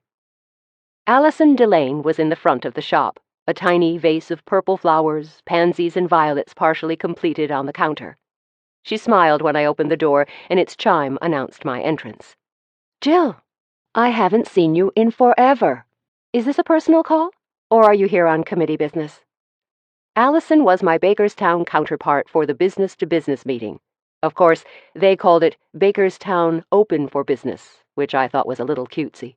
Of course, my committee's name could be seen as a little dry. But then, I named my shop Coffee, Books, and More, which demonstrated how I liked names to reflect what was sold in the place, or the purpose of the committee. Some days, I'd wished I'd thought a little longer and named the shop something cute, like The Human Bean, or A Cup of Stories. But at that point, I already had branding stuff done up for CBM. I made my way through the potted plants, taking in the strong floral smell, which always seemed a little cold to my senses. "Hey, Allison, this is pretty." I touched a petal on a pansy. "Actually, I'm here to ask you a favor, but I don't know if you can tell me or not." "You want to know who sent a bouquet of flowers, right?" She laughed at my shocked face. "Cards get lost, and it's not like I'm a doctor or lawyer. There's no expectation of privacy."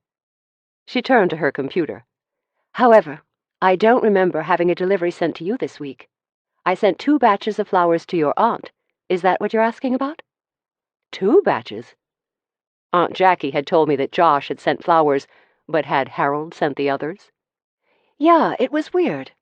One had a get-well-soon card, and the other was a thanks for the great evening message." Allison raised her eyebrows. "Your aunt is a popular girl." "Always," I said. "Anyway, it's not about Jackie's flowers or mine. I wanted to know who's been sending flowers to Resting Acres. It's a recurring order to a woman named MJ. "Carnations," Allison nodded, tapping on her keyboard. "I bill monthly, but I've had the standing order for the last 6 months." I waited as she pulled up the right record. "Here it is." She squinted at me. "This is odd.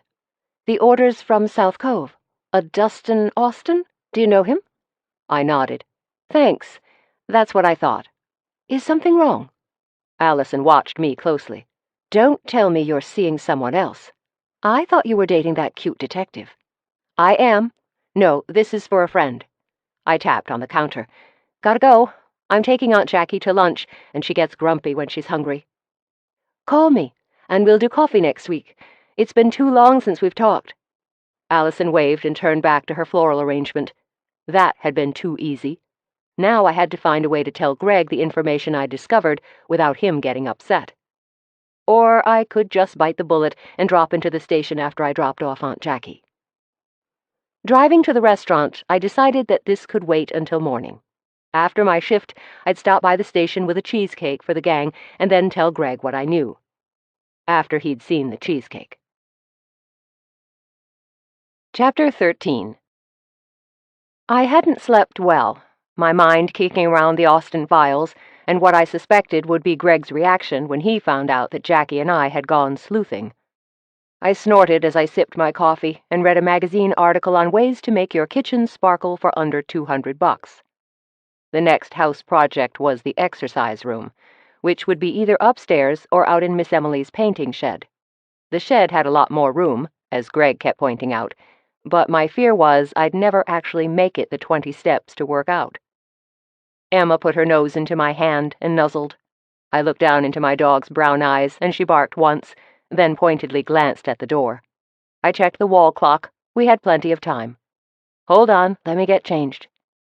I headed upstairs to change into my running clothes. The only way Emma would push me out the door to use a workout room was if she had a bag full of bones hidden behind the weight bars. I considered Greg's attachment to it. Maybe I could give in there, and he wouldn't be as upset about the sleuthing. I shook my head. I was going to get a lecture this morning, no matter what, and I might as well get it over with. Right now, though, Emma and I had a date with the seagulls, and maybe, if she was lucky and I wasn't alert, a dead fish. Sasha was sitting at one of the outside tables when I finally arrived at the shop. I smiled as she tucked her book into her bag. She was hooked on historical romance, although with her schoolwork and the 2 book clubs she ran for the store, she hardly had any free time. However, the girl still got through a book a week for her own pleasure. I was amazed. Dressed in a patterned dress and tennis shoes, her hair tied up with a headband, she looked more like a college student with a part-time job than a single mom trying to make ends meet. "If you keep beating me here, I'm going to have to give you your own key." I unlocked and held the door open for her, flipping on the lights as we crossed the threshold. "And take away my reading time? You'd do that to me?" Sasha tapped her purse. "I carry my book with me everywhere, and if I have 10 or even 5 minutes, that's a few more pages." "So you're telling me that you like me showing up late because you get to read more?" I laughed as I went to the counter and washed my hands. Then I started the regular pot of coffee as Sasha started the decaf. We'd been working this shift together for over a month now, and we had the chores down to a choreographed dance. Sasha worked a full shift with me on Tuesdays, then on Wednesdays she worked with Toby and helped Aunt Jackie close. She had Thursdays off, then ran the same schedule for Fridays and Saturdays. We'd carved out full-time hours so we could get her on our health insurance. Toby had benefits with the police department, so Sasha was our only employee with full benefits. "What can I say? I'm great at time management." She held up the list Aunt Jackie had left by the counter on Saturday night. "You want to handle the extra or the ordinary list?" "I'll do the setup and any customers who come in. You handle the Queen's instructions." I liked to tease my aunt that she tended to overschedule us with activities, but honestly, most of her ideas were gold, especially in the area of marketing. She'd started the book clubs, sponsored a launch for a well-known mystery author at the store, and even set up the last mystery dinner theater. Of course, finding a real dead body meant that hadn't been in the plan, but the idea was solid. We worked in relative silence for a half hour before we got our first rush of commuter customers. After the last one, Bob, ambled out of the store and on his way to his job at the bottling plant down the road, Sasha leaned against the counter and folded her bar towel. "Have you heard from Toby?" Her question surprised me, and I looked up from cutting a new banana nut coffee cake for the display counter. I set the knife down and ripped a slice in half, giving her the larger piece. My heart sank at the realization. Crap. Something happened with the investigation and he's not coming in today? I almost inhaled the bread, not wanting to think about what could happen to Austin, especially since I had the information to free him. What else did they charge Austin with? Sasha frowned. "I don't know." Now it was my turn to be confused. Then why won't Toby be coming into work? Who said Toby wasn't coming in? Sasha paused, then laughed. "Oh, no, that's not what I meant. I wondered if you heard how Toby and Elise's date had gone on Friday." Relief filled me, and I made a mental promise to go to the station and confess as soon as my shift was over. I went back to checking the prices in the cash register. Aunt Jackie made me do the routine double-check first thing every week, just in case gremlins had come in over the weekend and played with our pricing codes. I don't know, I guess fine. I mean, I don't really hear from Toby unless it's about work. Or my sleuthing, I added silently. "Oh." A twinge of disappointment echoing in Sasha's one-word answer caused me to pause from the verification task again. What's going on? Anything I need to know about? This was the second time I'd asked Sasha about her emotional health in less than a week. The girl had me worried. She waved away my words. "I'm fine. I was just concerned about Toby, that's all. A girl doesn't set up a mandatory dinner for her beau unless she has big news." My mind started racing. "Oh, no. You don't think she's pregnant, do you?" Sasha's eyes widened. "No, I mean, I don't know. Do you think she's pregnant?" I thought about Toby's complaints about Elisa being moody and hard to deal with. It could explain a lot, especially her mood swings. I shook my head. Toby as a daddy? I just can't see it. Sasha headed toward the back. "I can." Then she disappeared through the swinging doors. I stepped toward the office, but the bell over the front door stopped me. Harold strolled through the door and set a leather-strapped briefcase on a table near the window. He waved at me, then came up to the counter. "Hey, Jill, is Jackie down yet?" "Down? She doesn't work until 3. Harold looked good. Clean jeans, a button-down shirt, and, I sniffed just to make sure, he was also wearing cologne. I didn't think I'd ever seen him in anything but T-shirts, mostly ones with different railroad insignias. That was the fun of making a hobby into a profession. You could dress the part. Today, Harold looked like a successful California real estate broker, or maybe one of those .com kings. "Didn't she tell you? We have our weekly meeting for the Water Conservation Committee today, and she's hosting. Let me order up coffee for 4, and a plate of a variety of the different pastries over there. My treat." He pulled out his wallet and handed me a gold card. "Let us handle the coffee, but I'll take your card for the desserts. Let me know if the rest of the group wants anything else." I charged him for the order and handed back the plastic. I looked at the clock. 10 to 9. "Do you want me to call Aunt Jackie and let her know you're here?" He shook his head. "Nope. I've got stuff to keep me busy until the meeting starts." He smiled, and the crinkles around his blue eyes made him look like Robert Redford. "Besides, a guy doesn't want to look too anxious, right?" "I'll bring everything over to the table, then." As he walked away, my gaze darted to the ceiling. Was Aunt Jackie really into this guy? Could this be my new uncle? As I filled the coffee carafe, the bell over the door rang again, and Josh lumbered into the shop. I saw his glare toward Harold, who in turn smiled and waved him over. Instead, Josh headed toward me and the counter. "Where's Jackie?" Even though the day was just starting, he looked rumpled in his white shirt and black suit. I pointed to the ceiling. "She hasn't come down yet. I guess you all have a meeting? I'm getting coffee for the table. Can I get you something else?" "Plate up some of those cake things Jackie likes." Josh waved toward the dessert case. "I'll treat everyone to breakfast." "Harold's already bought enough for the table." I smiled over at Harold, who was poring over papers from his briefcase. "Hey, is Amy coming? I need to talk to her." "I am not in charge of Miss Newman's social calendar. Please let Jackie know I'm here." Josh pulled his jacket straight and spun around, apparently ready to meet the dragon commonly known as Harold. "Uh-oh, this might not be good," Sasha whispered as she came to stand beside me. "I'd give the match to Josh, mostly because of the weight class difference." I shook my head, not taking my gaze off of the black suit moving closer to the unsuspecting Harold. "I'm going with train guy. He's a few years younger and a whole lot more in shape." "Who's in shape?" Aunt Jackie asked from the door leading to the office. My eyes widened, and I stared at Sasha, hoping she'd come up with a convincing lie.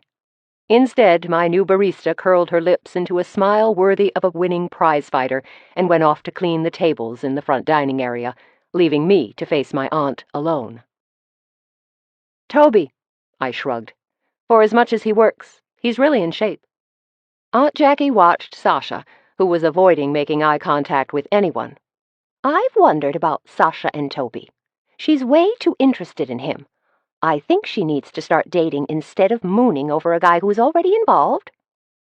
I leaned against the counter and stared at her. "You think Sasha's in love with Toby?" She laughed and shook her head, and I relaxed, until she said, "Not in love, but she's got a major crush on the guy." "Really? I haven't noticed anything." I put the last of the treats on the tray. "You're oblivious to most things, dear." My aunt looked at the empty shop and then down at the tray. "I take it those are for my meeting?" Harold thought it would be nice. Then Josh tried to buy some treats for the table as well. I handed her the coffee carafe and 4 cups. "Is Amy coming?" As I asked the question, Amy Newman stepped through the door. She nodded to me, then went to sit in between Josh and Harold, and handed each a notebook. She put a third in front of the empty chair where my aunt was going to sit. "Let's get these delivered so I can get the meeting started. Time is money, you know." Aunt Jackie strolled to the table and set cups down in front of each of the members. "Coffee?" As they nodded in turn, she filled their cups. I set the treats in the middle of the table with an extra set of plates and forks for the group. Then she handed me the empty carafe. "Fill this, will you?" I'd been dismissed. I went back to the coffee bar, filled the carafe, and walked it back over to the table, where they were all talking at once, except for Amy, who was staring down into her notebook, ignoring my presence. Well, fine. Two could play that game. I returned to the coffee counter, poured myself a cup of hazelnut, and took a book over to the couch. Sasha could handle any more random customers. When Sasha finished cleaning the tables, no other customers had arrived, so she joined me with a book on the couch. I thought about my aunt's statement. Was Sasha fascinated with the reformed Playboy barista? I knew they liked to tease each other, but I didn't think Sasha was one to poach in someone else's backyard, so to speak. By the time Toby arrived, the water committee was still in session over at the window table. I stood and stretched, joining him at the counter while he prepped for his shift. "How is everything?" Toby didn't meet my eyes. "What do you mean?" "Are you and Elisa talking yet?" I leaned closer, dropping the volume in my voice so Sasha wouldn't hear. I glanced toward the couch and caught her watching us. When she saw me watching her, she returned to her reading. Toby shrugged. "Not much." He slipped on his apron. "Hey, Greg wanted me to tell you he's heading into Bakerstown this afternoon and may not be able to stop by tonight." I jumped off the stool. "Crap! What time is he leaving?" "He had a few things to finish up. Why?" Toby leaned over the counter, watching me. I raced around the counter and snatched my purse out of the back room. "Nothing much. I just need to talk to him." Halfway to the station, I realized what Toby had done. He'd distracted me from asking about his relationship. Whatever the couple had discussed on Friday, he didn't want to tell me. I'd just have to be sneakier in how I asked the next time. Toby might be tricky, but I could be devious. The brisk sea air had me chilled by the time I arrived at the station. I'd left my jacket at the shop, thinking it looked warmer than it really was. I rubbed my arms and walked even faster to catch Greg, if he was even planning on leaving town today. Esmeralda was on the phone at the reception desk when I arrived, and she waved me into his office. Still, I knocked before going through the open door. Greg glanced up at me, his blue eyes crinkling in a welcome surprise. At least he was happy to see me now. Who knew how he'd feel in a few minutes when I unloaded my findings? "Hey, you." His voice softened and made my insides all gooey. "Hey, yourself. Toby said you were heading to Bakerstown." I looked around his office. It didn't appear Greg was on his way anywhere. I was going to kick Toby the next time I saw him. Greg looked at the clock on the wall.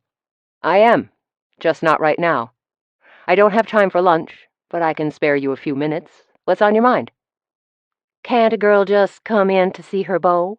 I drawled as I sank into one of the chairs across from him. Greg leaned back and put his arms behind his head. "Come on, spill. I know that look. What did you find out? Is the mayor head of the crack cocaine mafia? Or does Amy have a secret boyfriend Justin doesn't know about?" I frowned. "Neither. Why would you think Amy would cheat on Justin?" "Just throwing out ideas, since you're not very chatty yet." He looked at the clock again, my clue to get talking or get out. "Okay. So, Aunt Jackie and I went into Bakerstown yesterday." He groaned. "I should have known." "What? Can't we go into town?" I knew I was bluffing, but hey, he didn't have to suspect me all the time, even if he was usually right. He raised his eyebrows. "Continue." "Fine. We went to Resting Acres, and there's this woman there, MJ, but we think her name is Mary Jane, and she's the one Austin is protecting from the feds and why he changed his name." I stopped for breath, then added, "And he's been sending her flowers for years." "What?" He put his head in his hands. "You're giving me a headache. Who's been sending flowers for years?" "Austin. He's been visiting this woman in the nursing home and sending her flowers. Sadie thinks she's the reason he went underground in the first place." I paused, watching Greg's face to see if he believed anything I was saying. After I explained Aunt Jackie's and my trip into Bakerstown, Greg took out a pad and wrote down something. "The florist's name is Allison?" Yep. So is this important? I leaned forward, trying to read what he'd written, but he snapped the notebook closed before I could see much more than the name of the nursing home. He looked at the clock a third time. Sorry, honey. I've got to run. I'll try to stop by this evening. If you're lucky, I'll bring by pizza from Godfather's. And if you're lucky, I'll have a few cold beers in the fridge. I let him pull me from my seat, and we walked out into the lobby together. Are you going to tell me where you're going? He kissed me, letting his lips linger a bit on mine, then swatted me on the butt. Nope. I watched him disappear through the station's back door, where he typically parked his truck. As I turned toward the other exit, Esmeralda laughed. You two are so cute together. He's all business, and you're always messing with his karma. I paused at her desk. I don't mess with his karma, do I? I wasn't quite sure what messing with karma meant, so I didn't want to totally deny the charge if it was true. Girl, you are at the center of all the important stuff going on here in South Cove. I would think the mayor should be paying you big bucks for everything you do instead of that measly salary for running the business committee. She filed her nails, not looking at me. You know how much I make? She shrugged. The city budgets may cross my email from time to time. Now she leaned forward and squinted at me. Have you been on a treasure hunt? No. Why do you ask? Something in your aura. She considered me closely. You need to be careful when you go out alone to seek the treasure. There's something guarding it, and it's not friendly. Seriously, I'm not going on any treasure hunts. I smiled at my neighbor. Hey, your lawn looks terrific. What kind of seed do you use? Is it drought-resistant? Esmeralda smiled as the phone rang. The grass is always greener when it's been watered. She picked up the phone, spun her chair so her back was to me, and answered, South Cove Police Department, how may I help you? Chapter 14. When I returned home, a letter was taped on my door. The envelope's printed return address was for South Cove City Hall. Maybe Amy had come by after the meeting and left me a note. I ripped it off the door and waited to open it until I'd unlocked the door and let Emma out. I dumped my purse on the table and sank into a chair, opening the letter. Instead of a handwritten note from my friend, though, telling me she'd forgiven me for slighting her about Esmeralda, there was a printed letter from the South Cove Water Commission. I read down to the important part. I was being fined $100 for watering my lawn, a lawn I hadn't watered in months. Sue me, I wasn't the best landscaper. Greg mowed my lawn more often than I did. I didn't like getting my hands dirty. The way it caked on my hands creeped me out, so I didn't do anything without donning a pair of gardening gloves. Scanning the letter, I knew they'd made a big mistake. Esmeralda was watering. She'd told me so. And I got fined? Amy must really be mad. But when I saw the signature, I knew the problem. Josh Thomas had signed the letter. This was retaliation for Aunt Jackie and Harold. I put the letter on the counter. I'd take it to work tomorrow and have Aunt Jackie take care of it. She caused the issues. She could handle the fallout. I went upstairs and changed into my running clothes. I needed a taste of the sea air and to run off this bad energy. When Emma and I returned, there was a message on my answering machine. I punched the button, and Greg's voice filled the small kitchen. Emma barked and looked around to see where her friend was hiding. Hey, you're in luck. I'll be there just after 5 with 2 large pies, so chill the beer. I looked at my dog sitting at attention, waiting for Greg to appear out of the small machine. He'll be here soon. I opened the fridge and pulled out lettuce, tomatoes, and what was left of my deli turkey meat to make a salad. Even with the second run, if I didn't make up for the calories I'd be consuming tonight, I'd feel bloated in the morning. Emma sniffed the air, and, realizing I wasn't cooking anything on her top 10 list of begging menus, crossed the kitchen to her bed, where she circled 3 times before lying down with her head on her newest stuffed raccoon. I finished the salad, dressed it with a raspberry vinaigrette I loved, and poured a glass of sun tea I'd made last weekend. Cleaning up the counter, I moved my lunch to the table and took out my notebook and a pen. I stared at the list of possible suspects in Casey's murder, which right now included one person, Dustin Austin. I knew Casey had died of a severe reaction to a wheat allergy, but the girl was smart. She knew how to keep herself safe, and I'd seen an EpiPen in her purse, so why hadn't she used it? I started writing down the questions that bothered me. Casey knew about her condition, and, as her husband, so had Austin. But it wasn't like she was shy about talking to others about her allergy. I'd had a brief conversation with her at the food truck, and I'd learned more than I'd ever known about gluten allergies. Of course, we had been talking about the new business. I wrote food truck in big letters in the middle of the page. If getting her to close or sell the truck had been the motive, I knew of 3 people who would be suspects: me, Sadie, and Lily. I circled Lily a few times, but really, my heart wasn't into suspecting her. The restaurant owner was more into her bad boy boyfriends and holding a grudge against anyone who'd ever slighted her. Now, if Homer Bell, the guy who'd sold the truck out from under me and Lily, had come up dead, Lily would be top of my list. She hated that guy. I sighed and wrote down Sadie's name under the food truck. Not only had Austin stolen her recipes by sucking face with her and pretending to be her boyfriend, she might have lost business for Pies on the Fly if the food truck had been successful. Although that logic didn't completely ring true, as the customer base for the 2 businesses were totally different. Thinking about Sadie reminded me of the women who'd asked for gluten-free treats at the shop last weekend. I'd never asked Sadie if she could make up something special. I dialed Sadie's number and got her voicemail. She got up about 3 to do her baking, and I'd forgotten this was her nap time when she turned off her phone. "Hi, Sadie, it's Jill. I wanted to talk to you about some different menu items for the shop. Don't kill me, but I need something gluten-free. Give me a call when you get this message." One thing off my to-do list. I turned a page in the notebook and looked at the week's schedule. I added pizza with Greg and beach run to today's list, crossing off the beach run right after I wrote it. Then I wrote gluten-free menu items on the page for tomorrow. I wanted to talk to Aunt Jackie about her thoughts on the change, too. She could probably estimate how many items we might sell using one of her business school models. I paused, then wrote on today's list, explore back-to-school options. If the murder investigation was leading me back around to one of my best friends, then I needed to do something else to occupy my mind. I knew I was missing something, but I kept thinking about that book of recipes now in Sadie's kitchen with Casey's handwritten changes in the margins. I picked up the phone to call Amy, then realized she was still miffed at me. Finishing the last of my salad, I rinsed the bowl and fork and put it into the dishwasher.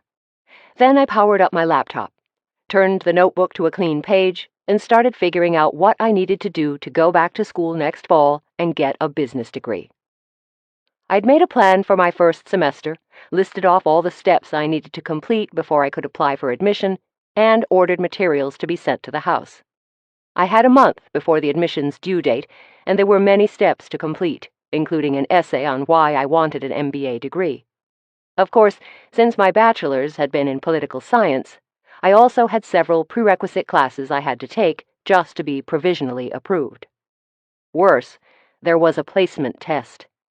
I put a note on my to-do list to order a study guide for the GMAT. I'd ordered several guides for the undergrad test earlier that fall for seniors at the high school, but I didn't have any for graduate school on hand. Maybe going back to school wasn't such a great idea. After passing the bar, I'd sworn I'd never take another test again. But according to the website, the LSAT test that got me into law school wasn't accepted for the MBA program, so it looked like I'd be sitting at a computer for the next month, getting my student groove back on. Maybe Sasha would help me study. The knock on the door came at 10 minutes after 5. I was still in student mode, making choices of what classes I wanted to take which nights. If I went 4 nights a week, I'd be done in 3 years, even with the extra classes I needed to boost my business knowledge. How hard could math for business decisions be? Emma beat me to the door, and as I unlocked it, I peeked through the side window to make sure it was Greg. I'd been surprised before by a crazy stalker who thought I held a package from a dead woman. Don't ask, but now I always kept the doors locked and checked before I opened up, even if I was expecting the South Cove police detective. Greg approved of my new habit, which kind of got me off the hook for all the bad ones he didn't like so much. He was leaning against the doorway, holding the screen open with his foot because in his hands were 2 boxes from Godfather's. My stomach grumbled as the smell of deep dish pepperoni and a super garbage supreme pizza hit my nose. "Come on in. I'm starving." I held open the door, then relocked it after he entered. A little overkill in my view, but it made Greg feel like I was taking my protection seriously. I'd even started carrying pepper spray when I ran, although whoever would mess with me while Emma was around was just plain stupid. "What? Did you only eat one of Sadie's cheesecakes for lunch?" He kissed me on the cheek and moved to the kitchen. "Sorry about pizza again, but we really didn't finish that impromptu dinner and a movie night." Following him, I answered, "For your information, I had salad for lunch, and I don't think I had anything for breakfast." No wonder I was starving, now that I thought about it. I really needed to start eating earlier. Coffee didn't replace real food, although it made a valiant effort in my book. He set the pizza boxes on the counter and pointed to the table. "You working on the shop's books today? I thought your aunt handled most of that." I scrambled to close up the notebook and put away the laptop before he went thumbing through the pages and found the Who Killed Casey page. I knew Greg wasn't stupid enough to think I wasn't investigating, but I didn't want the proof to be so obvious. "I'm going back to school for my MBA. Aunt Jackie thinks I need to know more about how businesses run, seeing as I own one." Greg got plates from the counter and set them near the boxes. Then he took 2 beers out of the fridge and opened them. "You want a glass for your beer?" "Waste of a glass. I can drink out of the bottle. Besides, I don't want to run the dishwasher until Friday." I pointed to the letter on the counter. "I'm already in trouble with the committee for watering my lawn. I don't want to waste water on cleaning dishes." He picked up the letter, read the fine, and laughed. "Seriously? I don't think you've watered the lawn in a year. That's my job since you tend to forget." "I know, right?" I helped myself to a plate. "I'm turning it over to Aunt Jackie tomorrow, and she can rein in her attack dog. Besides, I don't think Josh is upset over the water. I think Harold's got him worried that Aunt Jackie's going to dump him." Greg filled his own plate and took it to the table with a couple of paper towels. "I can see why he'd be worried. Harold would be a perfect match for your aunt. They both like traveling and theater. I don't know why we didn't think of introducing them before now. He is more her style." I took a swig from the bottle, letting the cold beer race down my throat. Setting it down on the table, I smoothed my paper towel over my lap. "I don't know. I just feel a little sorry for Josh."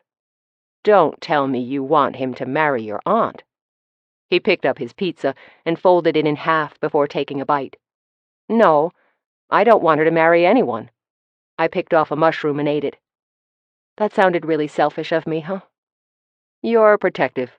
That's a good thing." Greg wiped his mouth. "Of course, dragging her to Bakerstown to follow up on a crazy lead isn't protecting her very well. What were you thinking?" "I don't think Austin killed Casey." I held up a hand before he could respond. "I know, not my circus, but just because he was hiding out from the law for over 40 years doesn't make him a killer. He sends the woman flowers every week, for goodness sake." He raised his eyebrows. "Now you sound like Amy. Pro-Austin and not able to see anything but the nice guy he portrays here in town. Believe me, I know Austin's a royal jerk. Look what he did to Sadie. I'd like him thrown in jail for breaking her heart, but I don't think you'd get away with it with the DA." I took my first bite of the pizza, wanting to change the subject so I could eat, but not wanting to cut Greg off. He might tell me something about what he discovered the more we talked. Greg laughed. "I don't know. John's ready to go to court on this guy. If I added reckless endangerment of Miss Sadie's heart, he might just go for the kill. I've never seen him so sold on one person, even if all the evidence seems to prove Austin's innocence." I thought about that statement. Any chance John knows what happened to Sadie? "Everyone knows what happened to Sadie. I'm surprised Austin wasn't run out of town for the crap he pulled. But it's not illegal to be a jerk. He finished the slices on his plate and looked at my still full one. I thought you were hungry. I'm worried about Sadie.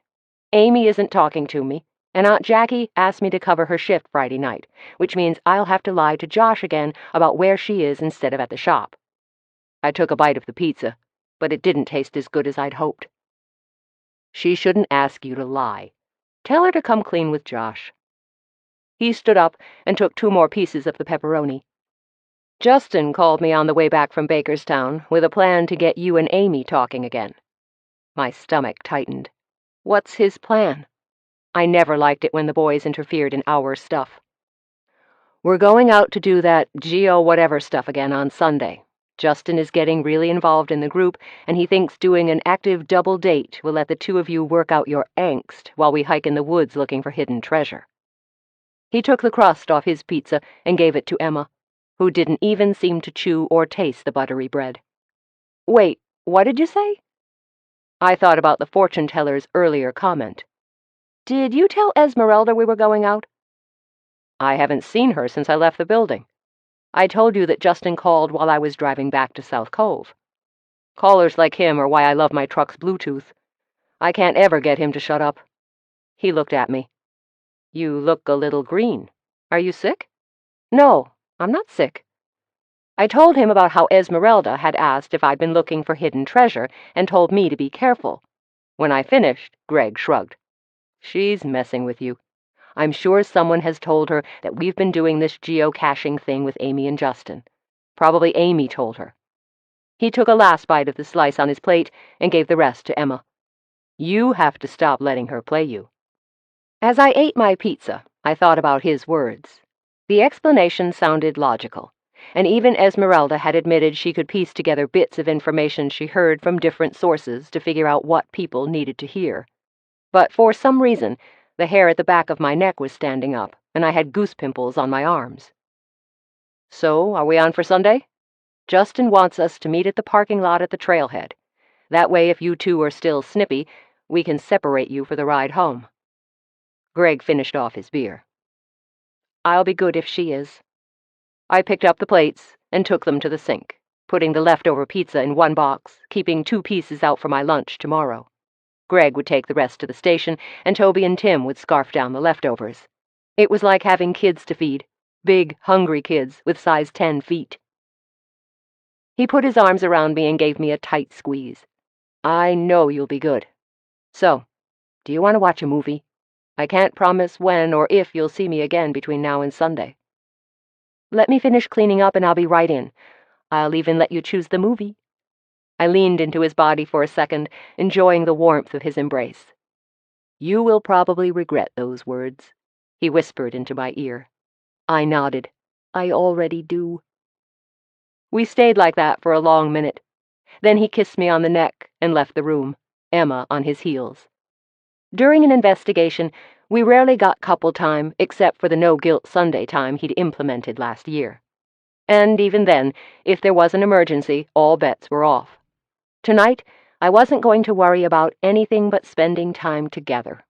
I could pry him for information tomorrow, when I stopped by the station with a slice of cheesecake or 2. When I entered the living room, he sat in the middle of the couch, Emma on one side, and a small portion of the seat cushion for me on the other. I slipped into the space and hit play on the DVD remote. So you never told me why you're able to have date night in the middle of the week. Is John out of town for some reason? He's trying to deal with the information you brought to my attention this morning. He says thanks, by the way. He didn't mean it when he said it, but I know his heart is in the right place. Greg leaned back into the couch and put his arm around me, pulling me closer. What's he deciding? I put my ear over his heart and listened to the strong, comforting beat. He put his hand on my head, stroking my face very gently, as if I were a china doll to be protected from crashing and breaking. Whether to drop the charges on Austin. Apparently, John was convinced that Austin did in Mary Jane as well, and now that we found her, he's in the clear. So the kill one, kill them all motive doesn't really apply. We both left the other question hang in the air without an answer. If Austin didn't kill Casey, who did? Chapter 15. I hadn't slept well, my dreams filled with wandering kittens that kept getting into harm's way. When I woke early, I dressed in my running clothes and took Emma out for a quick run, hoping to clear my head of the stressed dreams. I still opened the shop early. After the morning commuter customers left, I dialed Aunt Jackie's number. 3 rings, and she answered. "What? Is there a problem at the shop?" "No, there's a problem with Josh." I could hear her favorite morning show in the background. The sigh was long and loud. "What's he done now?" "Come down to the shop and I'll show you. You really have got to get a handle on him." I clicked off and waited for her to make her way downstairs.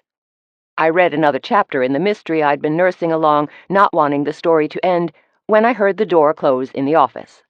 She pushed through the doors, still dressed in her lounging clothes, a silk robe, silk pajama top, and long pants, and her fuzzy slippers. With her hair wrapped up with a matching turban, she looked like a gently aging Lucille Ball, but with more makeup. She might not have gotten dressed to talk to me, but she had put on the full face treatment: foundation, eyeshadow, liner, mascara, and lipstick. She poured a cup of coffee and leaned against the counter, sipping it. "So? What's so important?" I pushed the letter toward her. "I got this on my door last night. Did you guys talk about me during your meeting?" She pulled her reading glasses up off the chain where they hung around her neck and read the citation. "He didn't have the authority of the commission for this. I mean, we talked about someone who appeared to be watering his or her lawn, but I never got the impression it was you. You hate gardening." "I know, and it wasn't me. My lawn is as dry as everyone else's. I think your committee needs to get their facts straight before they go off issuing citations." I grabbed the paper back from her and started waving it. "This is America. I have rights. What about innocent until proven guilty? Let Josh prove I water my lawn. Does he have pictures?" She gently took the citation from my hand. "Calm down, dear. I told you it wasn't the committee. I'll handle this and Josh. You just relax." Okay, so that was over the top. I just hate being accused of things I didn't do, especially since we both know this is about your date on Friday. I studied her. "You will tell him about you and Harold, right?" "Now, don't go all crazy on me. Telling him to back off you is one thing, but hurting his feelings by telling him about Harold and me is quite different." My aunt tucked the letter into her robe jacket and took off her glasses. She sipped on her coffee. "You know, he did this because he suspects something is going on. He's vindictive." I almost said a little vindictive, but nothing about Josh was little, unless you counted his emotional stability. "You're probably right. I'm just not ready to talk about Harold with Josh yet. I've been fair both ways. I don't talk about Josh to Harold either.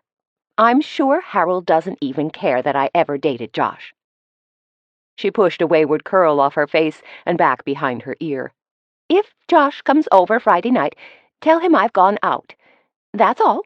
No details, no with whom, not even a guess about what movie or theater. The man needs to learn to respect my privacy." And with that declaration, my aunt spun around on her fuzzy slipper and left. I'm sure it would have been a more satisfying exit if she'd had on shoes that actually allowed me to hear her stomp away. With that problem solved, sort of, I returned to the Casey page of my notebook. I knew I was missing something. I put a line through Austin and Sadie's names, but Austin's crossout was much lighter than my friend's. As soon as I finished, the bell rang over the door, and Sadie walked in the shop. If I'd believed in signs, this was a clear one that I was on the right track. Maybe Sadie's memories hid a clue even she didn't realize she knew. Or maybe she was just responding to the voicemail I'd left her yesterday. I'd like to believe it was the former. She slipped onto one of the stools and looked at me, putting her purse on the counter next to her. "Let me get this straight. You want me to develop a gluten-free dessert for your customers, since the jerk and his now-deceased wife aren't opening up a dessert truck that could have run both of us out of business. You have to admit it's a good business decision. Besides, we just need one or two choices. Besides the fresh fruit cup we offer now. I smiled what I hoped was a winning smile when, in fact, it was probably serial killer creepy. Sadie's shoulders sagged. I'm being emotional about a business decision, aren't I? You have a right to be emotional. Austin was a total butt to you. He led you on and stole your recipes. He should go to jail for being a bad man. I poured her a cup of her favorite chocolate-flavored coffee and filled my own cup before I walked around and sat next to her. If you don't want to help me with this, you don't have to do it. I'll figure out something else. She wiped away tears that had begun to fall. I'll start playing around with some things. I have Casey's notes, but I think instead of changing one of my recipes, I'll create something new and name it after her. I think that would be lovely. I put my arm around her and gave her a quick hug. You are such a kind person.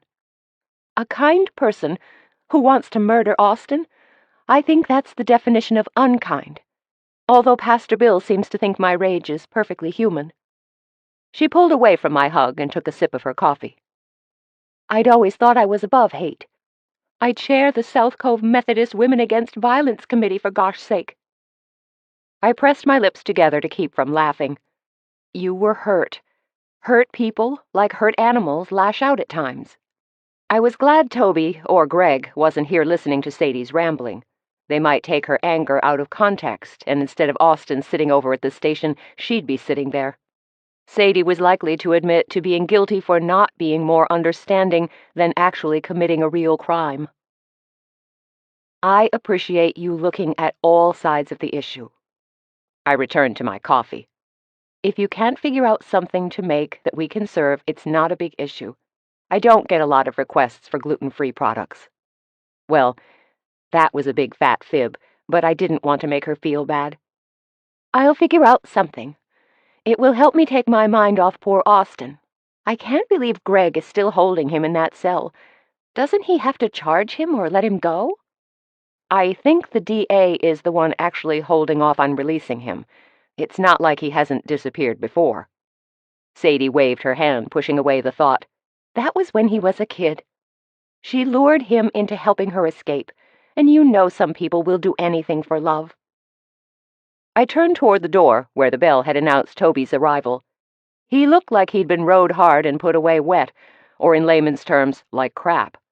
His usual crisp white shirt was replaced with a rumpled T-shirt I was pretty sure I'd seen in the corner of the police station's locker room when Greg had asked me to get him his coat out of a locker last week. I felt Sadie turn to see what I was staring at, and heard her audible gasp. I look that bad, do I? Toby shook his head and went behind the counter. I'm kind of in between places right now, and didn't feel like going to Elise's for a clean shirt this morning.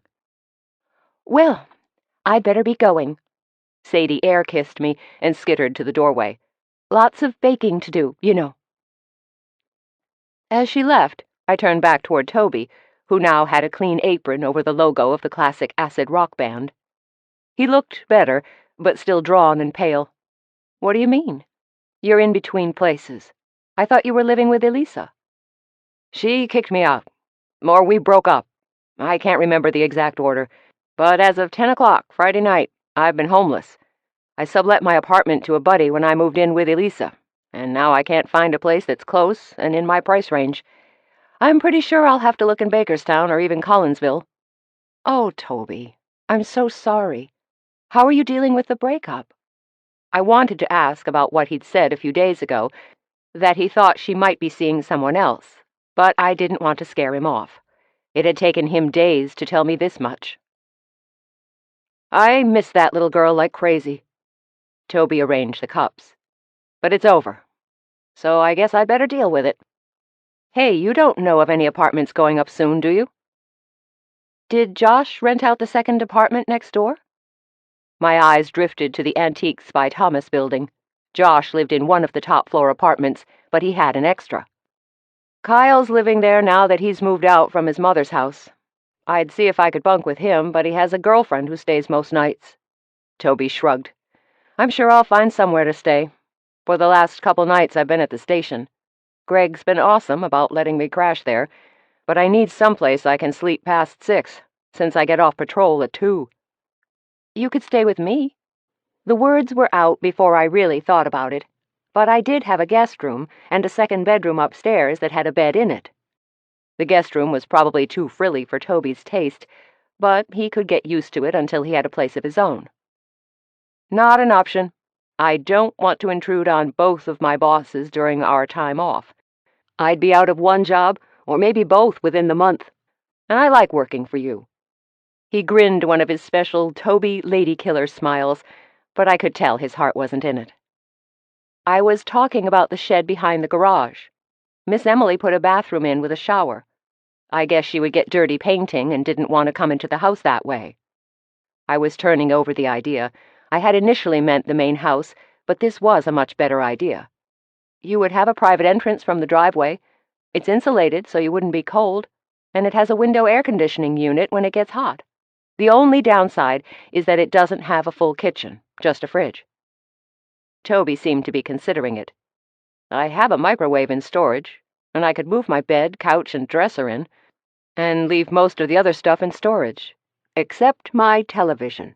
That would definitely have to come along. He watched one of his regulars climb out of her car, her stacked high heels making it hard for her to walk on the brick sidewalk. Can I move in tonight? Of course. Just come by after you get off and I'll give you a key. I don't have much in there except some boxes of Miss Emily's that I haven't gone through yet, and we can put those in the loft. You're sure it won't be a problem? Toby ran a hand through his hair. I mean, we already spend a lot of time together. Maybe this is a little too close. I picked up my purse. You'll be doing me a favor.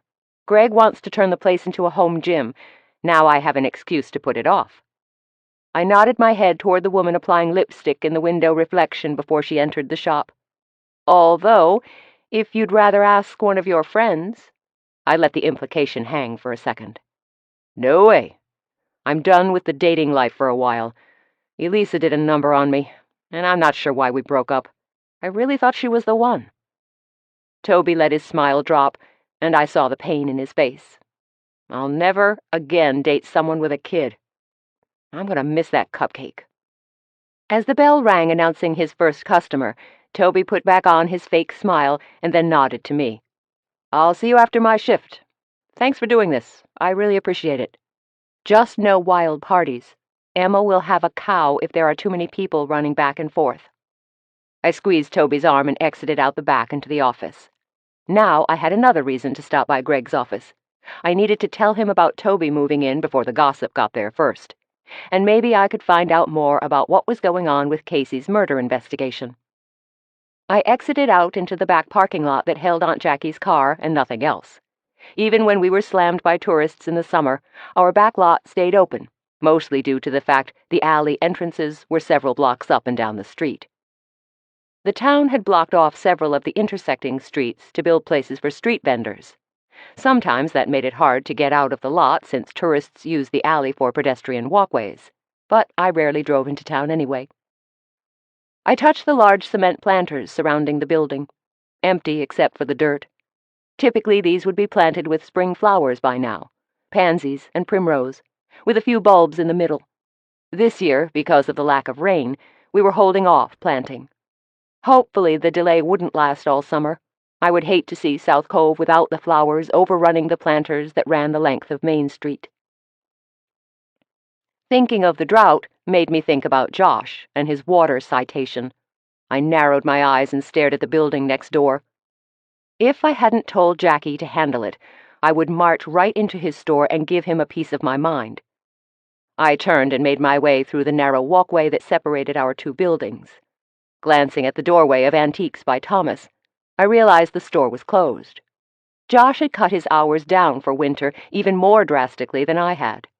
Of course, maybe I got more coffee addicts and he was catering toward a more select clientele. And there was the thing about being less available making you more desirable. If anyone besides me worked the dead hours my shift typically held, I would be cutting my store's open hours as well, but I didn't pay myself a salary. My monthly income was based on the profit margin. so the more hours I worked, the better for the bottom line. Well, Josh just avoided a butt-chewing from me. Hopefully Jackie would take care of it before I had to say something. I knew I wouldn't be as tactful as my aunt would be. I crossed the street and headed to the police station. The morning was warm, and I could feel the sun kissing my upper arms that had gone pasty white over the winter. I wasn't a big tanner. Sure, I'd sit out in the yard, but I didn't have the patience to be totally committed to the cause. Besides, the swing on the shaded back porch was a perfect place to spend the sunny summer days reading. Maybe that would be my afternoon activity today. I had a new thriller in my bag that I'd scarfed off the advance reader copy pile that Jesse, my book salesman, had left last week when he'd come to visit. He came more often now that we were having a higher sales volume, and the happier he was with our sales, the more free books he left. The book in my purse was one of those big-name authors who had people writing his books for him. I'd been hooked on the first book in the series, so now I read everything this co-author wrote. Readers are like that. You get attached to an author's world-building, and you just want to stay in their reality. I was thinking about the love interest in the last book, and wondering if the same character would be in this release when I ran into Greg coming out of the station. He dropped his file, and we both bent to pick up the papers before a gust of wind took off with them. I looked at the first page, and it was a warrant to arrest Austin. "What on earth are you arresting Austin for?" I shook the paper in front of him. "You weren't supposed to read that." He took the page out of my hand. "Seriously, Jill, how are you always in the wrong place at the wrong time?" "Maybe I'm at the right place at the wrong time." I paused, rethinking my words. "Or the wrong place at the right time." No, that wasn't right either. Now Greg was grinning at me. "Oh, you know what I mean, and you didn't answer my question." "I'm not arresting Austin. I'm going into Bakerstown to try to talk John out of this. There is no way that guy killed Casey. You and I both know it. But John is out for bear. He has something stuck in his craw about this case, and I'm going to find out what it's all about." Greg kissed me on the cheek. "Now, can I go? Or do you need to confess something else about sticking your nose in my investigation?" "No. I was coming over to work my magic and get you to tell me something about the case." I eyed the folder with the loose papers sticking out at all angles. "And I guess it worked." "Your sleuthing methods are unscientific, and yet, sometimes, successful." He shook the file at me. "You know, if I convince John that Austin isn't the murderer, I'm going to have to figure out who really did kill Casey." "I have faith in you." Besides, I was starting to think I could help somehow on the problem. I nodded to the other end of the street. "I guess I'll head home then." "I could drive you." Greg tossed his keys in the air and caught them with his free hand. "I'll walk. I might stop at Lily's and get lunch before I head home." I held my hands up. "Besides, it's a beautiful day." "Let's just hope Sunday is as nice." Greg turned toward the parking lot where he'd parked his truck. "Sunday?" My question stopped him, and he turned around and pointed at me. "Do not tell me you've already forgotten. We're going out with Justin and Amy to that geocaching club event. You are not stranding me with the treasure hunters." He narrowed his eyes. "I forgot. Sorry." I waved, then turned back. "One more thing?" Greg hadn't moved from his spot. "Yes?" "Toby is going to move into the shed for a while. He needs a place to stay until the sublet on his lease is up." I shrugged. "I guess we'll have to put off that home gym remodel for a while."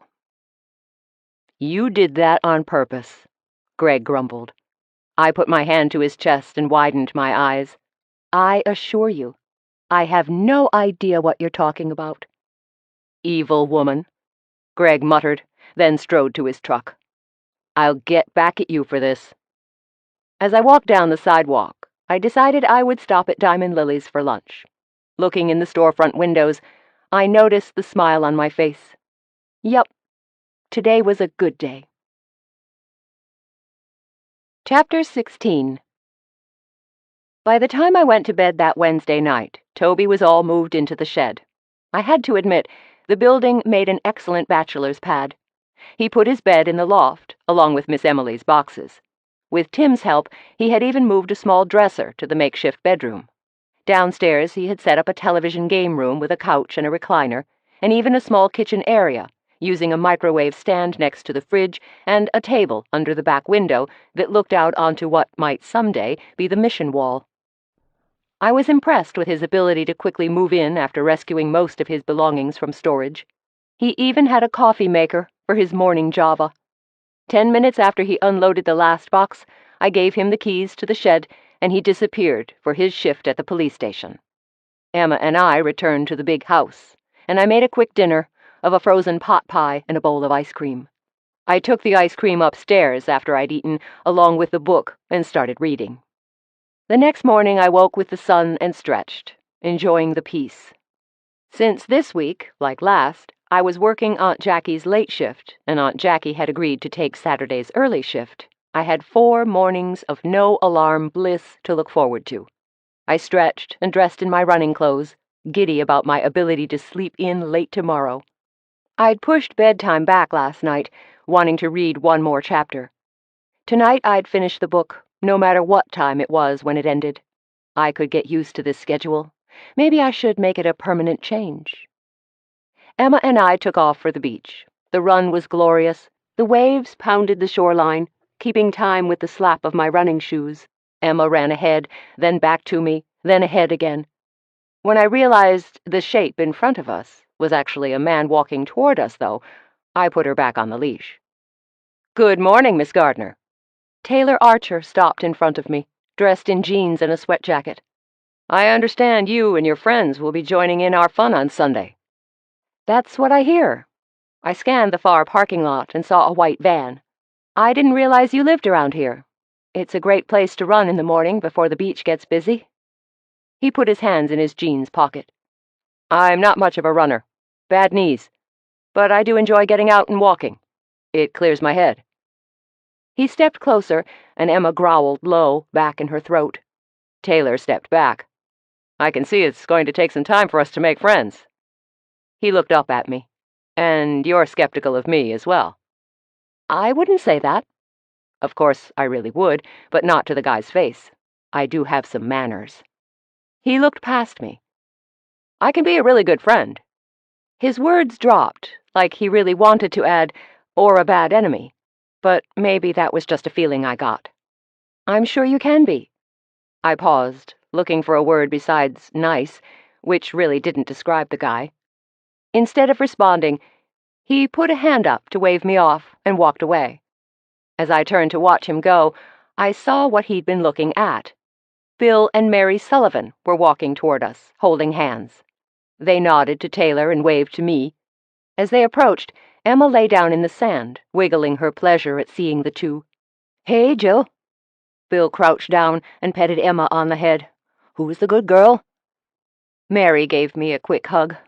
"I haven't seen you in weeks. How have you been? How's Jackie? With this new committee, her job, and now Harold, I barely get to talk to her." "I've been good. Busy." I watched as Taylor disappeared into the woods where the green belt started. It was only then that my shoulders sank, and I realized I had been holding my breath. "Do you know that guy?" Still crouching, Bill turned to see what I was looking at. "Kind of. He's part of that geocaching club that Casey was into. I've talked to him a few times. Emma really doesn't like him." "She's a good judge of character." Bill gave Emma a kiss on the nose, then stood. "You should take her warnings to heart." "Bill, you shouldn't scare the girl. No one's going to mess with her when she's got Emma in tow." Mary leaned in to her husband, her arm going around the crook of his elbow. "So, tell your aunt to call me. Just because she has a new man in her life doesn't mean she can ignore her friends. Men come and go, but girlfriends are forever." "I'll tell her that." I checked the time on my watch. "I've got to open the shop in less than an hour. I guess I'd better head home." "Do you want us to walk with you?" Bill scanned the beach in the direction Taylor had disappeared. "I'm fine, but thanks." I grinned. "I've got one of South Cove's finest living in my shed." Mary frowned. "Greg moved in with you? Are you sure that's a smart idea? You know what they say about free milk and cows." I tried not to giggle at her analogy. "No one's living with me. Toby needed a place to stay, so we set up the back shed for him. It makes a nice little apartment. Well, isn't that nice? I'm sure the extra money comes in handy. Bill gave Emma one last pat. Being a good landlord is all about setting boundaries. Just remember that piece of advice from the professional here. As Emma and I ran home, I thought about what Bill had said. Was I really a landlord? Bill and Mary ran the South Cove bed and breakfast, so they knew what it took to rent out a place. I hadn't even talked to Toby about charging him rent. And would people think he was living with me? Like, in a boyfriend-girlfriend kind of way? I hadn't thought this idea through enough. Of course, most of my decisions were made that way. Spur of the moment, and by the seat of my pants. Why should this be any different? Toby was just pulling in the driveway when we got back. He looked tired from his night patrol. I waved as he unlocked the shed door and disappeared inside. Emma and I went in through the backyard gate, and I entered the house through the kitchen door. My dog went right to her water bowl. I, on the other hand, went to the coffee pot and poured me a large mug.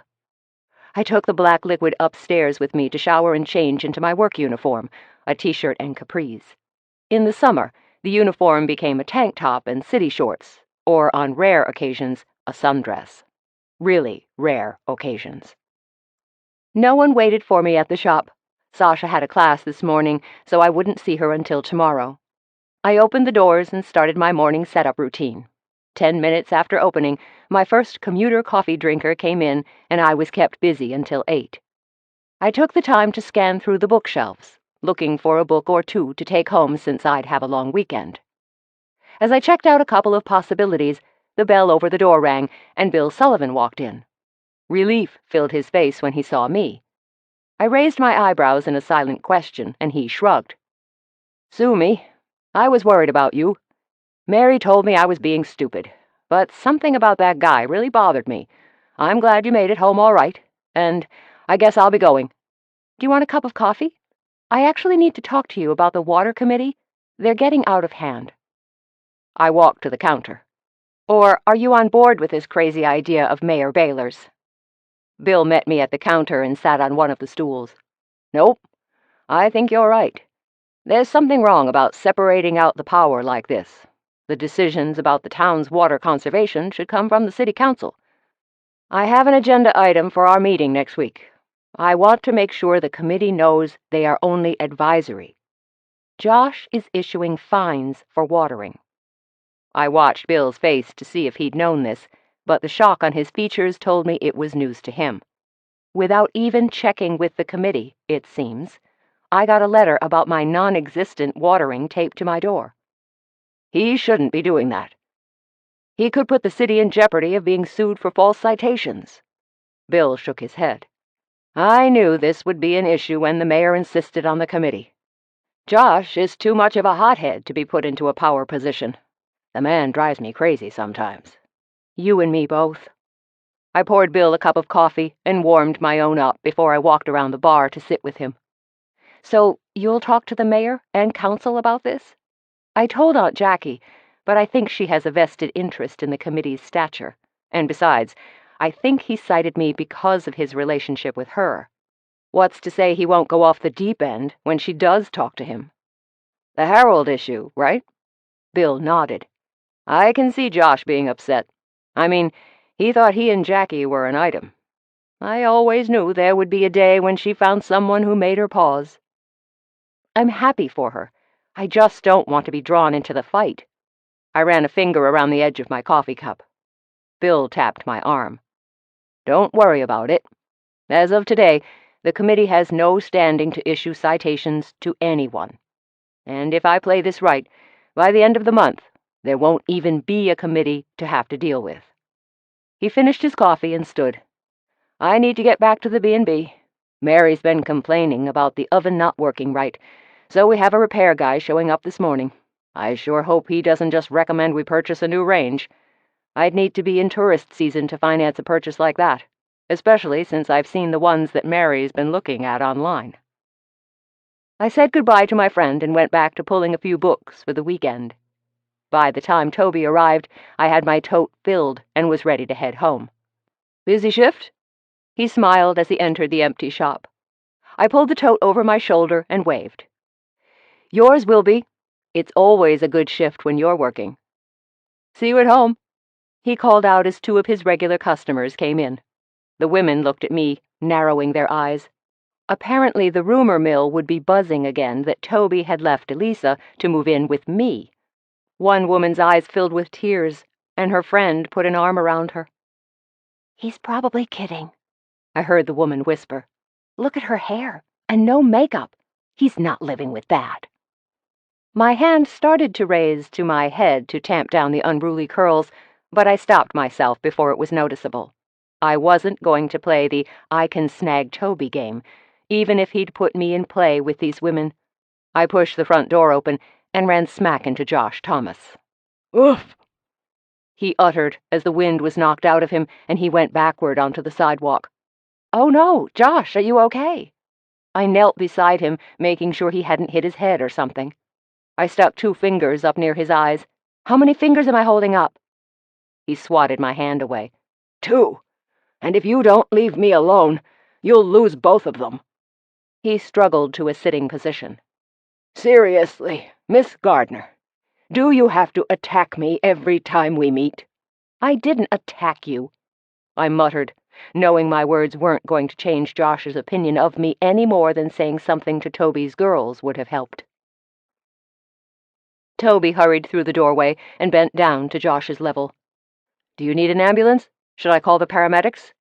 Josh glared at Toby. "No. You should mind your own business." He waved Toby away, then sighed. "You could help me to my feet, though." Toby put his hand under Josh's arm, and with me on the other side, we lifted Josh to his feet. Once he was stable, he shrugged off our assistance and peered into the storefront. "Jackie's not in there, is she?" "She wasn't when I left," I muttered.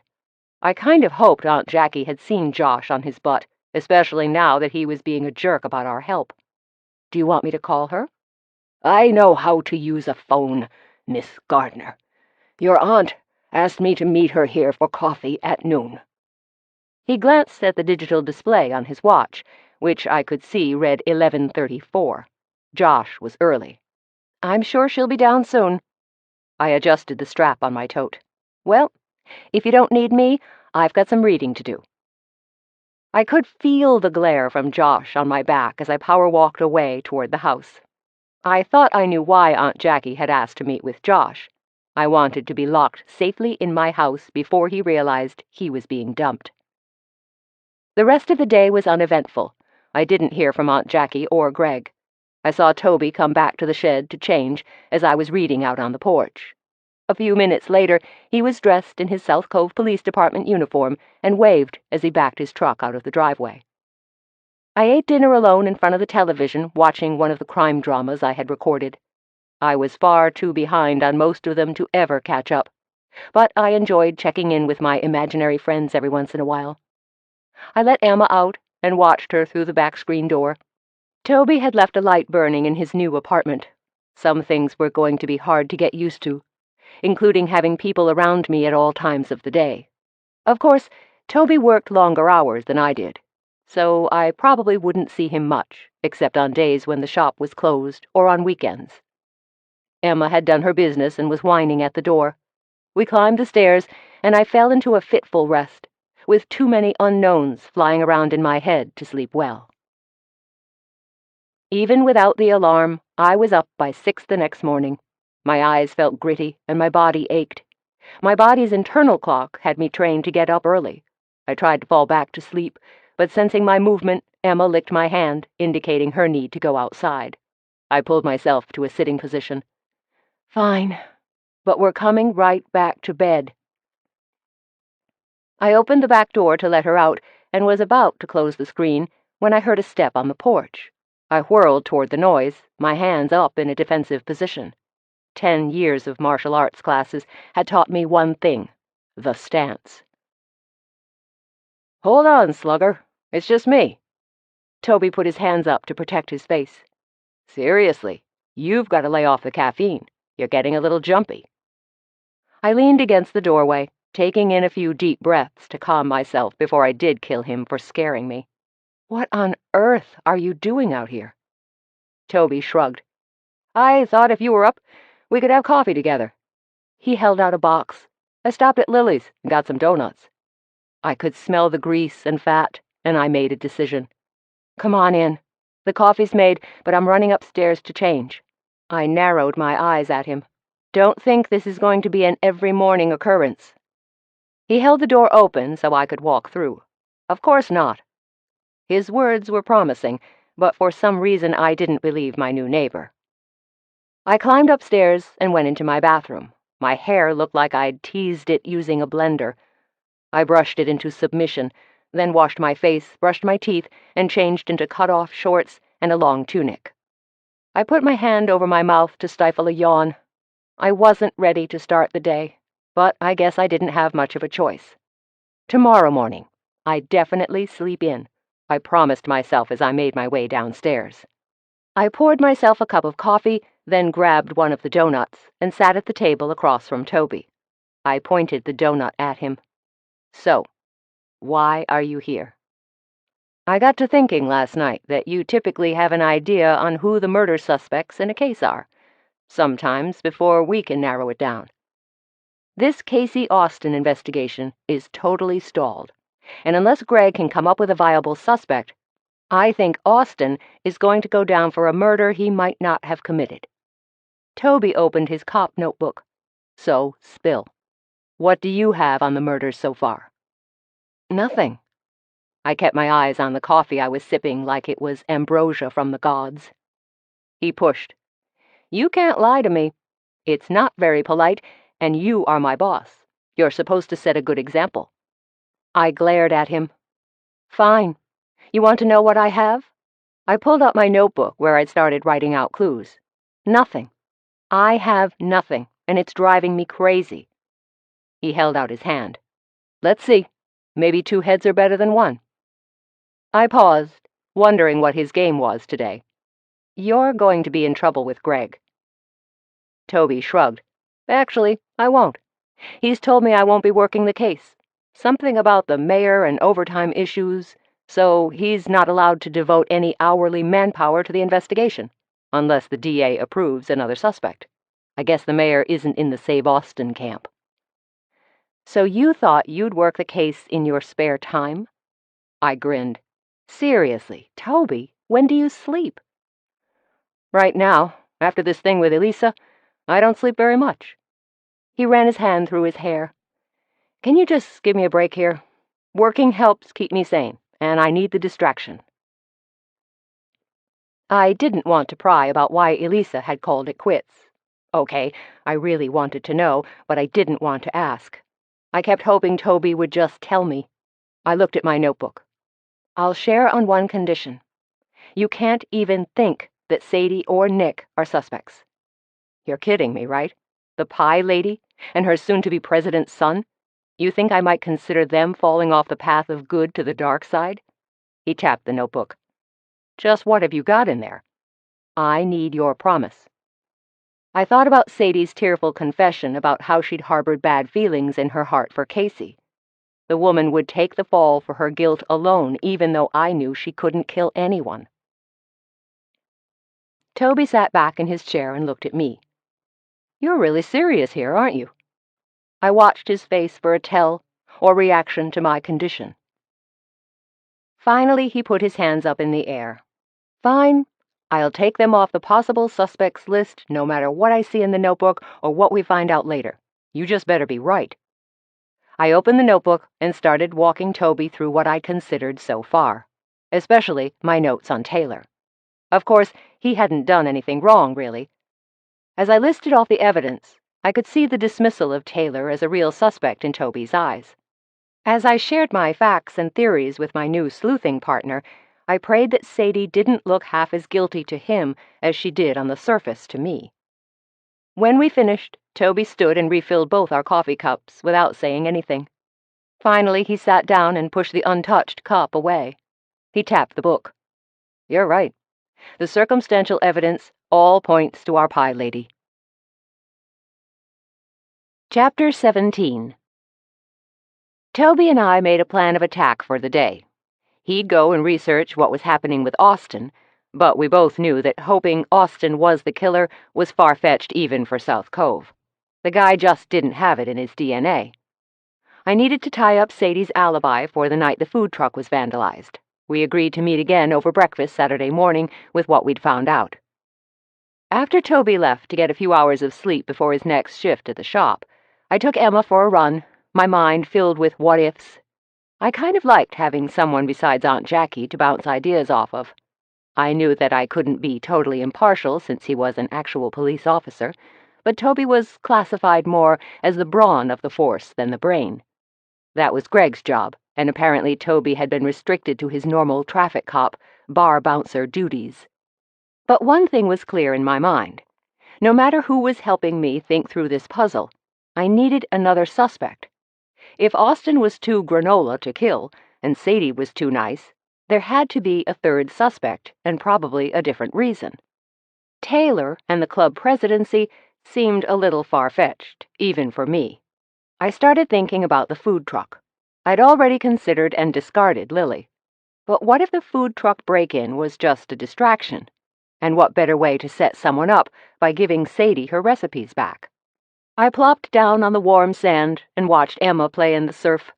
The seagulls were swarming around her and playing with the waves as she chased after them. What if Casey was involved with the mob?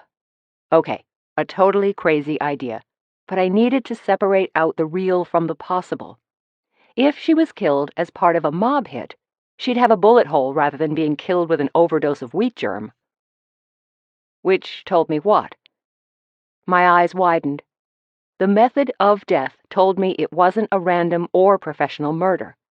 Someone she knew killed her, because only someone she knew would know that she was that allergic to wheat products. There was a big difference between following a gluten-free diet for your health and doing it because of a deadly allergy. Casey knew her killer. I called Emma to come back from the shoreline and stood up from my thinking place. I dusted the sand off my hands and clicked Emma's leash back on her collar. I needed to talk to Austin. By the time I needed to leave for work, I hadn't had any luck reaching him by phone. I packed my notebook in my tote and took off for town. If Austin was at his store, I'd stop in there and see if I could get a list of people who knew Casey that well. The bike rental shop was closed when I arrived. It looked like it hadn't been open for a week, and it had a handwritten sign on the door apologizing for the closure due to a death in the family. Well, that and an almost arrest of the shop owner. I went around back to the door where I could walk up the 3 flights of stairs to Austin's apartment. I was a little winded when I reached the top floor, but that was probably due to the fact I'd run earlier, certainly not the donuts I'd had for breakfast and an early lunch. I knocked on the door. No answer. I knocked again. Nothing. Tempted, I tried to twist the doorknob. Locked. Defeated, I wrote a quick note and slipped it under his door. Hopefully, he'd call me soon. I started down the stairs and heard the door to the stairwell open. My luck was changing. I sped down the stairs to the 2nd floor and stopped in my tracks. Amy was walking toward me. "What are you doing in Austin's apartment?" Her cold stare made me a little angry. I leaned against the stair rail. "I wasn't in his apartment. I was looking for him." "Sure. Like you didn't know your boyfriend carted him off to the station a few days ago." Amy shook her head. "For the sake of our friendship, at least could you do me the favor of not lying to me?" "I wasn't lying." My voice rose a little, and the words echoed in the stairwell. "Look, I thought he'd be home by now, and I wanted to ask him some questions about people Casey knew. There's nothing wrong with that." "So, you're snooping again. Does Greg know?" Amy's eyes narrowed as she waited for my answer. "No, he doesn't. And he doesn't need to know. I'm not doing anything wrong." I felt my cheeks burn a little at that statement. "Well, maybe we'll just see what he thinks about that." Amy put her key into the lock and disappeared into her apartment, slamming the door on me. I stood at the door, shocked about what had just happened. I leaned closer to the door. "You just keep your nose out of things, Miss Amy. If you don't, I'm sure there are a few things I can mention to Justin.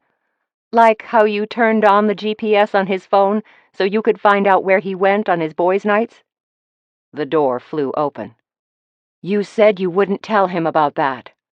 Amy's eyes were wide and crazed. You promised. Then don't be a tattletale to Greg. I started down the stairs, then turned back, leaning against the stair rail. We've known each other too long, and we both have a lot of ammunition in our arsenal. Can't we just stop? Whatever. Amy closed the door again, this time a little quieter, but it still echoed in the empty stairwell. I stood, stock still, suddenly realizing I might not ever get my friend back. Tears filled my eyes, but I wiped the back of my hand over them to keep the tears from falling. I wouldn't cry. By the time I'd reached the shop, I'd kept that promise, and now my emotional center bubbled like lava. Amy Newman was a self-centered egomaniac who could just disappear. I pushed through the front door, and the bell clanged, and the door slammed against a chair someone had left in the wrong place. I picked up the chair and pushed it next to a table a few feet away. The table rocked with the force, and I had to steady it to keep it from falling over, too. Uh-oh, you're steamed. Who got you riled up? Toby waved me over to the counter. Come over and tell Uncle Toby all about it. Does that line work on anyone? I went to the counter and put my purse on one stool and climbed up on another. Pour me a double-shot mocha with whipped cream and chocolate drizzle. Toby glanced at the clock. It's already 5. You sure you want a double shot? I narrowed my eyes at him, trying to summon a superpower I didn't possess. The one that kept people from saying stupid things. Just do it. Toby held up his hands. Fine. Just don't be blaming me when you can't sleep tonight. I'll be out on patrol and not even available to play rummy with you. A smile played on my lips, but I forced it away. I don't play rummy at night. That's not what Greg says. He's always complaining about your card habit. I hear you have a tendency to cheat. Toby set my coffee in front of me, and I took a big sip before answering. He's a downright dirty liar. I took a napkin out of one of the dispensers I'd found at a used restaurant supply store. I was sure they came from some 1950s cafeteria, complete with bobby socks on the waitresses' feet and beehives in their hair. Wiping the whipped cream off my lips, I took another big draught. Coffee and chocolate, mixed. That was an elixir of the gods. I sighed my approval. Better? Toby leaned against the counter watching me. I looked around. The place was empty, except for a couple of teenagers who were over in the book side, reading on the couch and nursing frozen lattes. Much. I pointed to the empty shop. He'd been like this all day? He threw a bar towel over his shoulder and poured himself a glass of ice water. Nope. I always have a good steady run of customers from about noon to 3. Then it starts to slow down. The kids go home about now to get ready for their dates, or to eat dinner with their folks. And most of our walk-in customers have already returned to the bed and breakfast to get ready for their evening out. You really have a handle on this shift, don't you? I took another sip of my coffee. Toby eyed me. You really want to talk shop.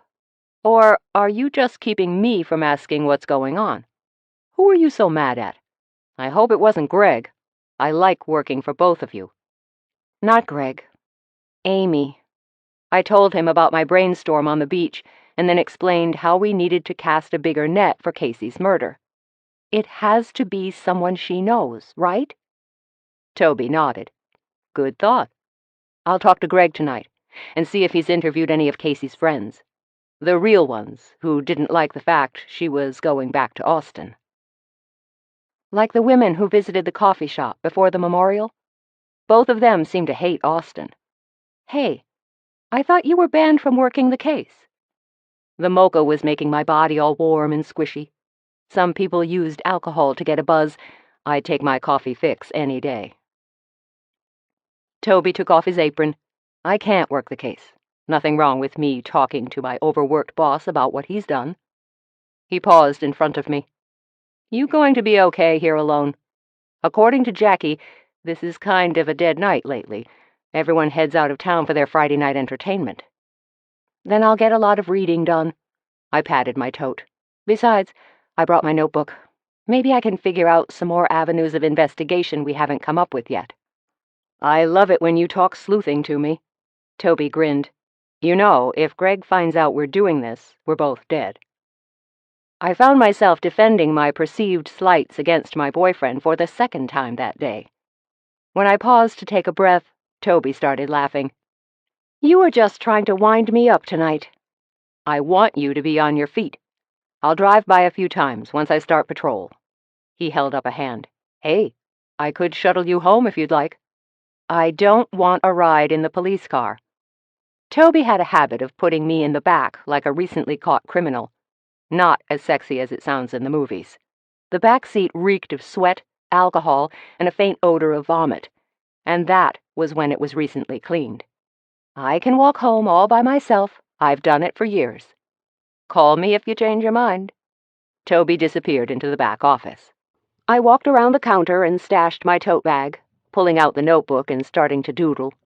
The teenagers left a few minutes after Toby, and I was alone in the shop. After an hour of no customers, I tucked the notebook back into the tote, frustrated with the lack of progress I'd made. I really needed to talk to Austin. I picked up the contemporary romance I'd started yesterday and went over to the couch to put my feet up on the coffee table and read. The jangle of the bell drug me out of the story, and I looked up and saw Dustin Austin standing in the middle of the shop. Surprised, I looked around the store and realized it was just the two of us. Had I somehow called him telepathically since I'd been just thinking about him? I shook off the unease and stood. I thought you were still in custody. The look on his face told me I'd overstepped. I mean, what can I get for you? For your information, I am only a person of interest. Your boyfriend sure isn't keeping you in the gossip loop. Austin walked toward the counter and sat on a stool. I thought your aunt worked the evening shift. She does, but she had plans tonight. I felt like a jerk, so I repeated my question. What can I get for you? Coffee, to go. Black, 3 sugars. He leaned on the counter. Can you give your aunt a message? Sure. Now I was curious. What would Austin have to say to my aunt? He pointed outside and toward his shop. Tell her that I'm interested in selling the food truck, for the right price, that is. Just because you'll have to repaint it doesn't mean I'm going to take any low-ball offer. Why do you want to tell Aunt Jackie this? I pointed to my chest. You know I'm the owner of the store, right? Austin smirked as I gave him his coffee. Give me a break. Everyone knows that your aunt runs things around here. You may hold the purse strings, but she's the decision-maker. Nice to know what people think, but it's not true. I rang up his coffee. $2.50. He gave me the exact change and then stood. Just tell her I'm willing to talk about a fair price. I know you and Diamond Lilies were both interested in the truck when I bought it off of Homer. I'm coming to you first, as I promised him I wouldn't sell it to Lily. No matter what. I guess they aren't on the best speaking terms. I thought about Lily kicking Homer Bell out of her restaurant when he'd told her he'd sold the truck without even allowing her to make a better offer. If she'd had a gun, Homer would have been dead that day. I'd say that was an understatement. Austin tapped a finger on the counter. Just say I'm motivated for you guys to be the buyer. He turned toward the door. Hey, Austin, who was Casey friends with? The pain that shot through his eyes told me I hadn't been as delicate as I could have been. I mean, who did she pal around with? Go out on girls' nights with? Cry on their shoulder when you left her was one friendship task I didn't list out for the grieving widower, who said I couldn't be sensitive if I tried. Casey had a lot of friends. Everyone loved her. He paused, and I could tell he was thinking about the past. After we separated, she started with that stupid GPS club. I don't think she hung with anyone who wasn't part of the club in years. She was the president. I thought about the people we'd met on our first outing. Maybe someone there hated Casey enough to kill her. Over what? Finding too many geocaches? I wondered if this would be another wild goose chase. She loved that stupid club. I kept telling her, just to quit, that we had enough going on without spending time tramping around the woods. He walked toward the door. Call Ginny. Over at the bathroom place. She and Casey were close. Ginny, the woman who worked for Jen. Well, maybe she still worked for Jen. The last time I'd visited, Ginny had been late, again. I'd heard the sigh in my friend's voice when she talked to her about her hours. Too committed to the Geo Club to make sure she got to work on time, or sometimes at all. I made a mental note to visit Linens and Lutz tomorrow. Austin was almost to the door, so I called out, "Anyone else you can think of?" He turned and stared at me. I may not know a lot of my wife's friends, but I do know she didn't like that man who kept trying to get her to step down as president. He smiled, a little sadly. She said he would be president of the club over her dead body. I guess she got her wish. I watched Austin leave the shop and shuffle down the street. I knew he was only in his 50s, but right now he looked older than Aunt Jackie, Harold, or even Josh. I took out my notebook and put a note in to talk to Taylor on Sunday. With Greg and Justin around, maybe he wouldn't seem as creepy and they could help me decipher his cryptic answers. Of course, I'd have to be a little cryptic myself, or I'd show my hand to Greg and get a lecture about staying out of his investigations. I also put visiting Linens and Lutz on my to-do list for tomorrow. That done, I put the notebook away and glanced at the clock. 7:30. Technically, I had an hour and a half before I could close the doors, but I might just fudge the closing hours since my traffic had been little to none all night. I went over to the sideboard in the dining room where Toby had set up a water station. I'd have to mention that it wasn't our policy to have a water station again. Sometimes being a boss was like being a kindergarten teacher. You had to keep saying the same things over and over until the kids got it and stopped running in the halls, or setting up water stations for the customers. I took the half-full pitcher, and after filling a glass for myself, poured it out into the sink, setting the empty container way back in the cabinet where maybe Toby wouldn't see it tomorrow. My mind turned to my aunt and her night out. She and Harold were going to a play that Aunt Jackie had wanted to see for months. The production was getting ready to close up shop here and move on to Salt Lake, I believed. I'd done some research a few weeks ago, planning on giving her tickets for her birthday, but Harold had beat me to the punch. He was good for her.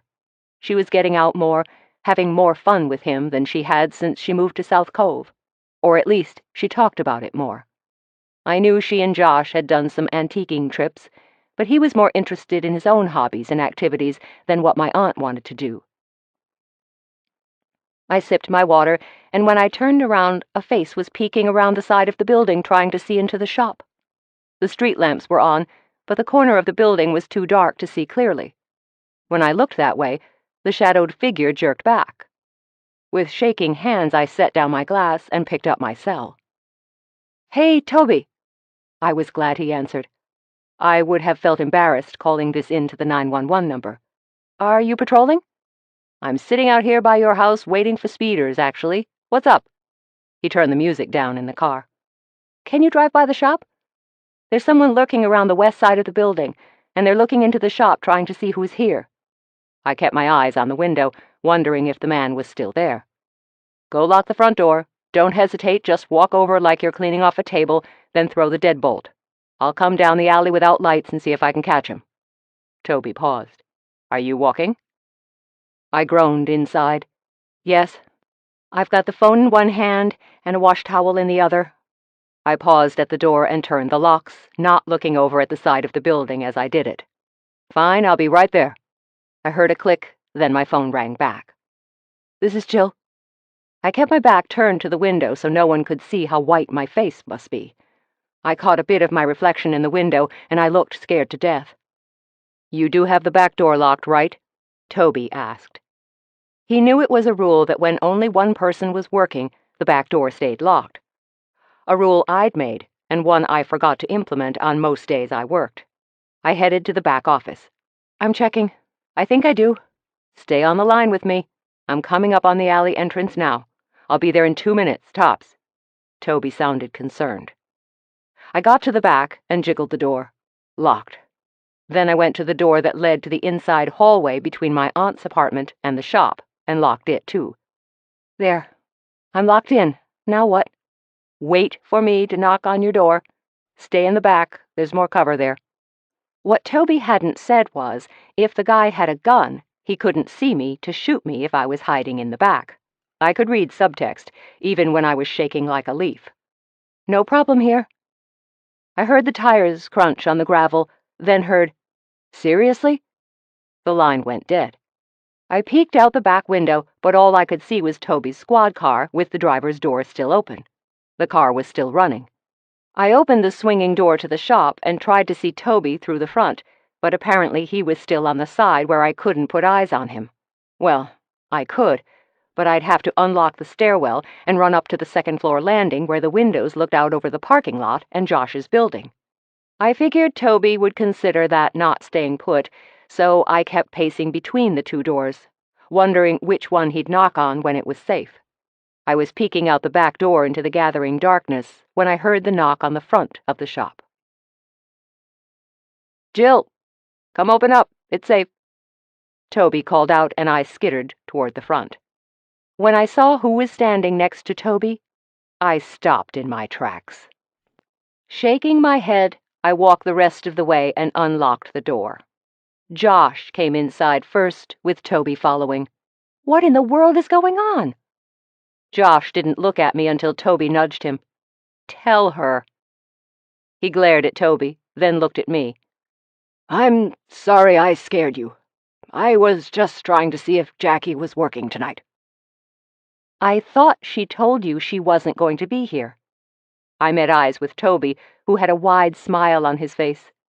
"Not funny," I mouthed to him. He held up a hand with his thumb and forefinger separated a bit, signaling he thought it was a little funny. Josh didn't see our exchange, as his gaze was still on where his feet might be if he could see over his gut. "I know what she said, but I thought maybe she was just trying to make me jealous." And right then, for just a second, my heart ached for Josh. He adored my aunt, and now that Harold was in the picture, even he knew his days were numbered. Then he opened his mouth again. "Or maybe you were trying to break us up and sent Jackie off on some wild goose chase to make me think she wanted to end it." Delusional. That was all I had to say.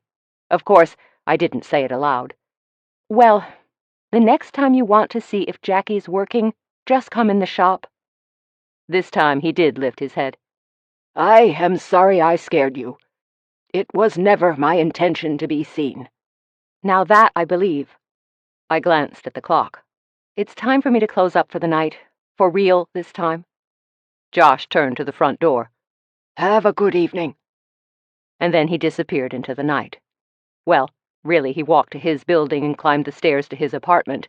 I was reading way too many mysteries. My brain saw danger even when it was just Josh and his stalker persona. "You okay?" Toby looked around the shop. "Need me to help with anything?" I waved him toward the door. "Just leave so I can lock up, and no, before you ask, I don't want to ride home." Toby chuckled.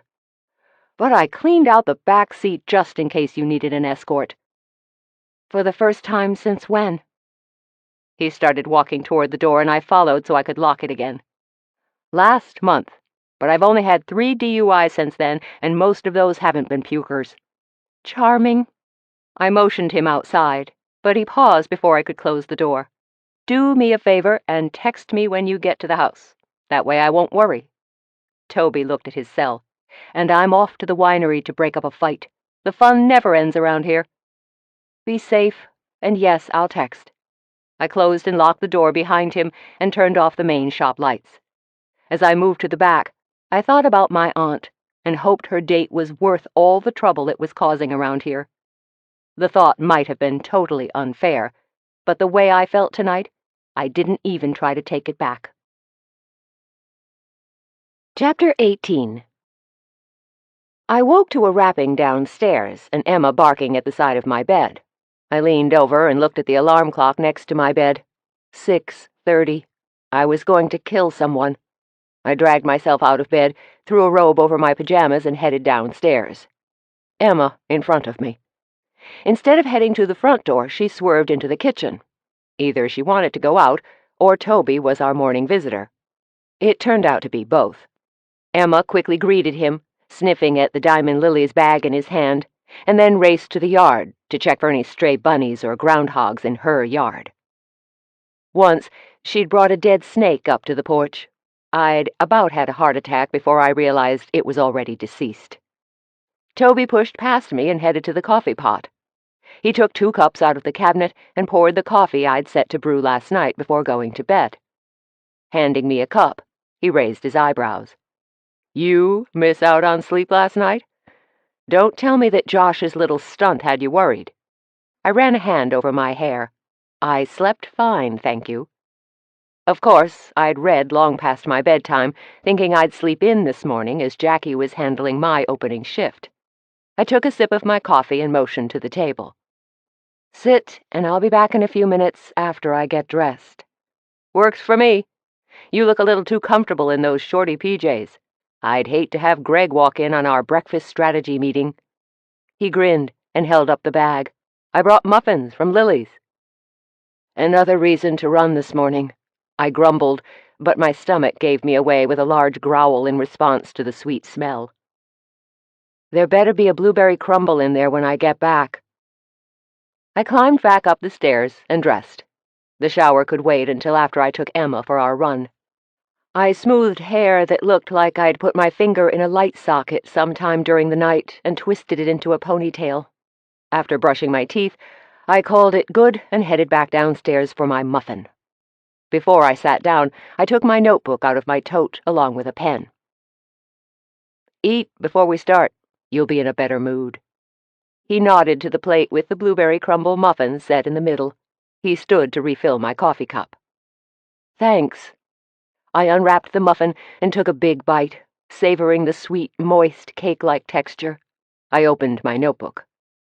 "I talked to Austin last night." Toby sat across from me. "He find your note?" Shaking my head, I sipped the dark coffee. "I don't think so. He was there to talk to Aunt Jackie about coffee books and more purchasing the food truck from him. I guess the gluten-free dessert business is done." I got the feeling that was more Casey's dream than Austin's. Toby took another muffin out of the bag and broke it in half, spreading butter on both sides. "But doesn't it seem a little quick to be selling off the parts?" Maybe seeing it parked in front of his rental shop brings back bad memories. I didn't ask. I stood and let Emma into the kitchen. I was too annoyed about him thinking he needed to talk to Jackie instead of me. Sometimes I think everyone believes it's her shop. His eyebrows raised. "It's not? She hired me, not you. She runs most of the staff meetings, and she's always making changes in what we're doing." "That reminds me. I saw you set up the water station yesterday." I waited to hear his response before bringing down the hammer.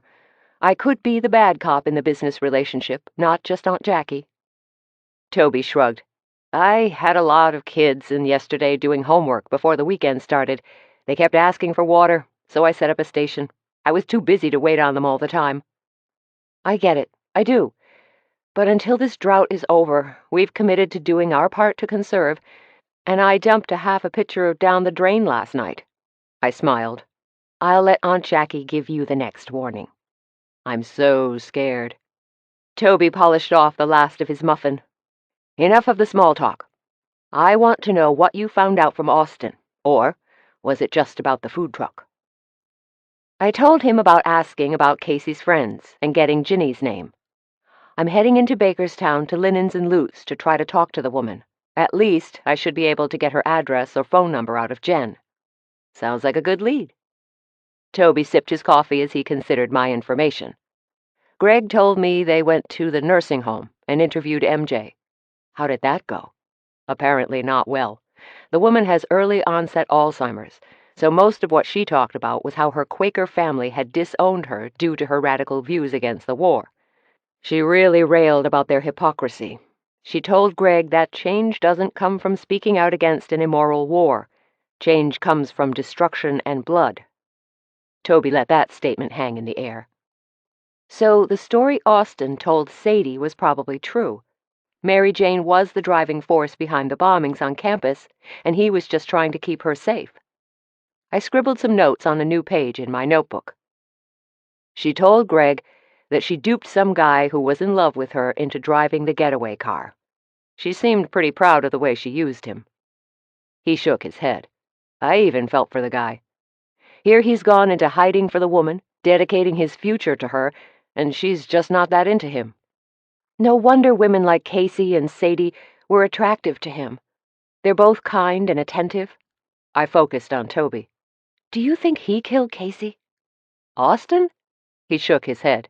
The guy's a lover, not a killer. I don't even think he knew about the bombings until after they happened. That's what I think, too. I darkened the line through Austin's name. But now, the only other suspect we have is Sadie, and I know she couldn't kill anyone. No, Sadie's just the only one we know about right now. Nothing's ever done until someone is in jail. He pointed to my notebook. Anyway, you have a great lead. Women tell their best friends everything. Maybe someone was bothering Casey. Austin said something about Taylor being upset when she kept getting elected to run that Geo Club. I stared at Toby. You don't think he was really that upset, do you? Toby stood, refilled his coffee cup, and put the last muffin on the table in front of me. He threw away the bag and the muffin wrappers. I've heard of people killed for stupid reasons. This could be the reason. Seems petty. I didn't like Taylor, but I didn't think anyone would kill to get control over a group of hobbyists. That was like killing the winner of the blue ribbon in quilting so your creation would stop taking second place every year. See what Ginny has to say. Maybe she's got some insight we haven't thought of. Toby opened the back door. And Greg hasn't gotten any information about Casey's friends, so we're ahead of the investigation with this lead. Somehow, that didn't make me feel any better. After Toby left, I made my shopping list. The cupboard was bare, and Greg had already made our plans for Sunday. Besides, I needed a good excuse to go to Bakerstown besides talking to Ginny. After the list was complete, I started a load of laundry, changed into my running clothes, and took a long run, trying not to think about anything but the way the salt air tasted in my mouth and the sound of the seagulls as they flew over the waves. Driving into town later that morning, I planned my day. First, I'd hit the Pet Palace for chew toys for Emma, then Linens and Lutes to talk to Ginny. Jen had complained about needing all her employees to work on the weekends, and since I knew the club had an event tomorrow, I was betting Ginny would be on site today.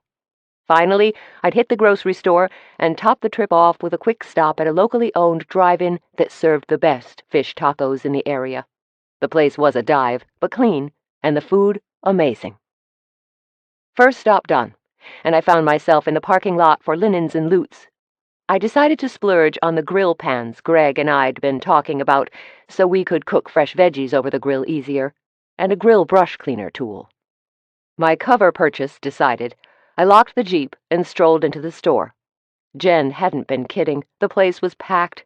Women pushed undersized plastic carts through the narrow aisles, filled with bedsheets, towels, and kitchen equipment. I saw Jen at one of the registers and waved. I didn't see Ginny on a register, so I wandered back through the store. I found her folding towels in the bath section. I ran my hand along one of the towels and pretended to consider it, but then was shocked at how plush and soft it felt. Ginny must have seen the reaction on my face because she laughed. They are the best we carry. If I could afford to, I'd replace every towel I owned with these. I buy one a month. That's all I can do on my salary. I looked at the price tag. She wasn't kidding. But then I felt the fabric again and sighed. I might just have to eat peanut butter sandwiches for a month to afford these. She continued to fold and stack the new shipment. When she saw me still standing by the towels, she paused. Can I help you with something? You're part of that geocache club, right? I kept my hand on the top of one stack of towels, pretending to consider a purchase. How did you know? Now I had her attention and she stopped folding. My boyfriend and I went to an event last month. I thought I saw you over by the food booth. I shook my head. I heard about that poor girl who died on the beach. It was so nice of the club to give her a memorial. Ginny snorted. Well, the members owed her at least that. Casey was the heart and soul of the Coastal Geocache Club. She built that group from just a few people who liked to get together on weekends to geocache. She smiled at a memory. That's how we met. I was her best friend. especially during her breakup with her jerk of a husband. She and I went everywhere together.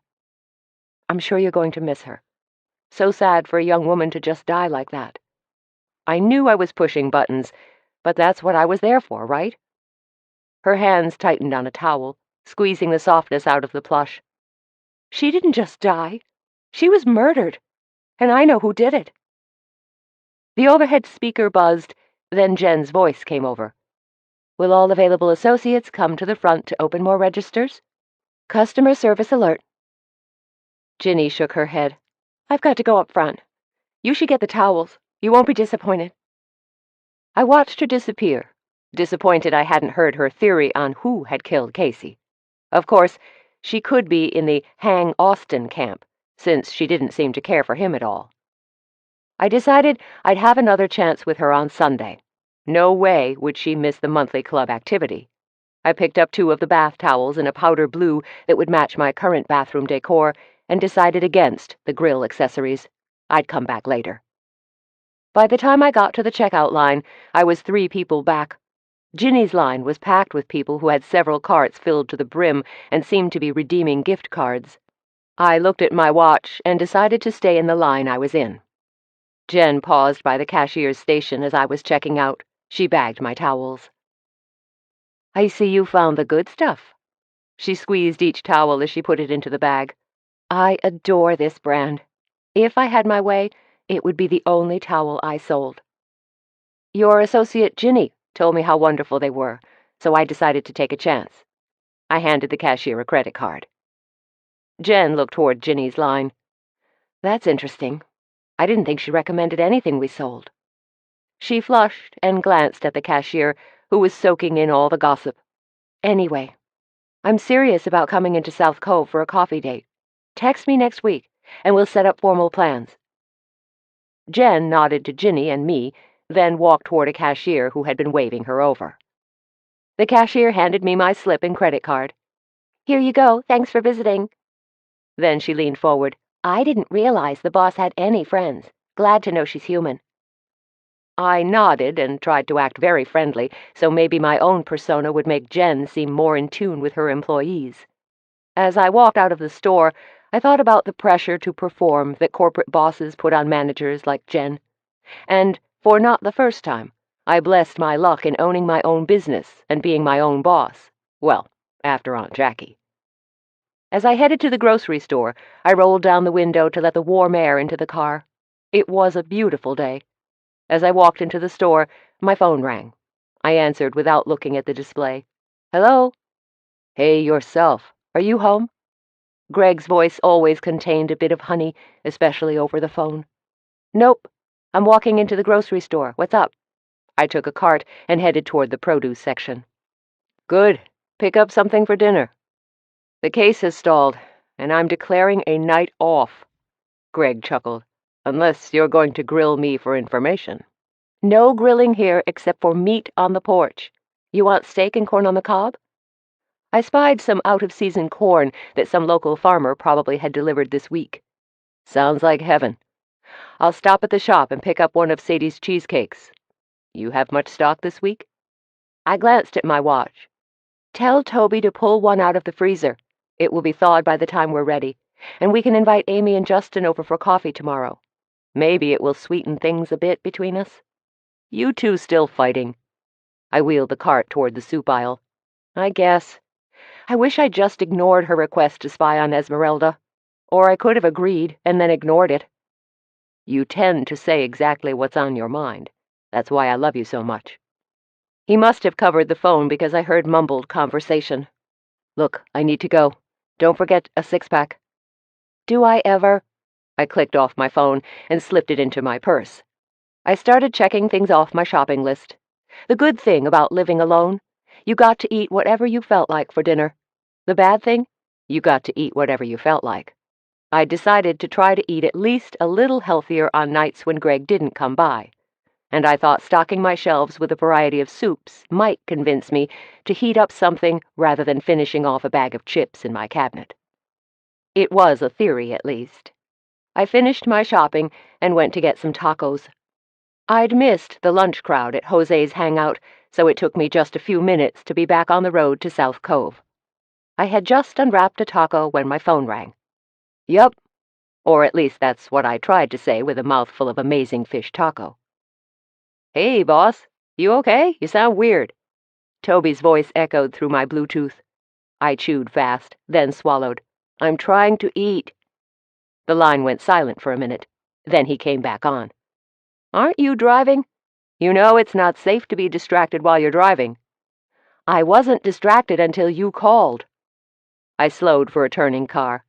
So, what's up? Josh just dropped off an envelope with a citation for the water station yesterday. Man, if I'd known what was in the stupid thing, I probably would have wrung his neck, if my hands would fit around it. Put it on the office table and forget about it. I've already talked to Bill, and the committee has no power to be citing people. It's an advisory committee, and he's had plenty of complaints about Josh's heavy-handedness. Give it to Jackie when she comes into work. I looked at the taco, and my stomach growled. Oh, Greg's coming by to pick up a cheesecake. Take one out of the freezer for him? Yes, ma'am. You're kind of calm about this whole water citation thing. Not my first envelope. I said my goodbyes and clicked off the phone. Then I picked up the taco and scarfed it before anything else could happen to stop me. By the time I'd made it home, I'd eaten both tacos, a serving of seasoned fries, and drank most of my frozen lime soda. Just call me the queen of emotional eaters. I had a few hours before Greg would show up, so I made good use of the time. I put away the groceries, made a quick pasta salad, and put it in the fridge to cool. Then I set a new jar of sun tea out. Filling my glass with the last of the tea from the previous pitcher, I took a book out of my tote, and Emma and I went to the porch to read. 6 on the dot, I heard Greg's truck pull into the driveway. Toby had arrived earlier and had his truck parked by the garage. I assumed he was asleep, since he started his Saturday shift at 9. Tim was technically on all day Saturday, with Greg filling in when needed, but in the off-season, nothing much happened on the weekends, so the guys played a lot of Halo in the station's break room. Greg came up on the porch, the cheesecake box in his hand, and kissed me. Let me put this in the kitchen. You got a cold beer in there? Of course. Bring me out one, too. I hurried to finish the few pages I had left in the chapter, and then slipped a bookmark to keep my place and set the book on my side table. When Greg returned, he nodded to Toby's truck. Did the Jeep break down? Confused at the question, I took the beer. No, the Jeep's fine. Why? So why is Toby's truck parked in your driveway? Shouldn't he be getting some shut-eye before his shift tonight? Greg leaned back on the swing, his arms hung over the edge. I told you before, I pointed to the shed. I have a new neighbor. That's right. Toby's living here. I hope he's out before we start on the exercise gym this summer. He grinned, staring at the shed that now held his number 2, who was postponing his hope for a home gym.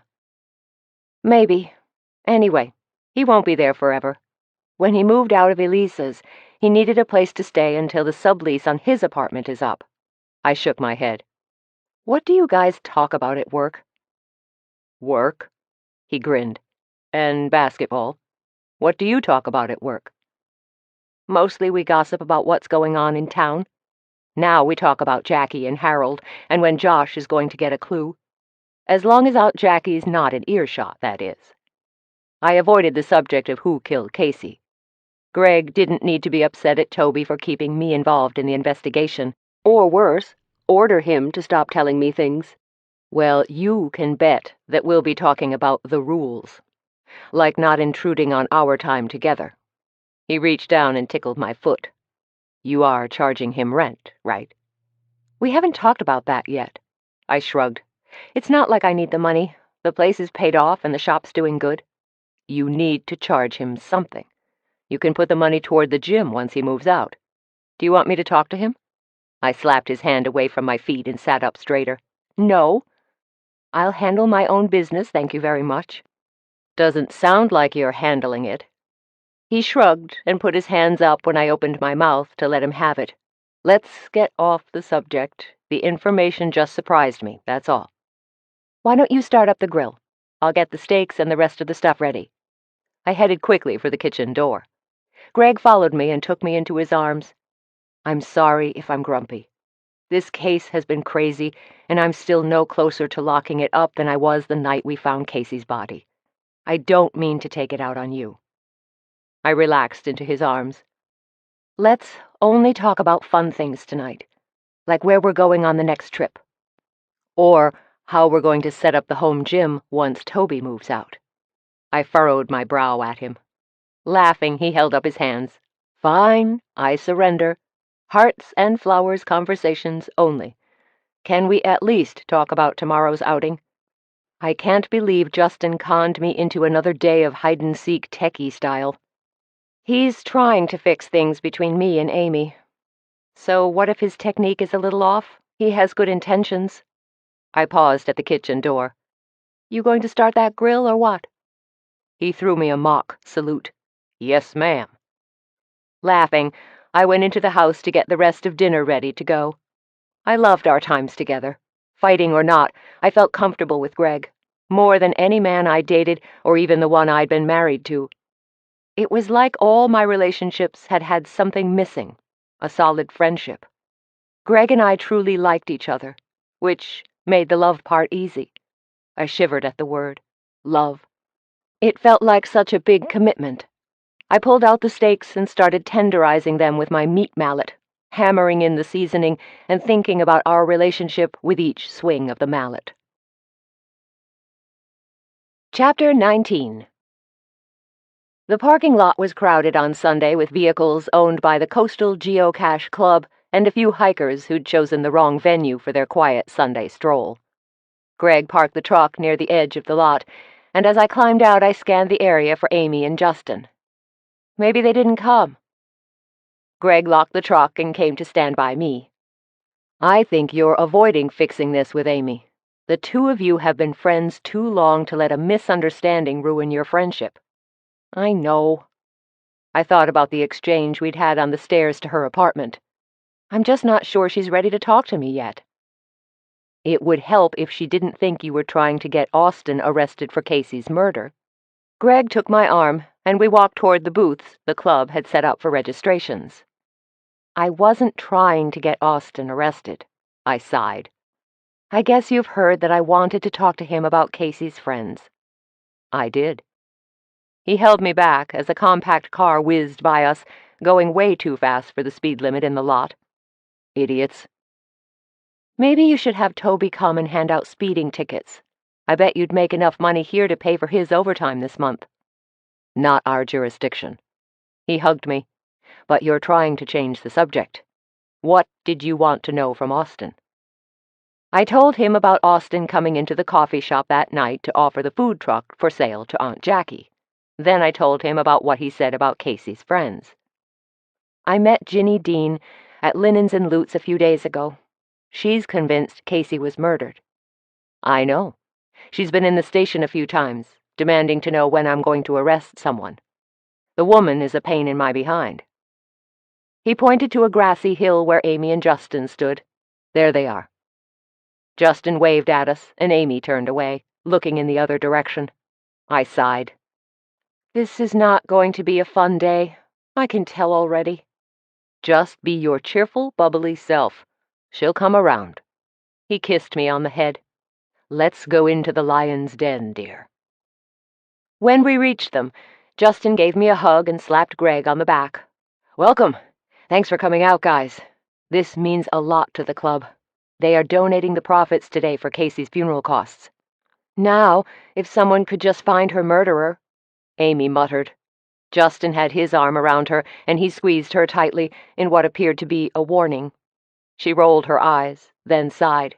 "I mean, I'm sure you're working hard to solve the case, Greg." "We're not here to talk shop, right?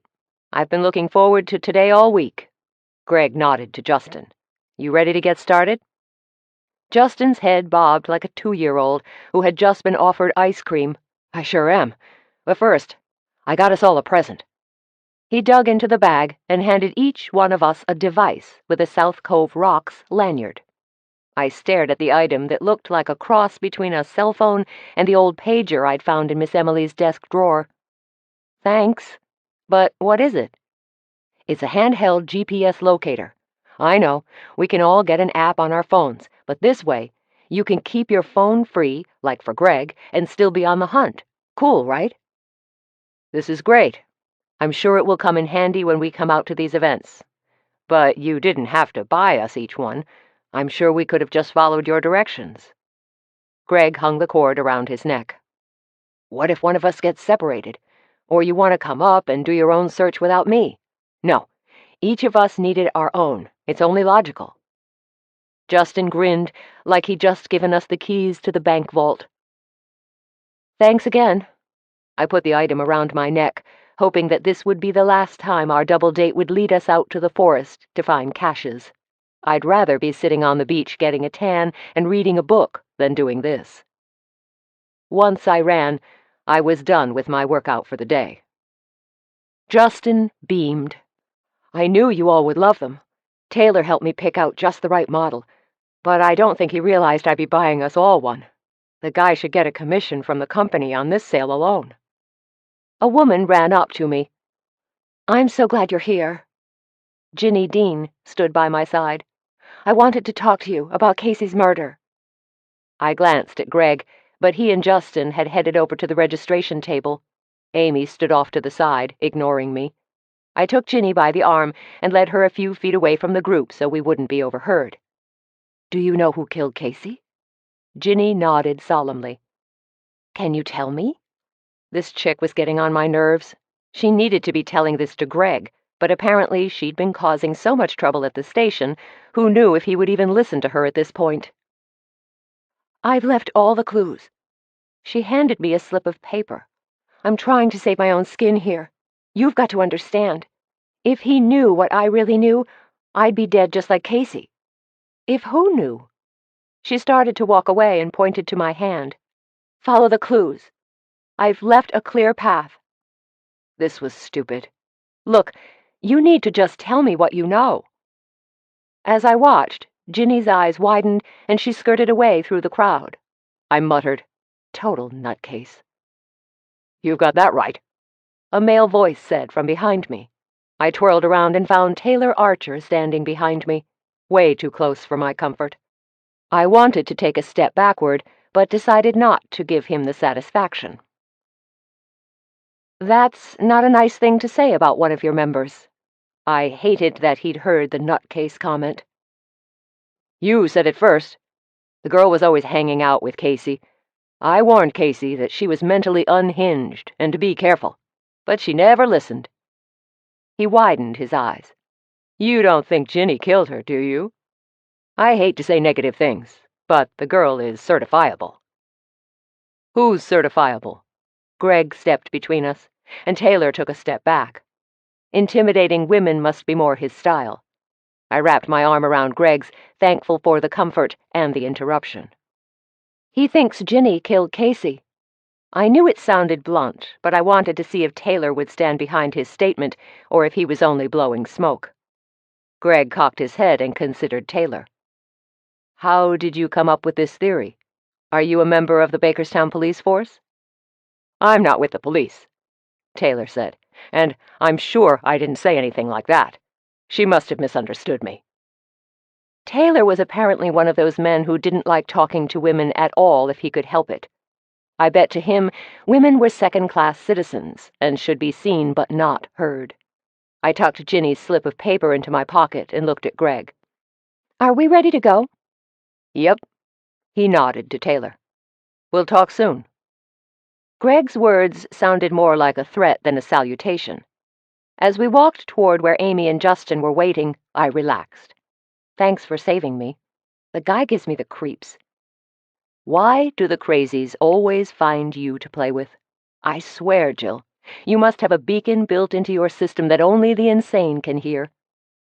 You tell me, and we'll both know. I stopped for a minute before we reached the other couple. Ginny says she knows who killed Casey.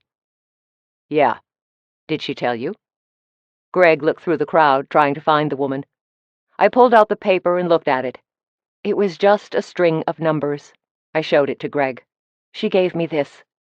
He took the paper, looked at it, then gave it back. Give it up, Jill. The woman is crazy. Taylor might be a jerk, but he's spot on in his description of Ginny. I stuffed the paper back in my jeans pocket and walked with Greg to meet up with Amy and Justin.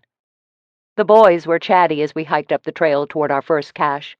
Amy and I were behind them, but she kept 3 steps ahead, and any time I tried to catch up, she'd go faster. As a team-building event, today was failing.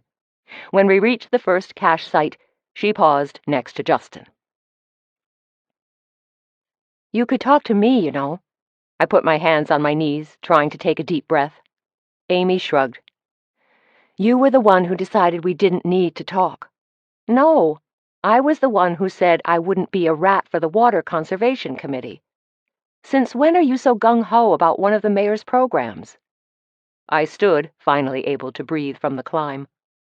Who's paying him to sponsor this committee in the first place? You know he doesn't do anything without knowing what's in it for him. This time he is. Amy rolled her eyes. I was the one who convinced him to participate in the Regional Water Conservation Committee. Some of my friends from college are involved, and they reached out to me a few months ago. All I wanted was some support. I knew it would be hard to get people on board, but I never questioned your commitment. I guess I didn't know you quite as well as I thought.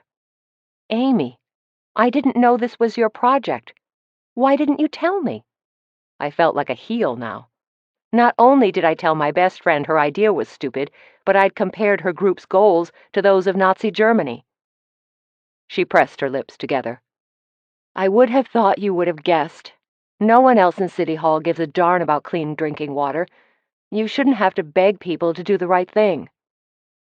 I really am sorry. You're right. We should have supported it based on the fact it was a good idea, not who brought it to the table. I saw Greg and Justin giving each other a nonverbal high five behind our backs. Or they were, until Amy spoke again. I just don't know you anymore. She turned to Justin, who ran a hand through his hair, trying to keep Amy from seeing his celebratory dance with Greg. Take me home. I'm not having fun. I watched her walk alone down the path toward the parking lot. Justin hurried after her, stopping for a second.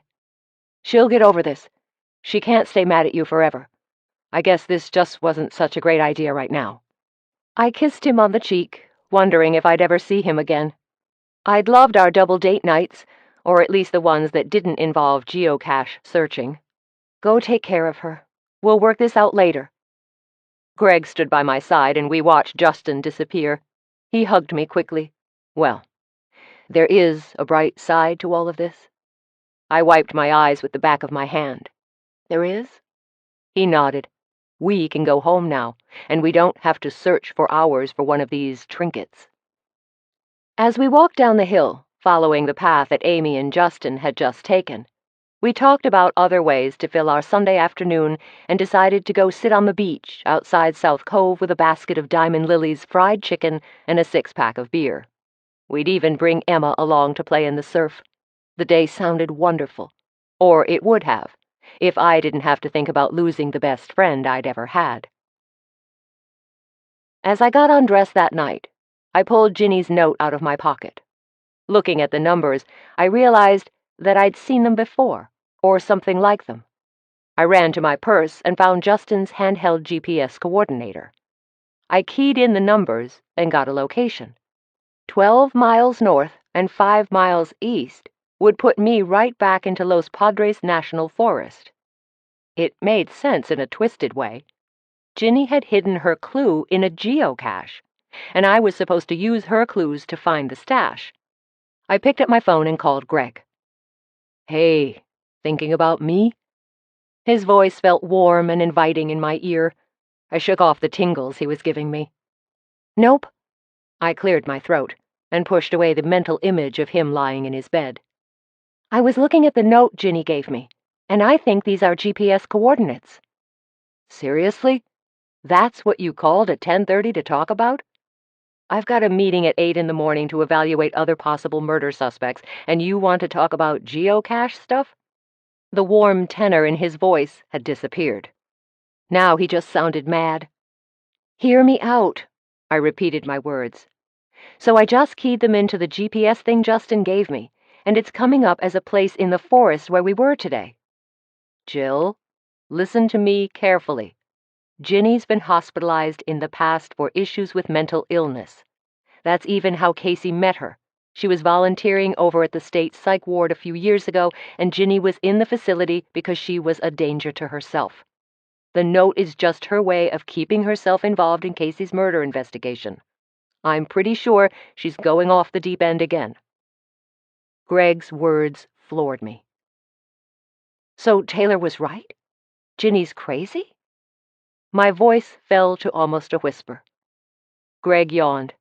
"Well, she was crazy. I don't know what her mental stability is these days, but I'm sure losing Casey had to have an effect." "So you think the note is just a wild goose chase?" My heart sank as I considered the entire scenario. "Exactly. She isn't playing with a full deck on the best days." He chuckled. "I need to get some sleep if I'm going to have to listen to John try to drown out the rest of us as he makes a case to arrest Austin again." "I'll let you." I hung up, not feeling great about waking Greg for no good reason, according to him. But I also felt like if I didn't at least try to figure out Ginny's note, I'd be wondering forever. Just because someone had been in a mental institution didn't mean they were totally bananas. There had to be some truth in there somewhere. My phone rang at 3 that morning. "Hello?" I stared at the ceiling, trying to will my eyes to stay open. "I've got to run to Bakerstown Critical Care." Greg paused. "Why are you calling?" I sat upright. "Aunt Jackie? Did something happen?" "Calm down, Jill. It's not Jackie." He turned down the music in his car. "It's Ginny. She was found out on the trails about 9 last night. She took a nasty fall and has some head trauma. She asked to talk to you, but then they put her under to try to keep her brain from swelling." "Ginny? Why would she ask to talk to me?" I thought about the piece of paper. Maybe it did mean she knew something. "My guess is she didn't mean you, but your friend, Jen McCarn, was at the hospital, and she mentioned you were the only Jill she knew. Maybe Ginny has a sister or a friend named Jill." "Maybe." I wasn't as convinced as Greg. I heard the beep come over his line. "I've got another call that I have to take. I'll call when we know more about Ginny." "Let me know when I can visit. I didn't know her well, but I don't think she has a lot of friends." "Will do." And then he clicked off to his next call. I lay in bed for an hour, wondering if Ginny really had cracked Casey's investigation, but the murderer had tried to stop her from talking. It happened. I threw off the covers and got dressed in jeans and a light sweatshirt. Time to update my notebook. When Toby showed up at 5, I didn't even question his being in my kitchen with donuts. "Did you hear about Ginny?" He nodded as he poured a cup of coffee. "Tough luck she's been having lately." "Could someone have pushed her?" Toby frowned, thinking about the question. "I haven't been on those trails in years, but I used to jog there. Sure, someone could have pushed her off a cliff, but that's a long way to go off the trail. Maybe she was looking for a place to relieve herself and got disoriented." I shuddered, thinking about the lack of restrooms in the park. "Greg says she asked for me. Well, she asked for a Jill. We're thinking it's me." "Were you friends? I've never heard you talk about her." Toby polished off an apple cinnamon bear claw. "She gave me this yesterday when she told me she knew who killed Casey." I handed him the piece of paper. "And this is—" Toby's confusion filled his face. I handed over my GPS handheld device, the directions to the clue that proves who killed Casey. He handed me back the paper and the device. "Sorry, Jill. It just seems a little cloak and dagger for me." "Who would do that kind of thing?" From what I knew about Ginny, she would. I don't know. I guess I'm just grasping at straws. I'm beat. I'm going to go upstairs and take a shower." Toby nodded. "Can I look at this again? I'll be long gone by the time you're out of the shower." I nodded. "Knock yourself out." I left my cell on the table, figuring if anyone called it would be Greg, and he could just wait a few minutes before I called him back. The hot water in the shower was glorious, and I took my time shaving my legs and just standing in the warm spray. When I got out, I listened for footsteps downstairs, but apparently Toby had let himself out. I knew he'd be off doing his own laundry while I played Lady of Leisure. I waited for Toby's truck to pull out of the driveway, then I picked up my phone. There was only one person I knew who would be up for this. When the call was answered, I jumped into my story. Finally, I asked the important question. So, do you want to go see if she really planted a clue at this spot? Chapter 20. Sadie set a basket filled with treats on the back seat before she climbed into my Jeep. This is so exciting. I never get to go sleuthing with you. You may not think that if we come up short. Greg's going to be a little testy about me taking off today. I pulled up one corner of the plaid fabric that covered the basket and dug out a blueberry muffin. Thanks for bringing these, but we shouldn't be out that long, and I was planning on buying you lunch at that Mexican spot in Bakerstown. You can still do that. It's a great excuse for Greg, right? Sadie grinned. I'm not an idiot. I know how to cover my tracks. I thought that was probably as close to Sadie got to lying, but it wasn't her fault, since she didn't realize she didn't have a clue. I'm sure he's right, and we're on a wild goose chase, but it just feels like we need to try to find this before someone else finds it and the evidence disappears. You are pretty certain that Ginny knew who the killer was, aren't you? Sadie set her travel mug into the cup holder and strapped on her seatbelt. Well, let's go find this cache. I've got Bible study tonight, and I want to bake some cookies before I go. I took a bite of the muffin and pulled the Jeep out onto the road. If things went right, Sadie would be home about 1 and have plenty of time to bake before her group met. At worst, someone would know we were missing at 7 when Sadie and the cookies didn't show. If I've learned anything from my sleuthing adventures, it's that having a backup plan wasn't a bad idea. I glanced up at the gathering clouds as we drove to the hiking trailhead. Looks like rain. Of course, it's probably wishful thinking. I got a letter from the Water Conservation Committee with a refrigerator magnet on how to save water. It seemed very in-depth. Make sure you tell your aunt what a great job the committee's doing. Sadie pulled out a notebook along with a bunch of thank you cards. The church just had a fasting day of prayer, and I need to get these ready for Pastor Bill to send out this week. You wouldn't believe the amount of money we raised for the child care center just by the members skipping meals for a day and donating that money. I could not eat for a day. I'd pass out. I slowed, looking for the turnoff that would take us north to the forest. You'd be surprised at how long your body can really go without food. Water, now that's another subject. You have to stay hydrated. She pulled 2 oversized water containers with straps on the edges. I brought these for us to take on our adventure. We should be good. You think of everything. We settled in for the ride, me listening to the country music station and Sadie writing Pastor Bill's thank you cards. Sadie did a lot for the man, probably because he was a widower. If he'd had a wife, she would probably take care of many of these tasks. The thought of Pastor Bill being single and needing someone like Sadie in his life started turning over in my head. The man wasn't half bad-looking. He was a little nice for my tastes, but for Sadie, he'd be perfect. I wonder if Greg would object to a small dinner party at the house. We could invite Sadie and Pastor Bill, Harold and Jackie, Justin and Amy. My party planning stopped short. Amy wasn't even talking to me. No way she would come to a dinner party if I was hosting. I sighed and turned down the stereo. What's wrong? You've been out of sorts for weeks. Sadie had finished all the thank you notes and already slipped them back into her tote. I don't like it when people are mad at me. This statement was the truest way to explain. I didn't like having anyone upset at me, and I tended to put up with way too much for way too long to avoid this scenario. However, the thing with Amy was killing me. Sadie patted my hand. I wasn't really mad at you. Now, Greg got called a few choice words by me before Pastor Bill got me calmed down, but that's just about me protecting my baby. I wasn't really—" She didn't let me finish. "I know. He's not much of a baby anymore. But you'll understand when you and Greg get married and start having kids. You just want their lives to be smooth, you know?" "You think Greg and I are going to get married?" I hadn't even got that far. I was having trouble saying the 3 little words, and Sadie had us married off and popping out young ones. "Of course. Everyone can see how great you are together." Sadie's eyebrows furrowed. "Greg's not mad at you for this little trip, is he?"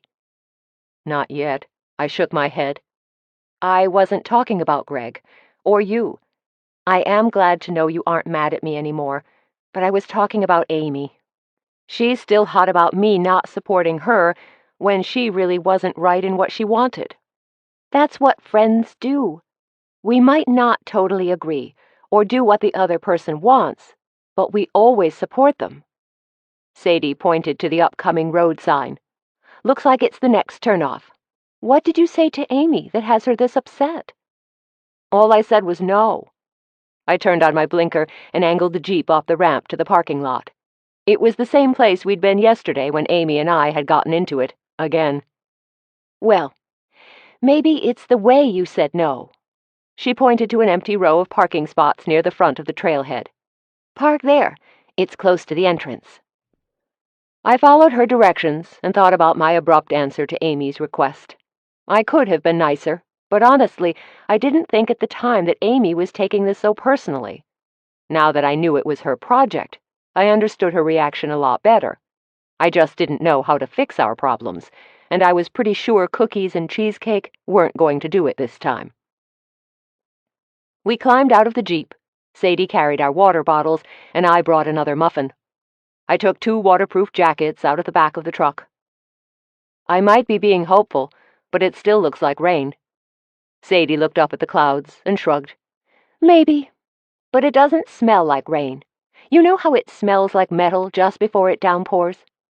I thought about her description, and it was spot on. "Humor me about the jackets, then. I'll carry yours back if it's 70 by the time we get this cache found." I locked the Jeep and studied the handheld locator. I had my phone in my pocket just in case. Sadie's water bottle was hanging around my neck, and I was munching on my second muffin of the morning. I'd say I was prepared for a hike.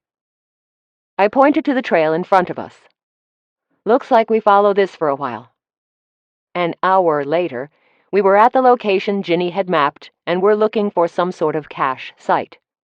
The place was pretty isolated, so I was sure there wasn't another cache set up by one of the club members nearby.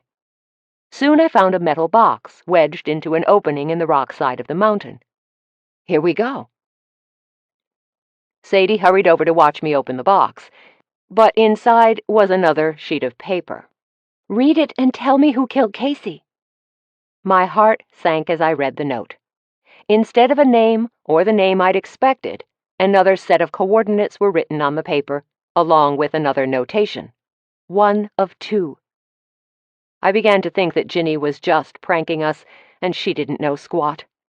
"Key it in. We didn't come this far only to go halfway." Sadie watched as I keyed the new coordinates into the locator. This time, we were to head east, toward the mountain range. 20 minutes later, we'd found the new site.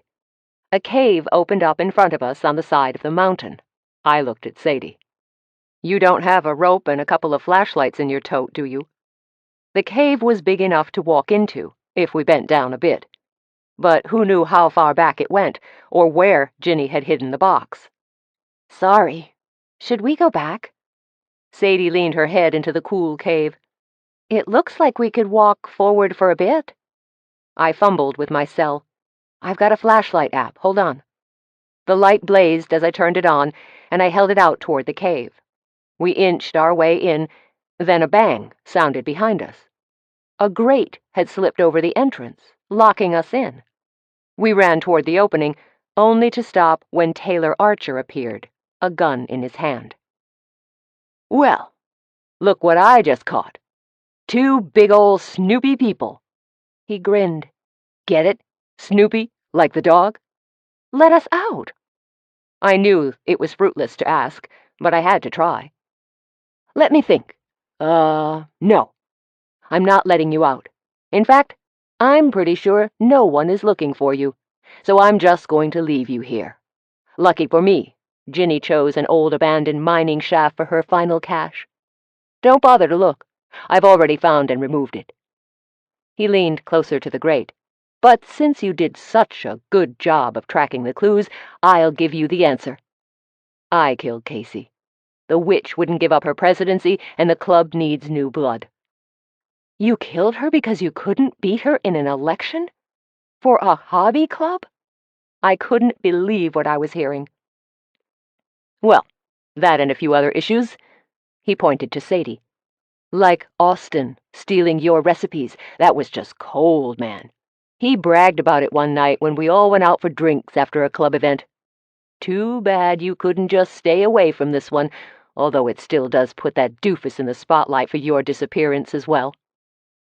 I don't understand. Why kill Casey, then?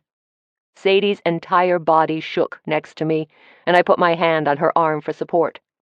You are dense, aren't you? Taylor squatted down at the entrance, looking at the edges where the steel screen hit the dirt. Casey had to go, and I needed a scapegoat. And since Austin had a history of killing his girlfriends, your death will just go down as another one on his list. You knew about MJ. The pieces were all coming together now. You're the source that called the DA.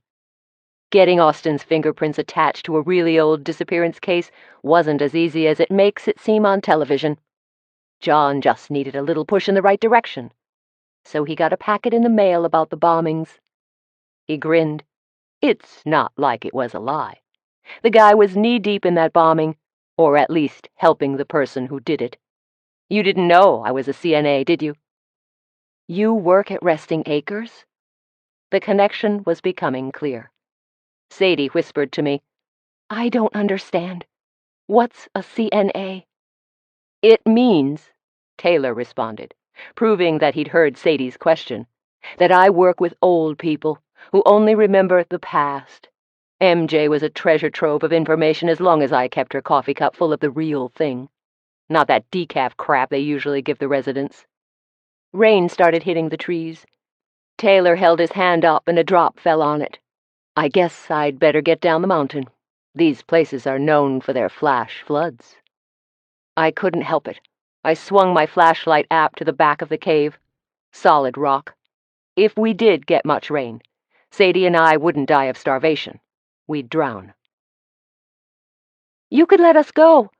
We wouldn't tell anyone, Sadie called after the retreating Taylor. We heard his laughter echo through the cave. I sat on the dirt, all the energy drained out of me. Toby was right. This was stupid.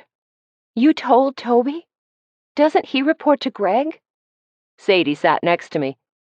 If you were trying to keep Greg unaware of your actions, talking to his deputy doesn't seem like the smartest plan. Toby said Greg wouldn't let him be part of the investigation due to money issues with the city. I felt bad for him since he broke up with Elisa. He needed something to think about besides her. Something about what Sadie had said was tinging in the back of my mind. But before I could formalize it, I heard dogs barking in the background. Sadie and I both stood, making our way carefully to the opening. Are those search dogs? She looked at her watch. We've only been gone a total of 3 hours. No one should be looking for us yet. Another bay from a hound sounded closer. But they are. I pulled out my cell to try to get a signal, but between the cave and the steel grate, no bars appeared. I returned the cell to my pocket and pushed on the barrier. It didn't move an inch. Help me push. I motioned Sadie to move up next to me and counted down. 1, 2, 3. The grate moved less than an inch. No way would we be able to get it open enough for us to crawl out. We'd have to take a chance that those really were search dogs, and that it was us they were looking for. Help! We're over here! I yelled at the top of my lungs. A hound's bay answered my words. Sadie grinned at me. I think the dog heard you. She stood on tiptoe and called out to, Help! We're in a cave! I heard rustling down the path, and then 2 blue-tick hounds appeared, sniffing at the grate. One sat down and howled. The other came up and licked my hand where it was sticking out of the grate. When he saw the other dog doing his job, he, too, sat and howled. I think we're saved. Tears filled my eyes as I watched the dogs announce their finding us. 2 men burst through the brush and went directly to the dogs, clipping leashes on their collars. One of the guys smiled at us. "I take it you two are Jill and Sadie?" He examined the grate. "Unless there's 2 other women lost on the trails this morning, I think you're right." "You okay in there? Are you hurt? We have an ambulance down at the trail site. I can call someone up." The other man peered into the cave toward us. "Just get us out of here." I hugged Sadie. "My friend has a Bible study to get to tonight." A few minutes later, Toby and Greg burst through the bush and stopped short when they saw the grate locking us into the cave. Greg came close and studied me. "You're something else, you know that? Can you get us out of here?" So far, the men had just been studying the situation. Sadie and I tried to get it to move, but we didn't have much luck. I was beginning to feel a bit like the lions at the zoo, closed in with time to pace. "I don't know." He looked back at Toby. "At least with you in there, I know you're safe." Looking at the rain puddling around us, I shrugged. Until the cave fills up with water. What a day for the drought to end. One rainstorm doesn't end a drought, but it's a good beginning. Greg squeezed my fingers. "Hold on, Slugger. We'll get you out of there." The men gathered around the mouth of the cave, and after a few test runs, lifted the grate up far enough for Sadie and me to squeeze through. Greg handed me a bottle of water, but I shook it off. Sadie had us well stocked. I held up the water jug that I'd strapped over my shoulder that morning. "So, if you found us, you probably found Taylor as well?" Greg and Toby exchanged a glance. "Don't tell me you let him go. The guy is crazy. He locked us in here. And he killed Casey and vandalized the food truck to make it look like Austin had done it." Sadie paused. "But I guess I should thank him for returning my recipes. The man's not all bad. The only reason he returned them was to make Austin look guilty." I couldn't believe my friend. She was always seeing the best of people, even the ones who left her for dead in a cave. "Hold on, he's not gone. Tim has him in the back of the patrol car cooling his jets. I can hold him for your kidnapping and attempted murder, but I got nothing tying him to Casey's murder except your word." Greg held up a hand before I could speak. "I didn't say it wouldn't sway a judge, but he might be able to play a jury. Believe me, he killed Casey." I started shaking in the rain, and Greg put his arm around me. "Let's not worry about that right now. Let's get you down the mountain and into a warm vehicle." Greg took my arm and motioned to Toby to help Sadie down the trail. "How did you find us so fast?" "I figured we wouldn't be missed until Sadie didn't show up at the church tonight." I leaned my body into Greg's to try to feel some of his warmth. The guy was like a furnace. "I don't know if I want to tell you." That made me stop dead in my tracks.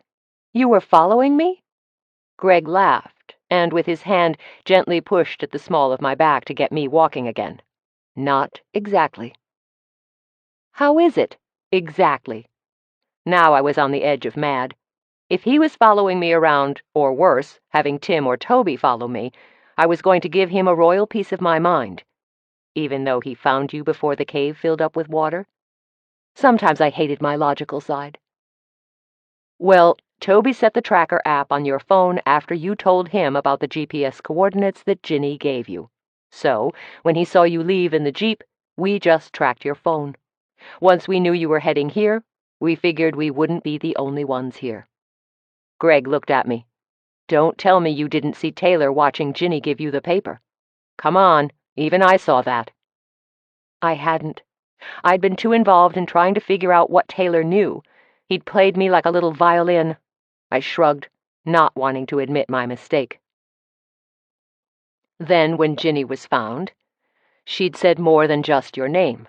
She told us that Taylor was going to get you, too. Greg stopped near my Jeep. He threw Toby his truck keys. "Take Sadie home. I'm going to drive Jill back." When we got into the car and turned up the heat, Greg passed the basket of muffins that was in the back seat. "You want one of these?" I took a couple. Greg chuckled, took one, and then pulled up next to the patrol car. "Hand out the rest of these to the volunteers, and make sure the basket gets back to Sadie." He handed the basket to Tim, who grinned. "Oh, and take Mr. Archer to the station. I've got some questions for him before I decide what charges I'm going to ask John to file." We drove in silence as I consumed the first muffin. Then I leaned back in the seat and thought about all that had happened. "You really don't have anything linking Taylor to the murder except our testimony?" I aimed the heater vents to blow the warm air toward me. The rain was still falling, making it hard to see out the window to the road. Thankful Greg was driving, I put my leg up under me and turned toward him. "Nada. At least not yet. I wish I could put him in South Cove the evening of Casey's death." He put his hand on my knee. "Did you check Casey's planner? Maybe she made a note about meeting him." I leaned my head against the seat. I felt so tired. I was going to sleep for days after this. "What planner? How do you know she had a planner?" I yawned. "She told me when Austin was trying to get her away from me before I told her about him and Sadie. She said she'd bought it in Bakerstown, when they started working on the food truck." "Interesting." Greg's voice seemed very far away. When I woke up, we were in my driveway. I guess I was tired. I turned toward the door, but paused. "So, Toby turned on the GPS on my phone, that little tattletale. I'm going to have to give him a piece of my mind when I see him." Greg smoothed down my hair. "I guess I should tell you all of it. I was having Toby spy on you." "That's why he moved into the shed?" I looked out to the back of the driveway. Toby's truck wasn't there yet. "No, that was all the two of you." Greg chuckled. "I asked him to keep an eye on your investigating, since I knew you were up to something and I couldn't figure it out. He gave me reports daily. Then we decided what information to feed you to hopefully keep you safe and out of harm's way. The friend thing was supposed to keep you researching on Facebook, not locked in an abandoned mine shaft." Now I'm really going to have words with the boy. He tricked me. Actually, he'd tricked me several times, but I wasn't going to admit that to Greg. I was just happy to be home where I could listen to the raindrops hitting the roof without worrying about anything. Chapter 21. I got a text from Aunt Jackie Monday night. Actually, 2. "Are you all right?" When I sent back a yes with a smiley face, I got a quick response. "Stay home tomorrow. I'll cover your shift." Okay. And that was how I came to sleep in this morning. But as usual, my body had other plans, and I was up and wandering the house by 7. I called Aunt Jackie at the shop to see how things were going. "You need to be resting. I swear you get in more trouble than anyone I know." She called out to Heidi, one of my regulars who only came in the morning, mostly to avoid talking to my aunt. "I've got to go. Customers to serve. I suppose you'll want to work tomorrow?" "I suppose so." When I chuckled, she hung up on me. I knew she was just worried about me, and that gave me a warm feeling. Emma whined at my feet. "Your aunt says hello." I got a bark from that, and she headed to the door. After letting her out, I called Greg. "Hey, sunshine. I figured you'd sleep in today," Greg said. I slumped into a chair. "I tried. No luck." "Anything in Casey's planner about meeting with Taylor?" "Yep. And she was going to cut him from the club. There was a whole discussion written out on a sheet of paper about how she caught him skimming from the treasury. We asked him, and the guy confessed to everything." Greg chuckled. "I guess he thought your testimony was going to send him up the river anyway." "What did his lawyer say?" "He talked before his court-appointed lawyer got there. We tried to get him to shut up, but he waived counsel. Man, that woman was hot when she got to the station. But it was all on tape, and we didn't do anything wrong." John is over the moon since he only has to do the sentencing part of the trial. I could hear Greg tapping on his computer. Sounds like you're busy tying up loose ends. I'll let you go. He stopped typing. Just want you to know I love you, and stay out of trouble. Trouble seems to follow me. I tried to remember what the line was from the movie, but it wasn't coming to me. Honey, you dive in feet first. It doesn't follow you. You find trouble. When I started to object, he laughed. Go read and take care of yourself. I've got a delivery coming from Lily's for your lunch. A knock on the front door had me distracted. Is it here already? Shouldn't be. I told them to deliver about noon. Don't hang up until you check to see who's there. Greg didn't like me having unscheduled visitors, especially living so close to the highway. I peeked out the side window. A woman stood there with a large flower arrangement. Crap. I forgot that Allison was coming over for coffee this week. I started unlocking the door. Sorry, hun. I've got to go. I hung up the phone and set it on the table in the foyer. When I swung the door open, I greeted her. I didn't expect you to show up today, at least not with flowers. The woman thrust the flowers into my hands, then she spoke. I figured, as horrible as I've been, I'd better arrive bearing gifts. It wasn't Allison on my doorstep. It was Amy. She looked me over. Are you okay? She paused. Can you forgive me? I'm fine, and of course. I set the spring arrangement on the table and pulled my friend over the threshold and into my arms for a hug. I missed you so much. Have you ever had a meal with Darla? She's impossible. Justin says I've been a total brat about this. When he heard the news last night, I wanted to come then, but Greg said you were worn out. She walked over to the couch. Come sit down and tell me everything. I'm tired of getting my gossip from second-hand sources. Leave it to Amy to put it all in perspective. I sat down and the two of us talked until the second knock on the door brought a basket of fried chicken along with mashed potatoes and gravy. It was enough to feed 10 adults. I wonder who else is showing up. I carried the boxes into the kitchen and started unloading. Amy got out the good paper plates and silverware. Greg told Justin to be here just after noon. I guess Greg will be arriving any time. Amy looked in the refrigerator. Good. You have sun tea. As she set the jar on the counter, Toby knocked on the kitchen door. Am I too early for lunch? Sasha's bringing your aunt from the shop. They closed down for the afternoon. Seems like everyone but me knew there was going to be a party here today. I hugged him. Thanks for watching out for me, even when I don't think I need it. He held his hands up in surrender. Not my fault at all. This was all Greg's plan. He knew you were investigating, but he couldn't figure out what you were doing, so I was his mole. Just remember to take the GPS locator off my phone. I don't need Greg knowing everything I do. I shot Amy a knowing look, and she blushed. Toby's phone rang, and he glanced at the display. Sorry, I've got to take this. He walked into the living room.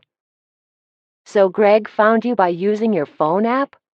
Amy handed me a glass of iced tea. That's kind of awesome. It's kind of invasive, but I'm glad they took that step. Sadie and I didn't even have time to finish the water we'd brought for the hike. I sipped my tea. You shouldn't joke. That guy was crazy. He could have killed you. Amy leaned against the cabinet. Do you know how he killed Casey? I shook my head. He didn't say. He was just so excited about having done it. I heard that he mixed a wheat germ into water, let it steep, then strained it. While they talked, he switched out her water bottle. Amy shrugged. Another reason why water's bad for you? I guess so. I thought about Casey and her love of people. I feel bad she didn't get a chance to really be a resident of South Cove. I think once the Austin and Sadie thing blew over, she would have been fun to have around. Amy walked over and put her arm around me. That's why I adore you. You're always thinking about the underdog. Well, maybe not always. I held my hand up, stopping Amy from disagreeing. Look, I was wrong to say I wouldn't support you in the water conservation plan. I should have been more understanding whether or not I knew it was your project. Amy shrugged. Thank you. I kind of went overboard crazy with my reaction, too. I guess I was trying so hard to not tell people it was my project. I forgot to get buy-in before I went all psycho water saver on you. I looked out at the gently falling rain. I guess 2 days of rain doesn't stop a drought. 2 days might not, but the forecast is rain for a week. We'll be disbanding the Water Conservation Committee next week when the council meets. Bill's already talked to me about it. Amy dug through the chicken and pulled out a wing. Are you okay? She nodded. I've learned a lot the last couple of weeks. I know I'll do the next project totally different. Toby came back into the room, and Greg followed him along with Sasha and Aunt Jackie. The kitchen was full of people. Emma sat out on the porch, looking in through the screen door. She whined when she saw Aunt Jackie. That was the hospital, Toby said. Ginny's awake, and talking. They are predicting that she's going to make a full recovery. I sighed. Ginny needed some good news. I just hoped she could find her way in the world, now that she was going to be all right. Greg came over and put his arm around me. I just wanted to bring together Jill's favorite people and celebrate the fact that we have another day with the most beautiful woman in South Cove. Thank you for being who you are, even when it drives me crazy. And risks your life, Aunt Jackie added. Here's to Jill. Amy held up a glass of iced tea, and the rest of the group held up their empty hands. We love you. After we ate, Greg and Toby had to get to the station to start the paperwork. Amy had to get back to work. She squeezed me tight before she left. Girls' night Thursday. We'll go to Bakerstown and do that painting and wine thing. Greg and Justin can take us and pick us up. Then we can come back to the house for a movie. I adjusted our plan so we wouldn't be drinking, then driving back. Sounds perfect. She waved and headed out the door. Sasha looked at my aunt. You ready to get back? Aunt Jackie slouched into my recliner and kicked off her shoes. Why don't we stay and talk a bit? I sank down on the couch, and Sasha sat on the other end. Hey, I'm getting ready to go back to school, and I have to take a test. You want to help me study? I can do that. I've gotten really good at testing lately. In high school, I'd freeze up, but now, if I don't know the answer, I just guess. And usually I'm right. Sasha twisted her hair between her fingers. What's going on between you and Toby? Aunt Jackie asked. Sasha didn't miss a beat. I'll tell you right after you tell us what's going on with you and Harold. Touché, I grinned. The girl was learning. What other gossip have you heard? There's a new store opening across the street next to the Glass Slipper. Some kind of china shop, from what I hear. The name is really cute. Tea at tea. Aunt Jackie closed her eyes and leaned back her head. I'm so glad we closed the shop for the day. I'm beat. Cheesecake and movie afternoon? I thought about my movie collection. Romance, mystery, or comedy? Comedy. Let's watch Ghostbusters. Or anything with Bill Murray. Aunt Jackie sat up. Soda in the fridge? Yup. Bring me one. I stood and grabbed the movie off my shelf. I also grabbed Groundhog Day. We might as well make an afternoon of it. I put the DVD into the player and messed with the remote. Sasha was looking at the movie case. Excited? I pressed pause on the DVD as we waited for Aunt Jackie. Sasha looked at me and shrugged. I guess so. I mean, I love hanging out with you guys. My aunt handed her a soda and then gave another to me. But what? You think you need to study or something? Relax. The books will be there tomorrow. Sasha shook her head. It's not that. I just have a question. She paused, looking at the movie cover again. Who's Bill Murray?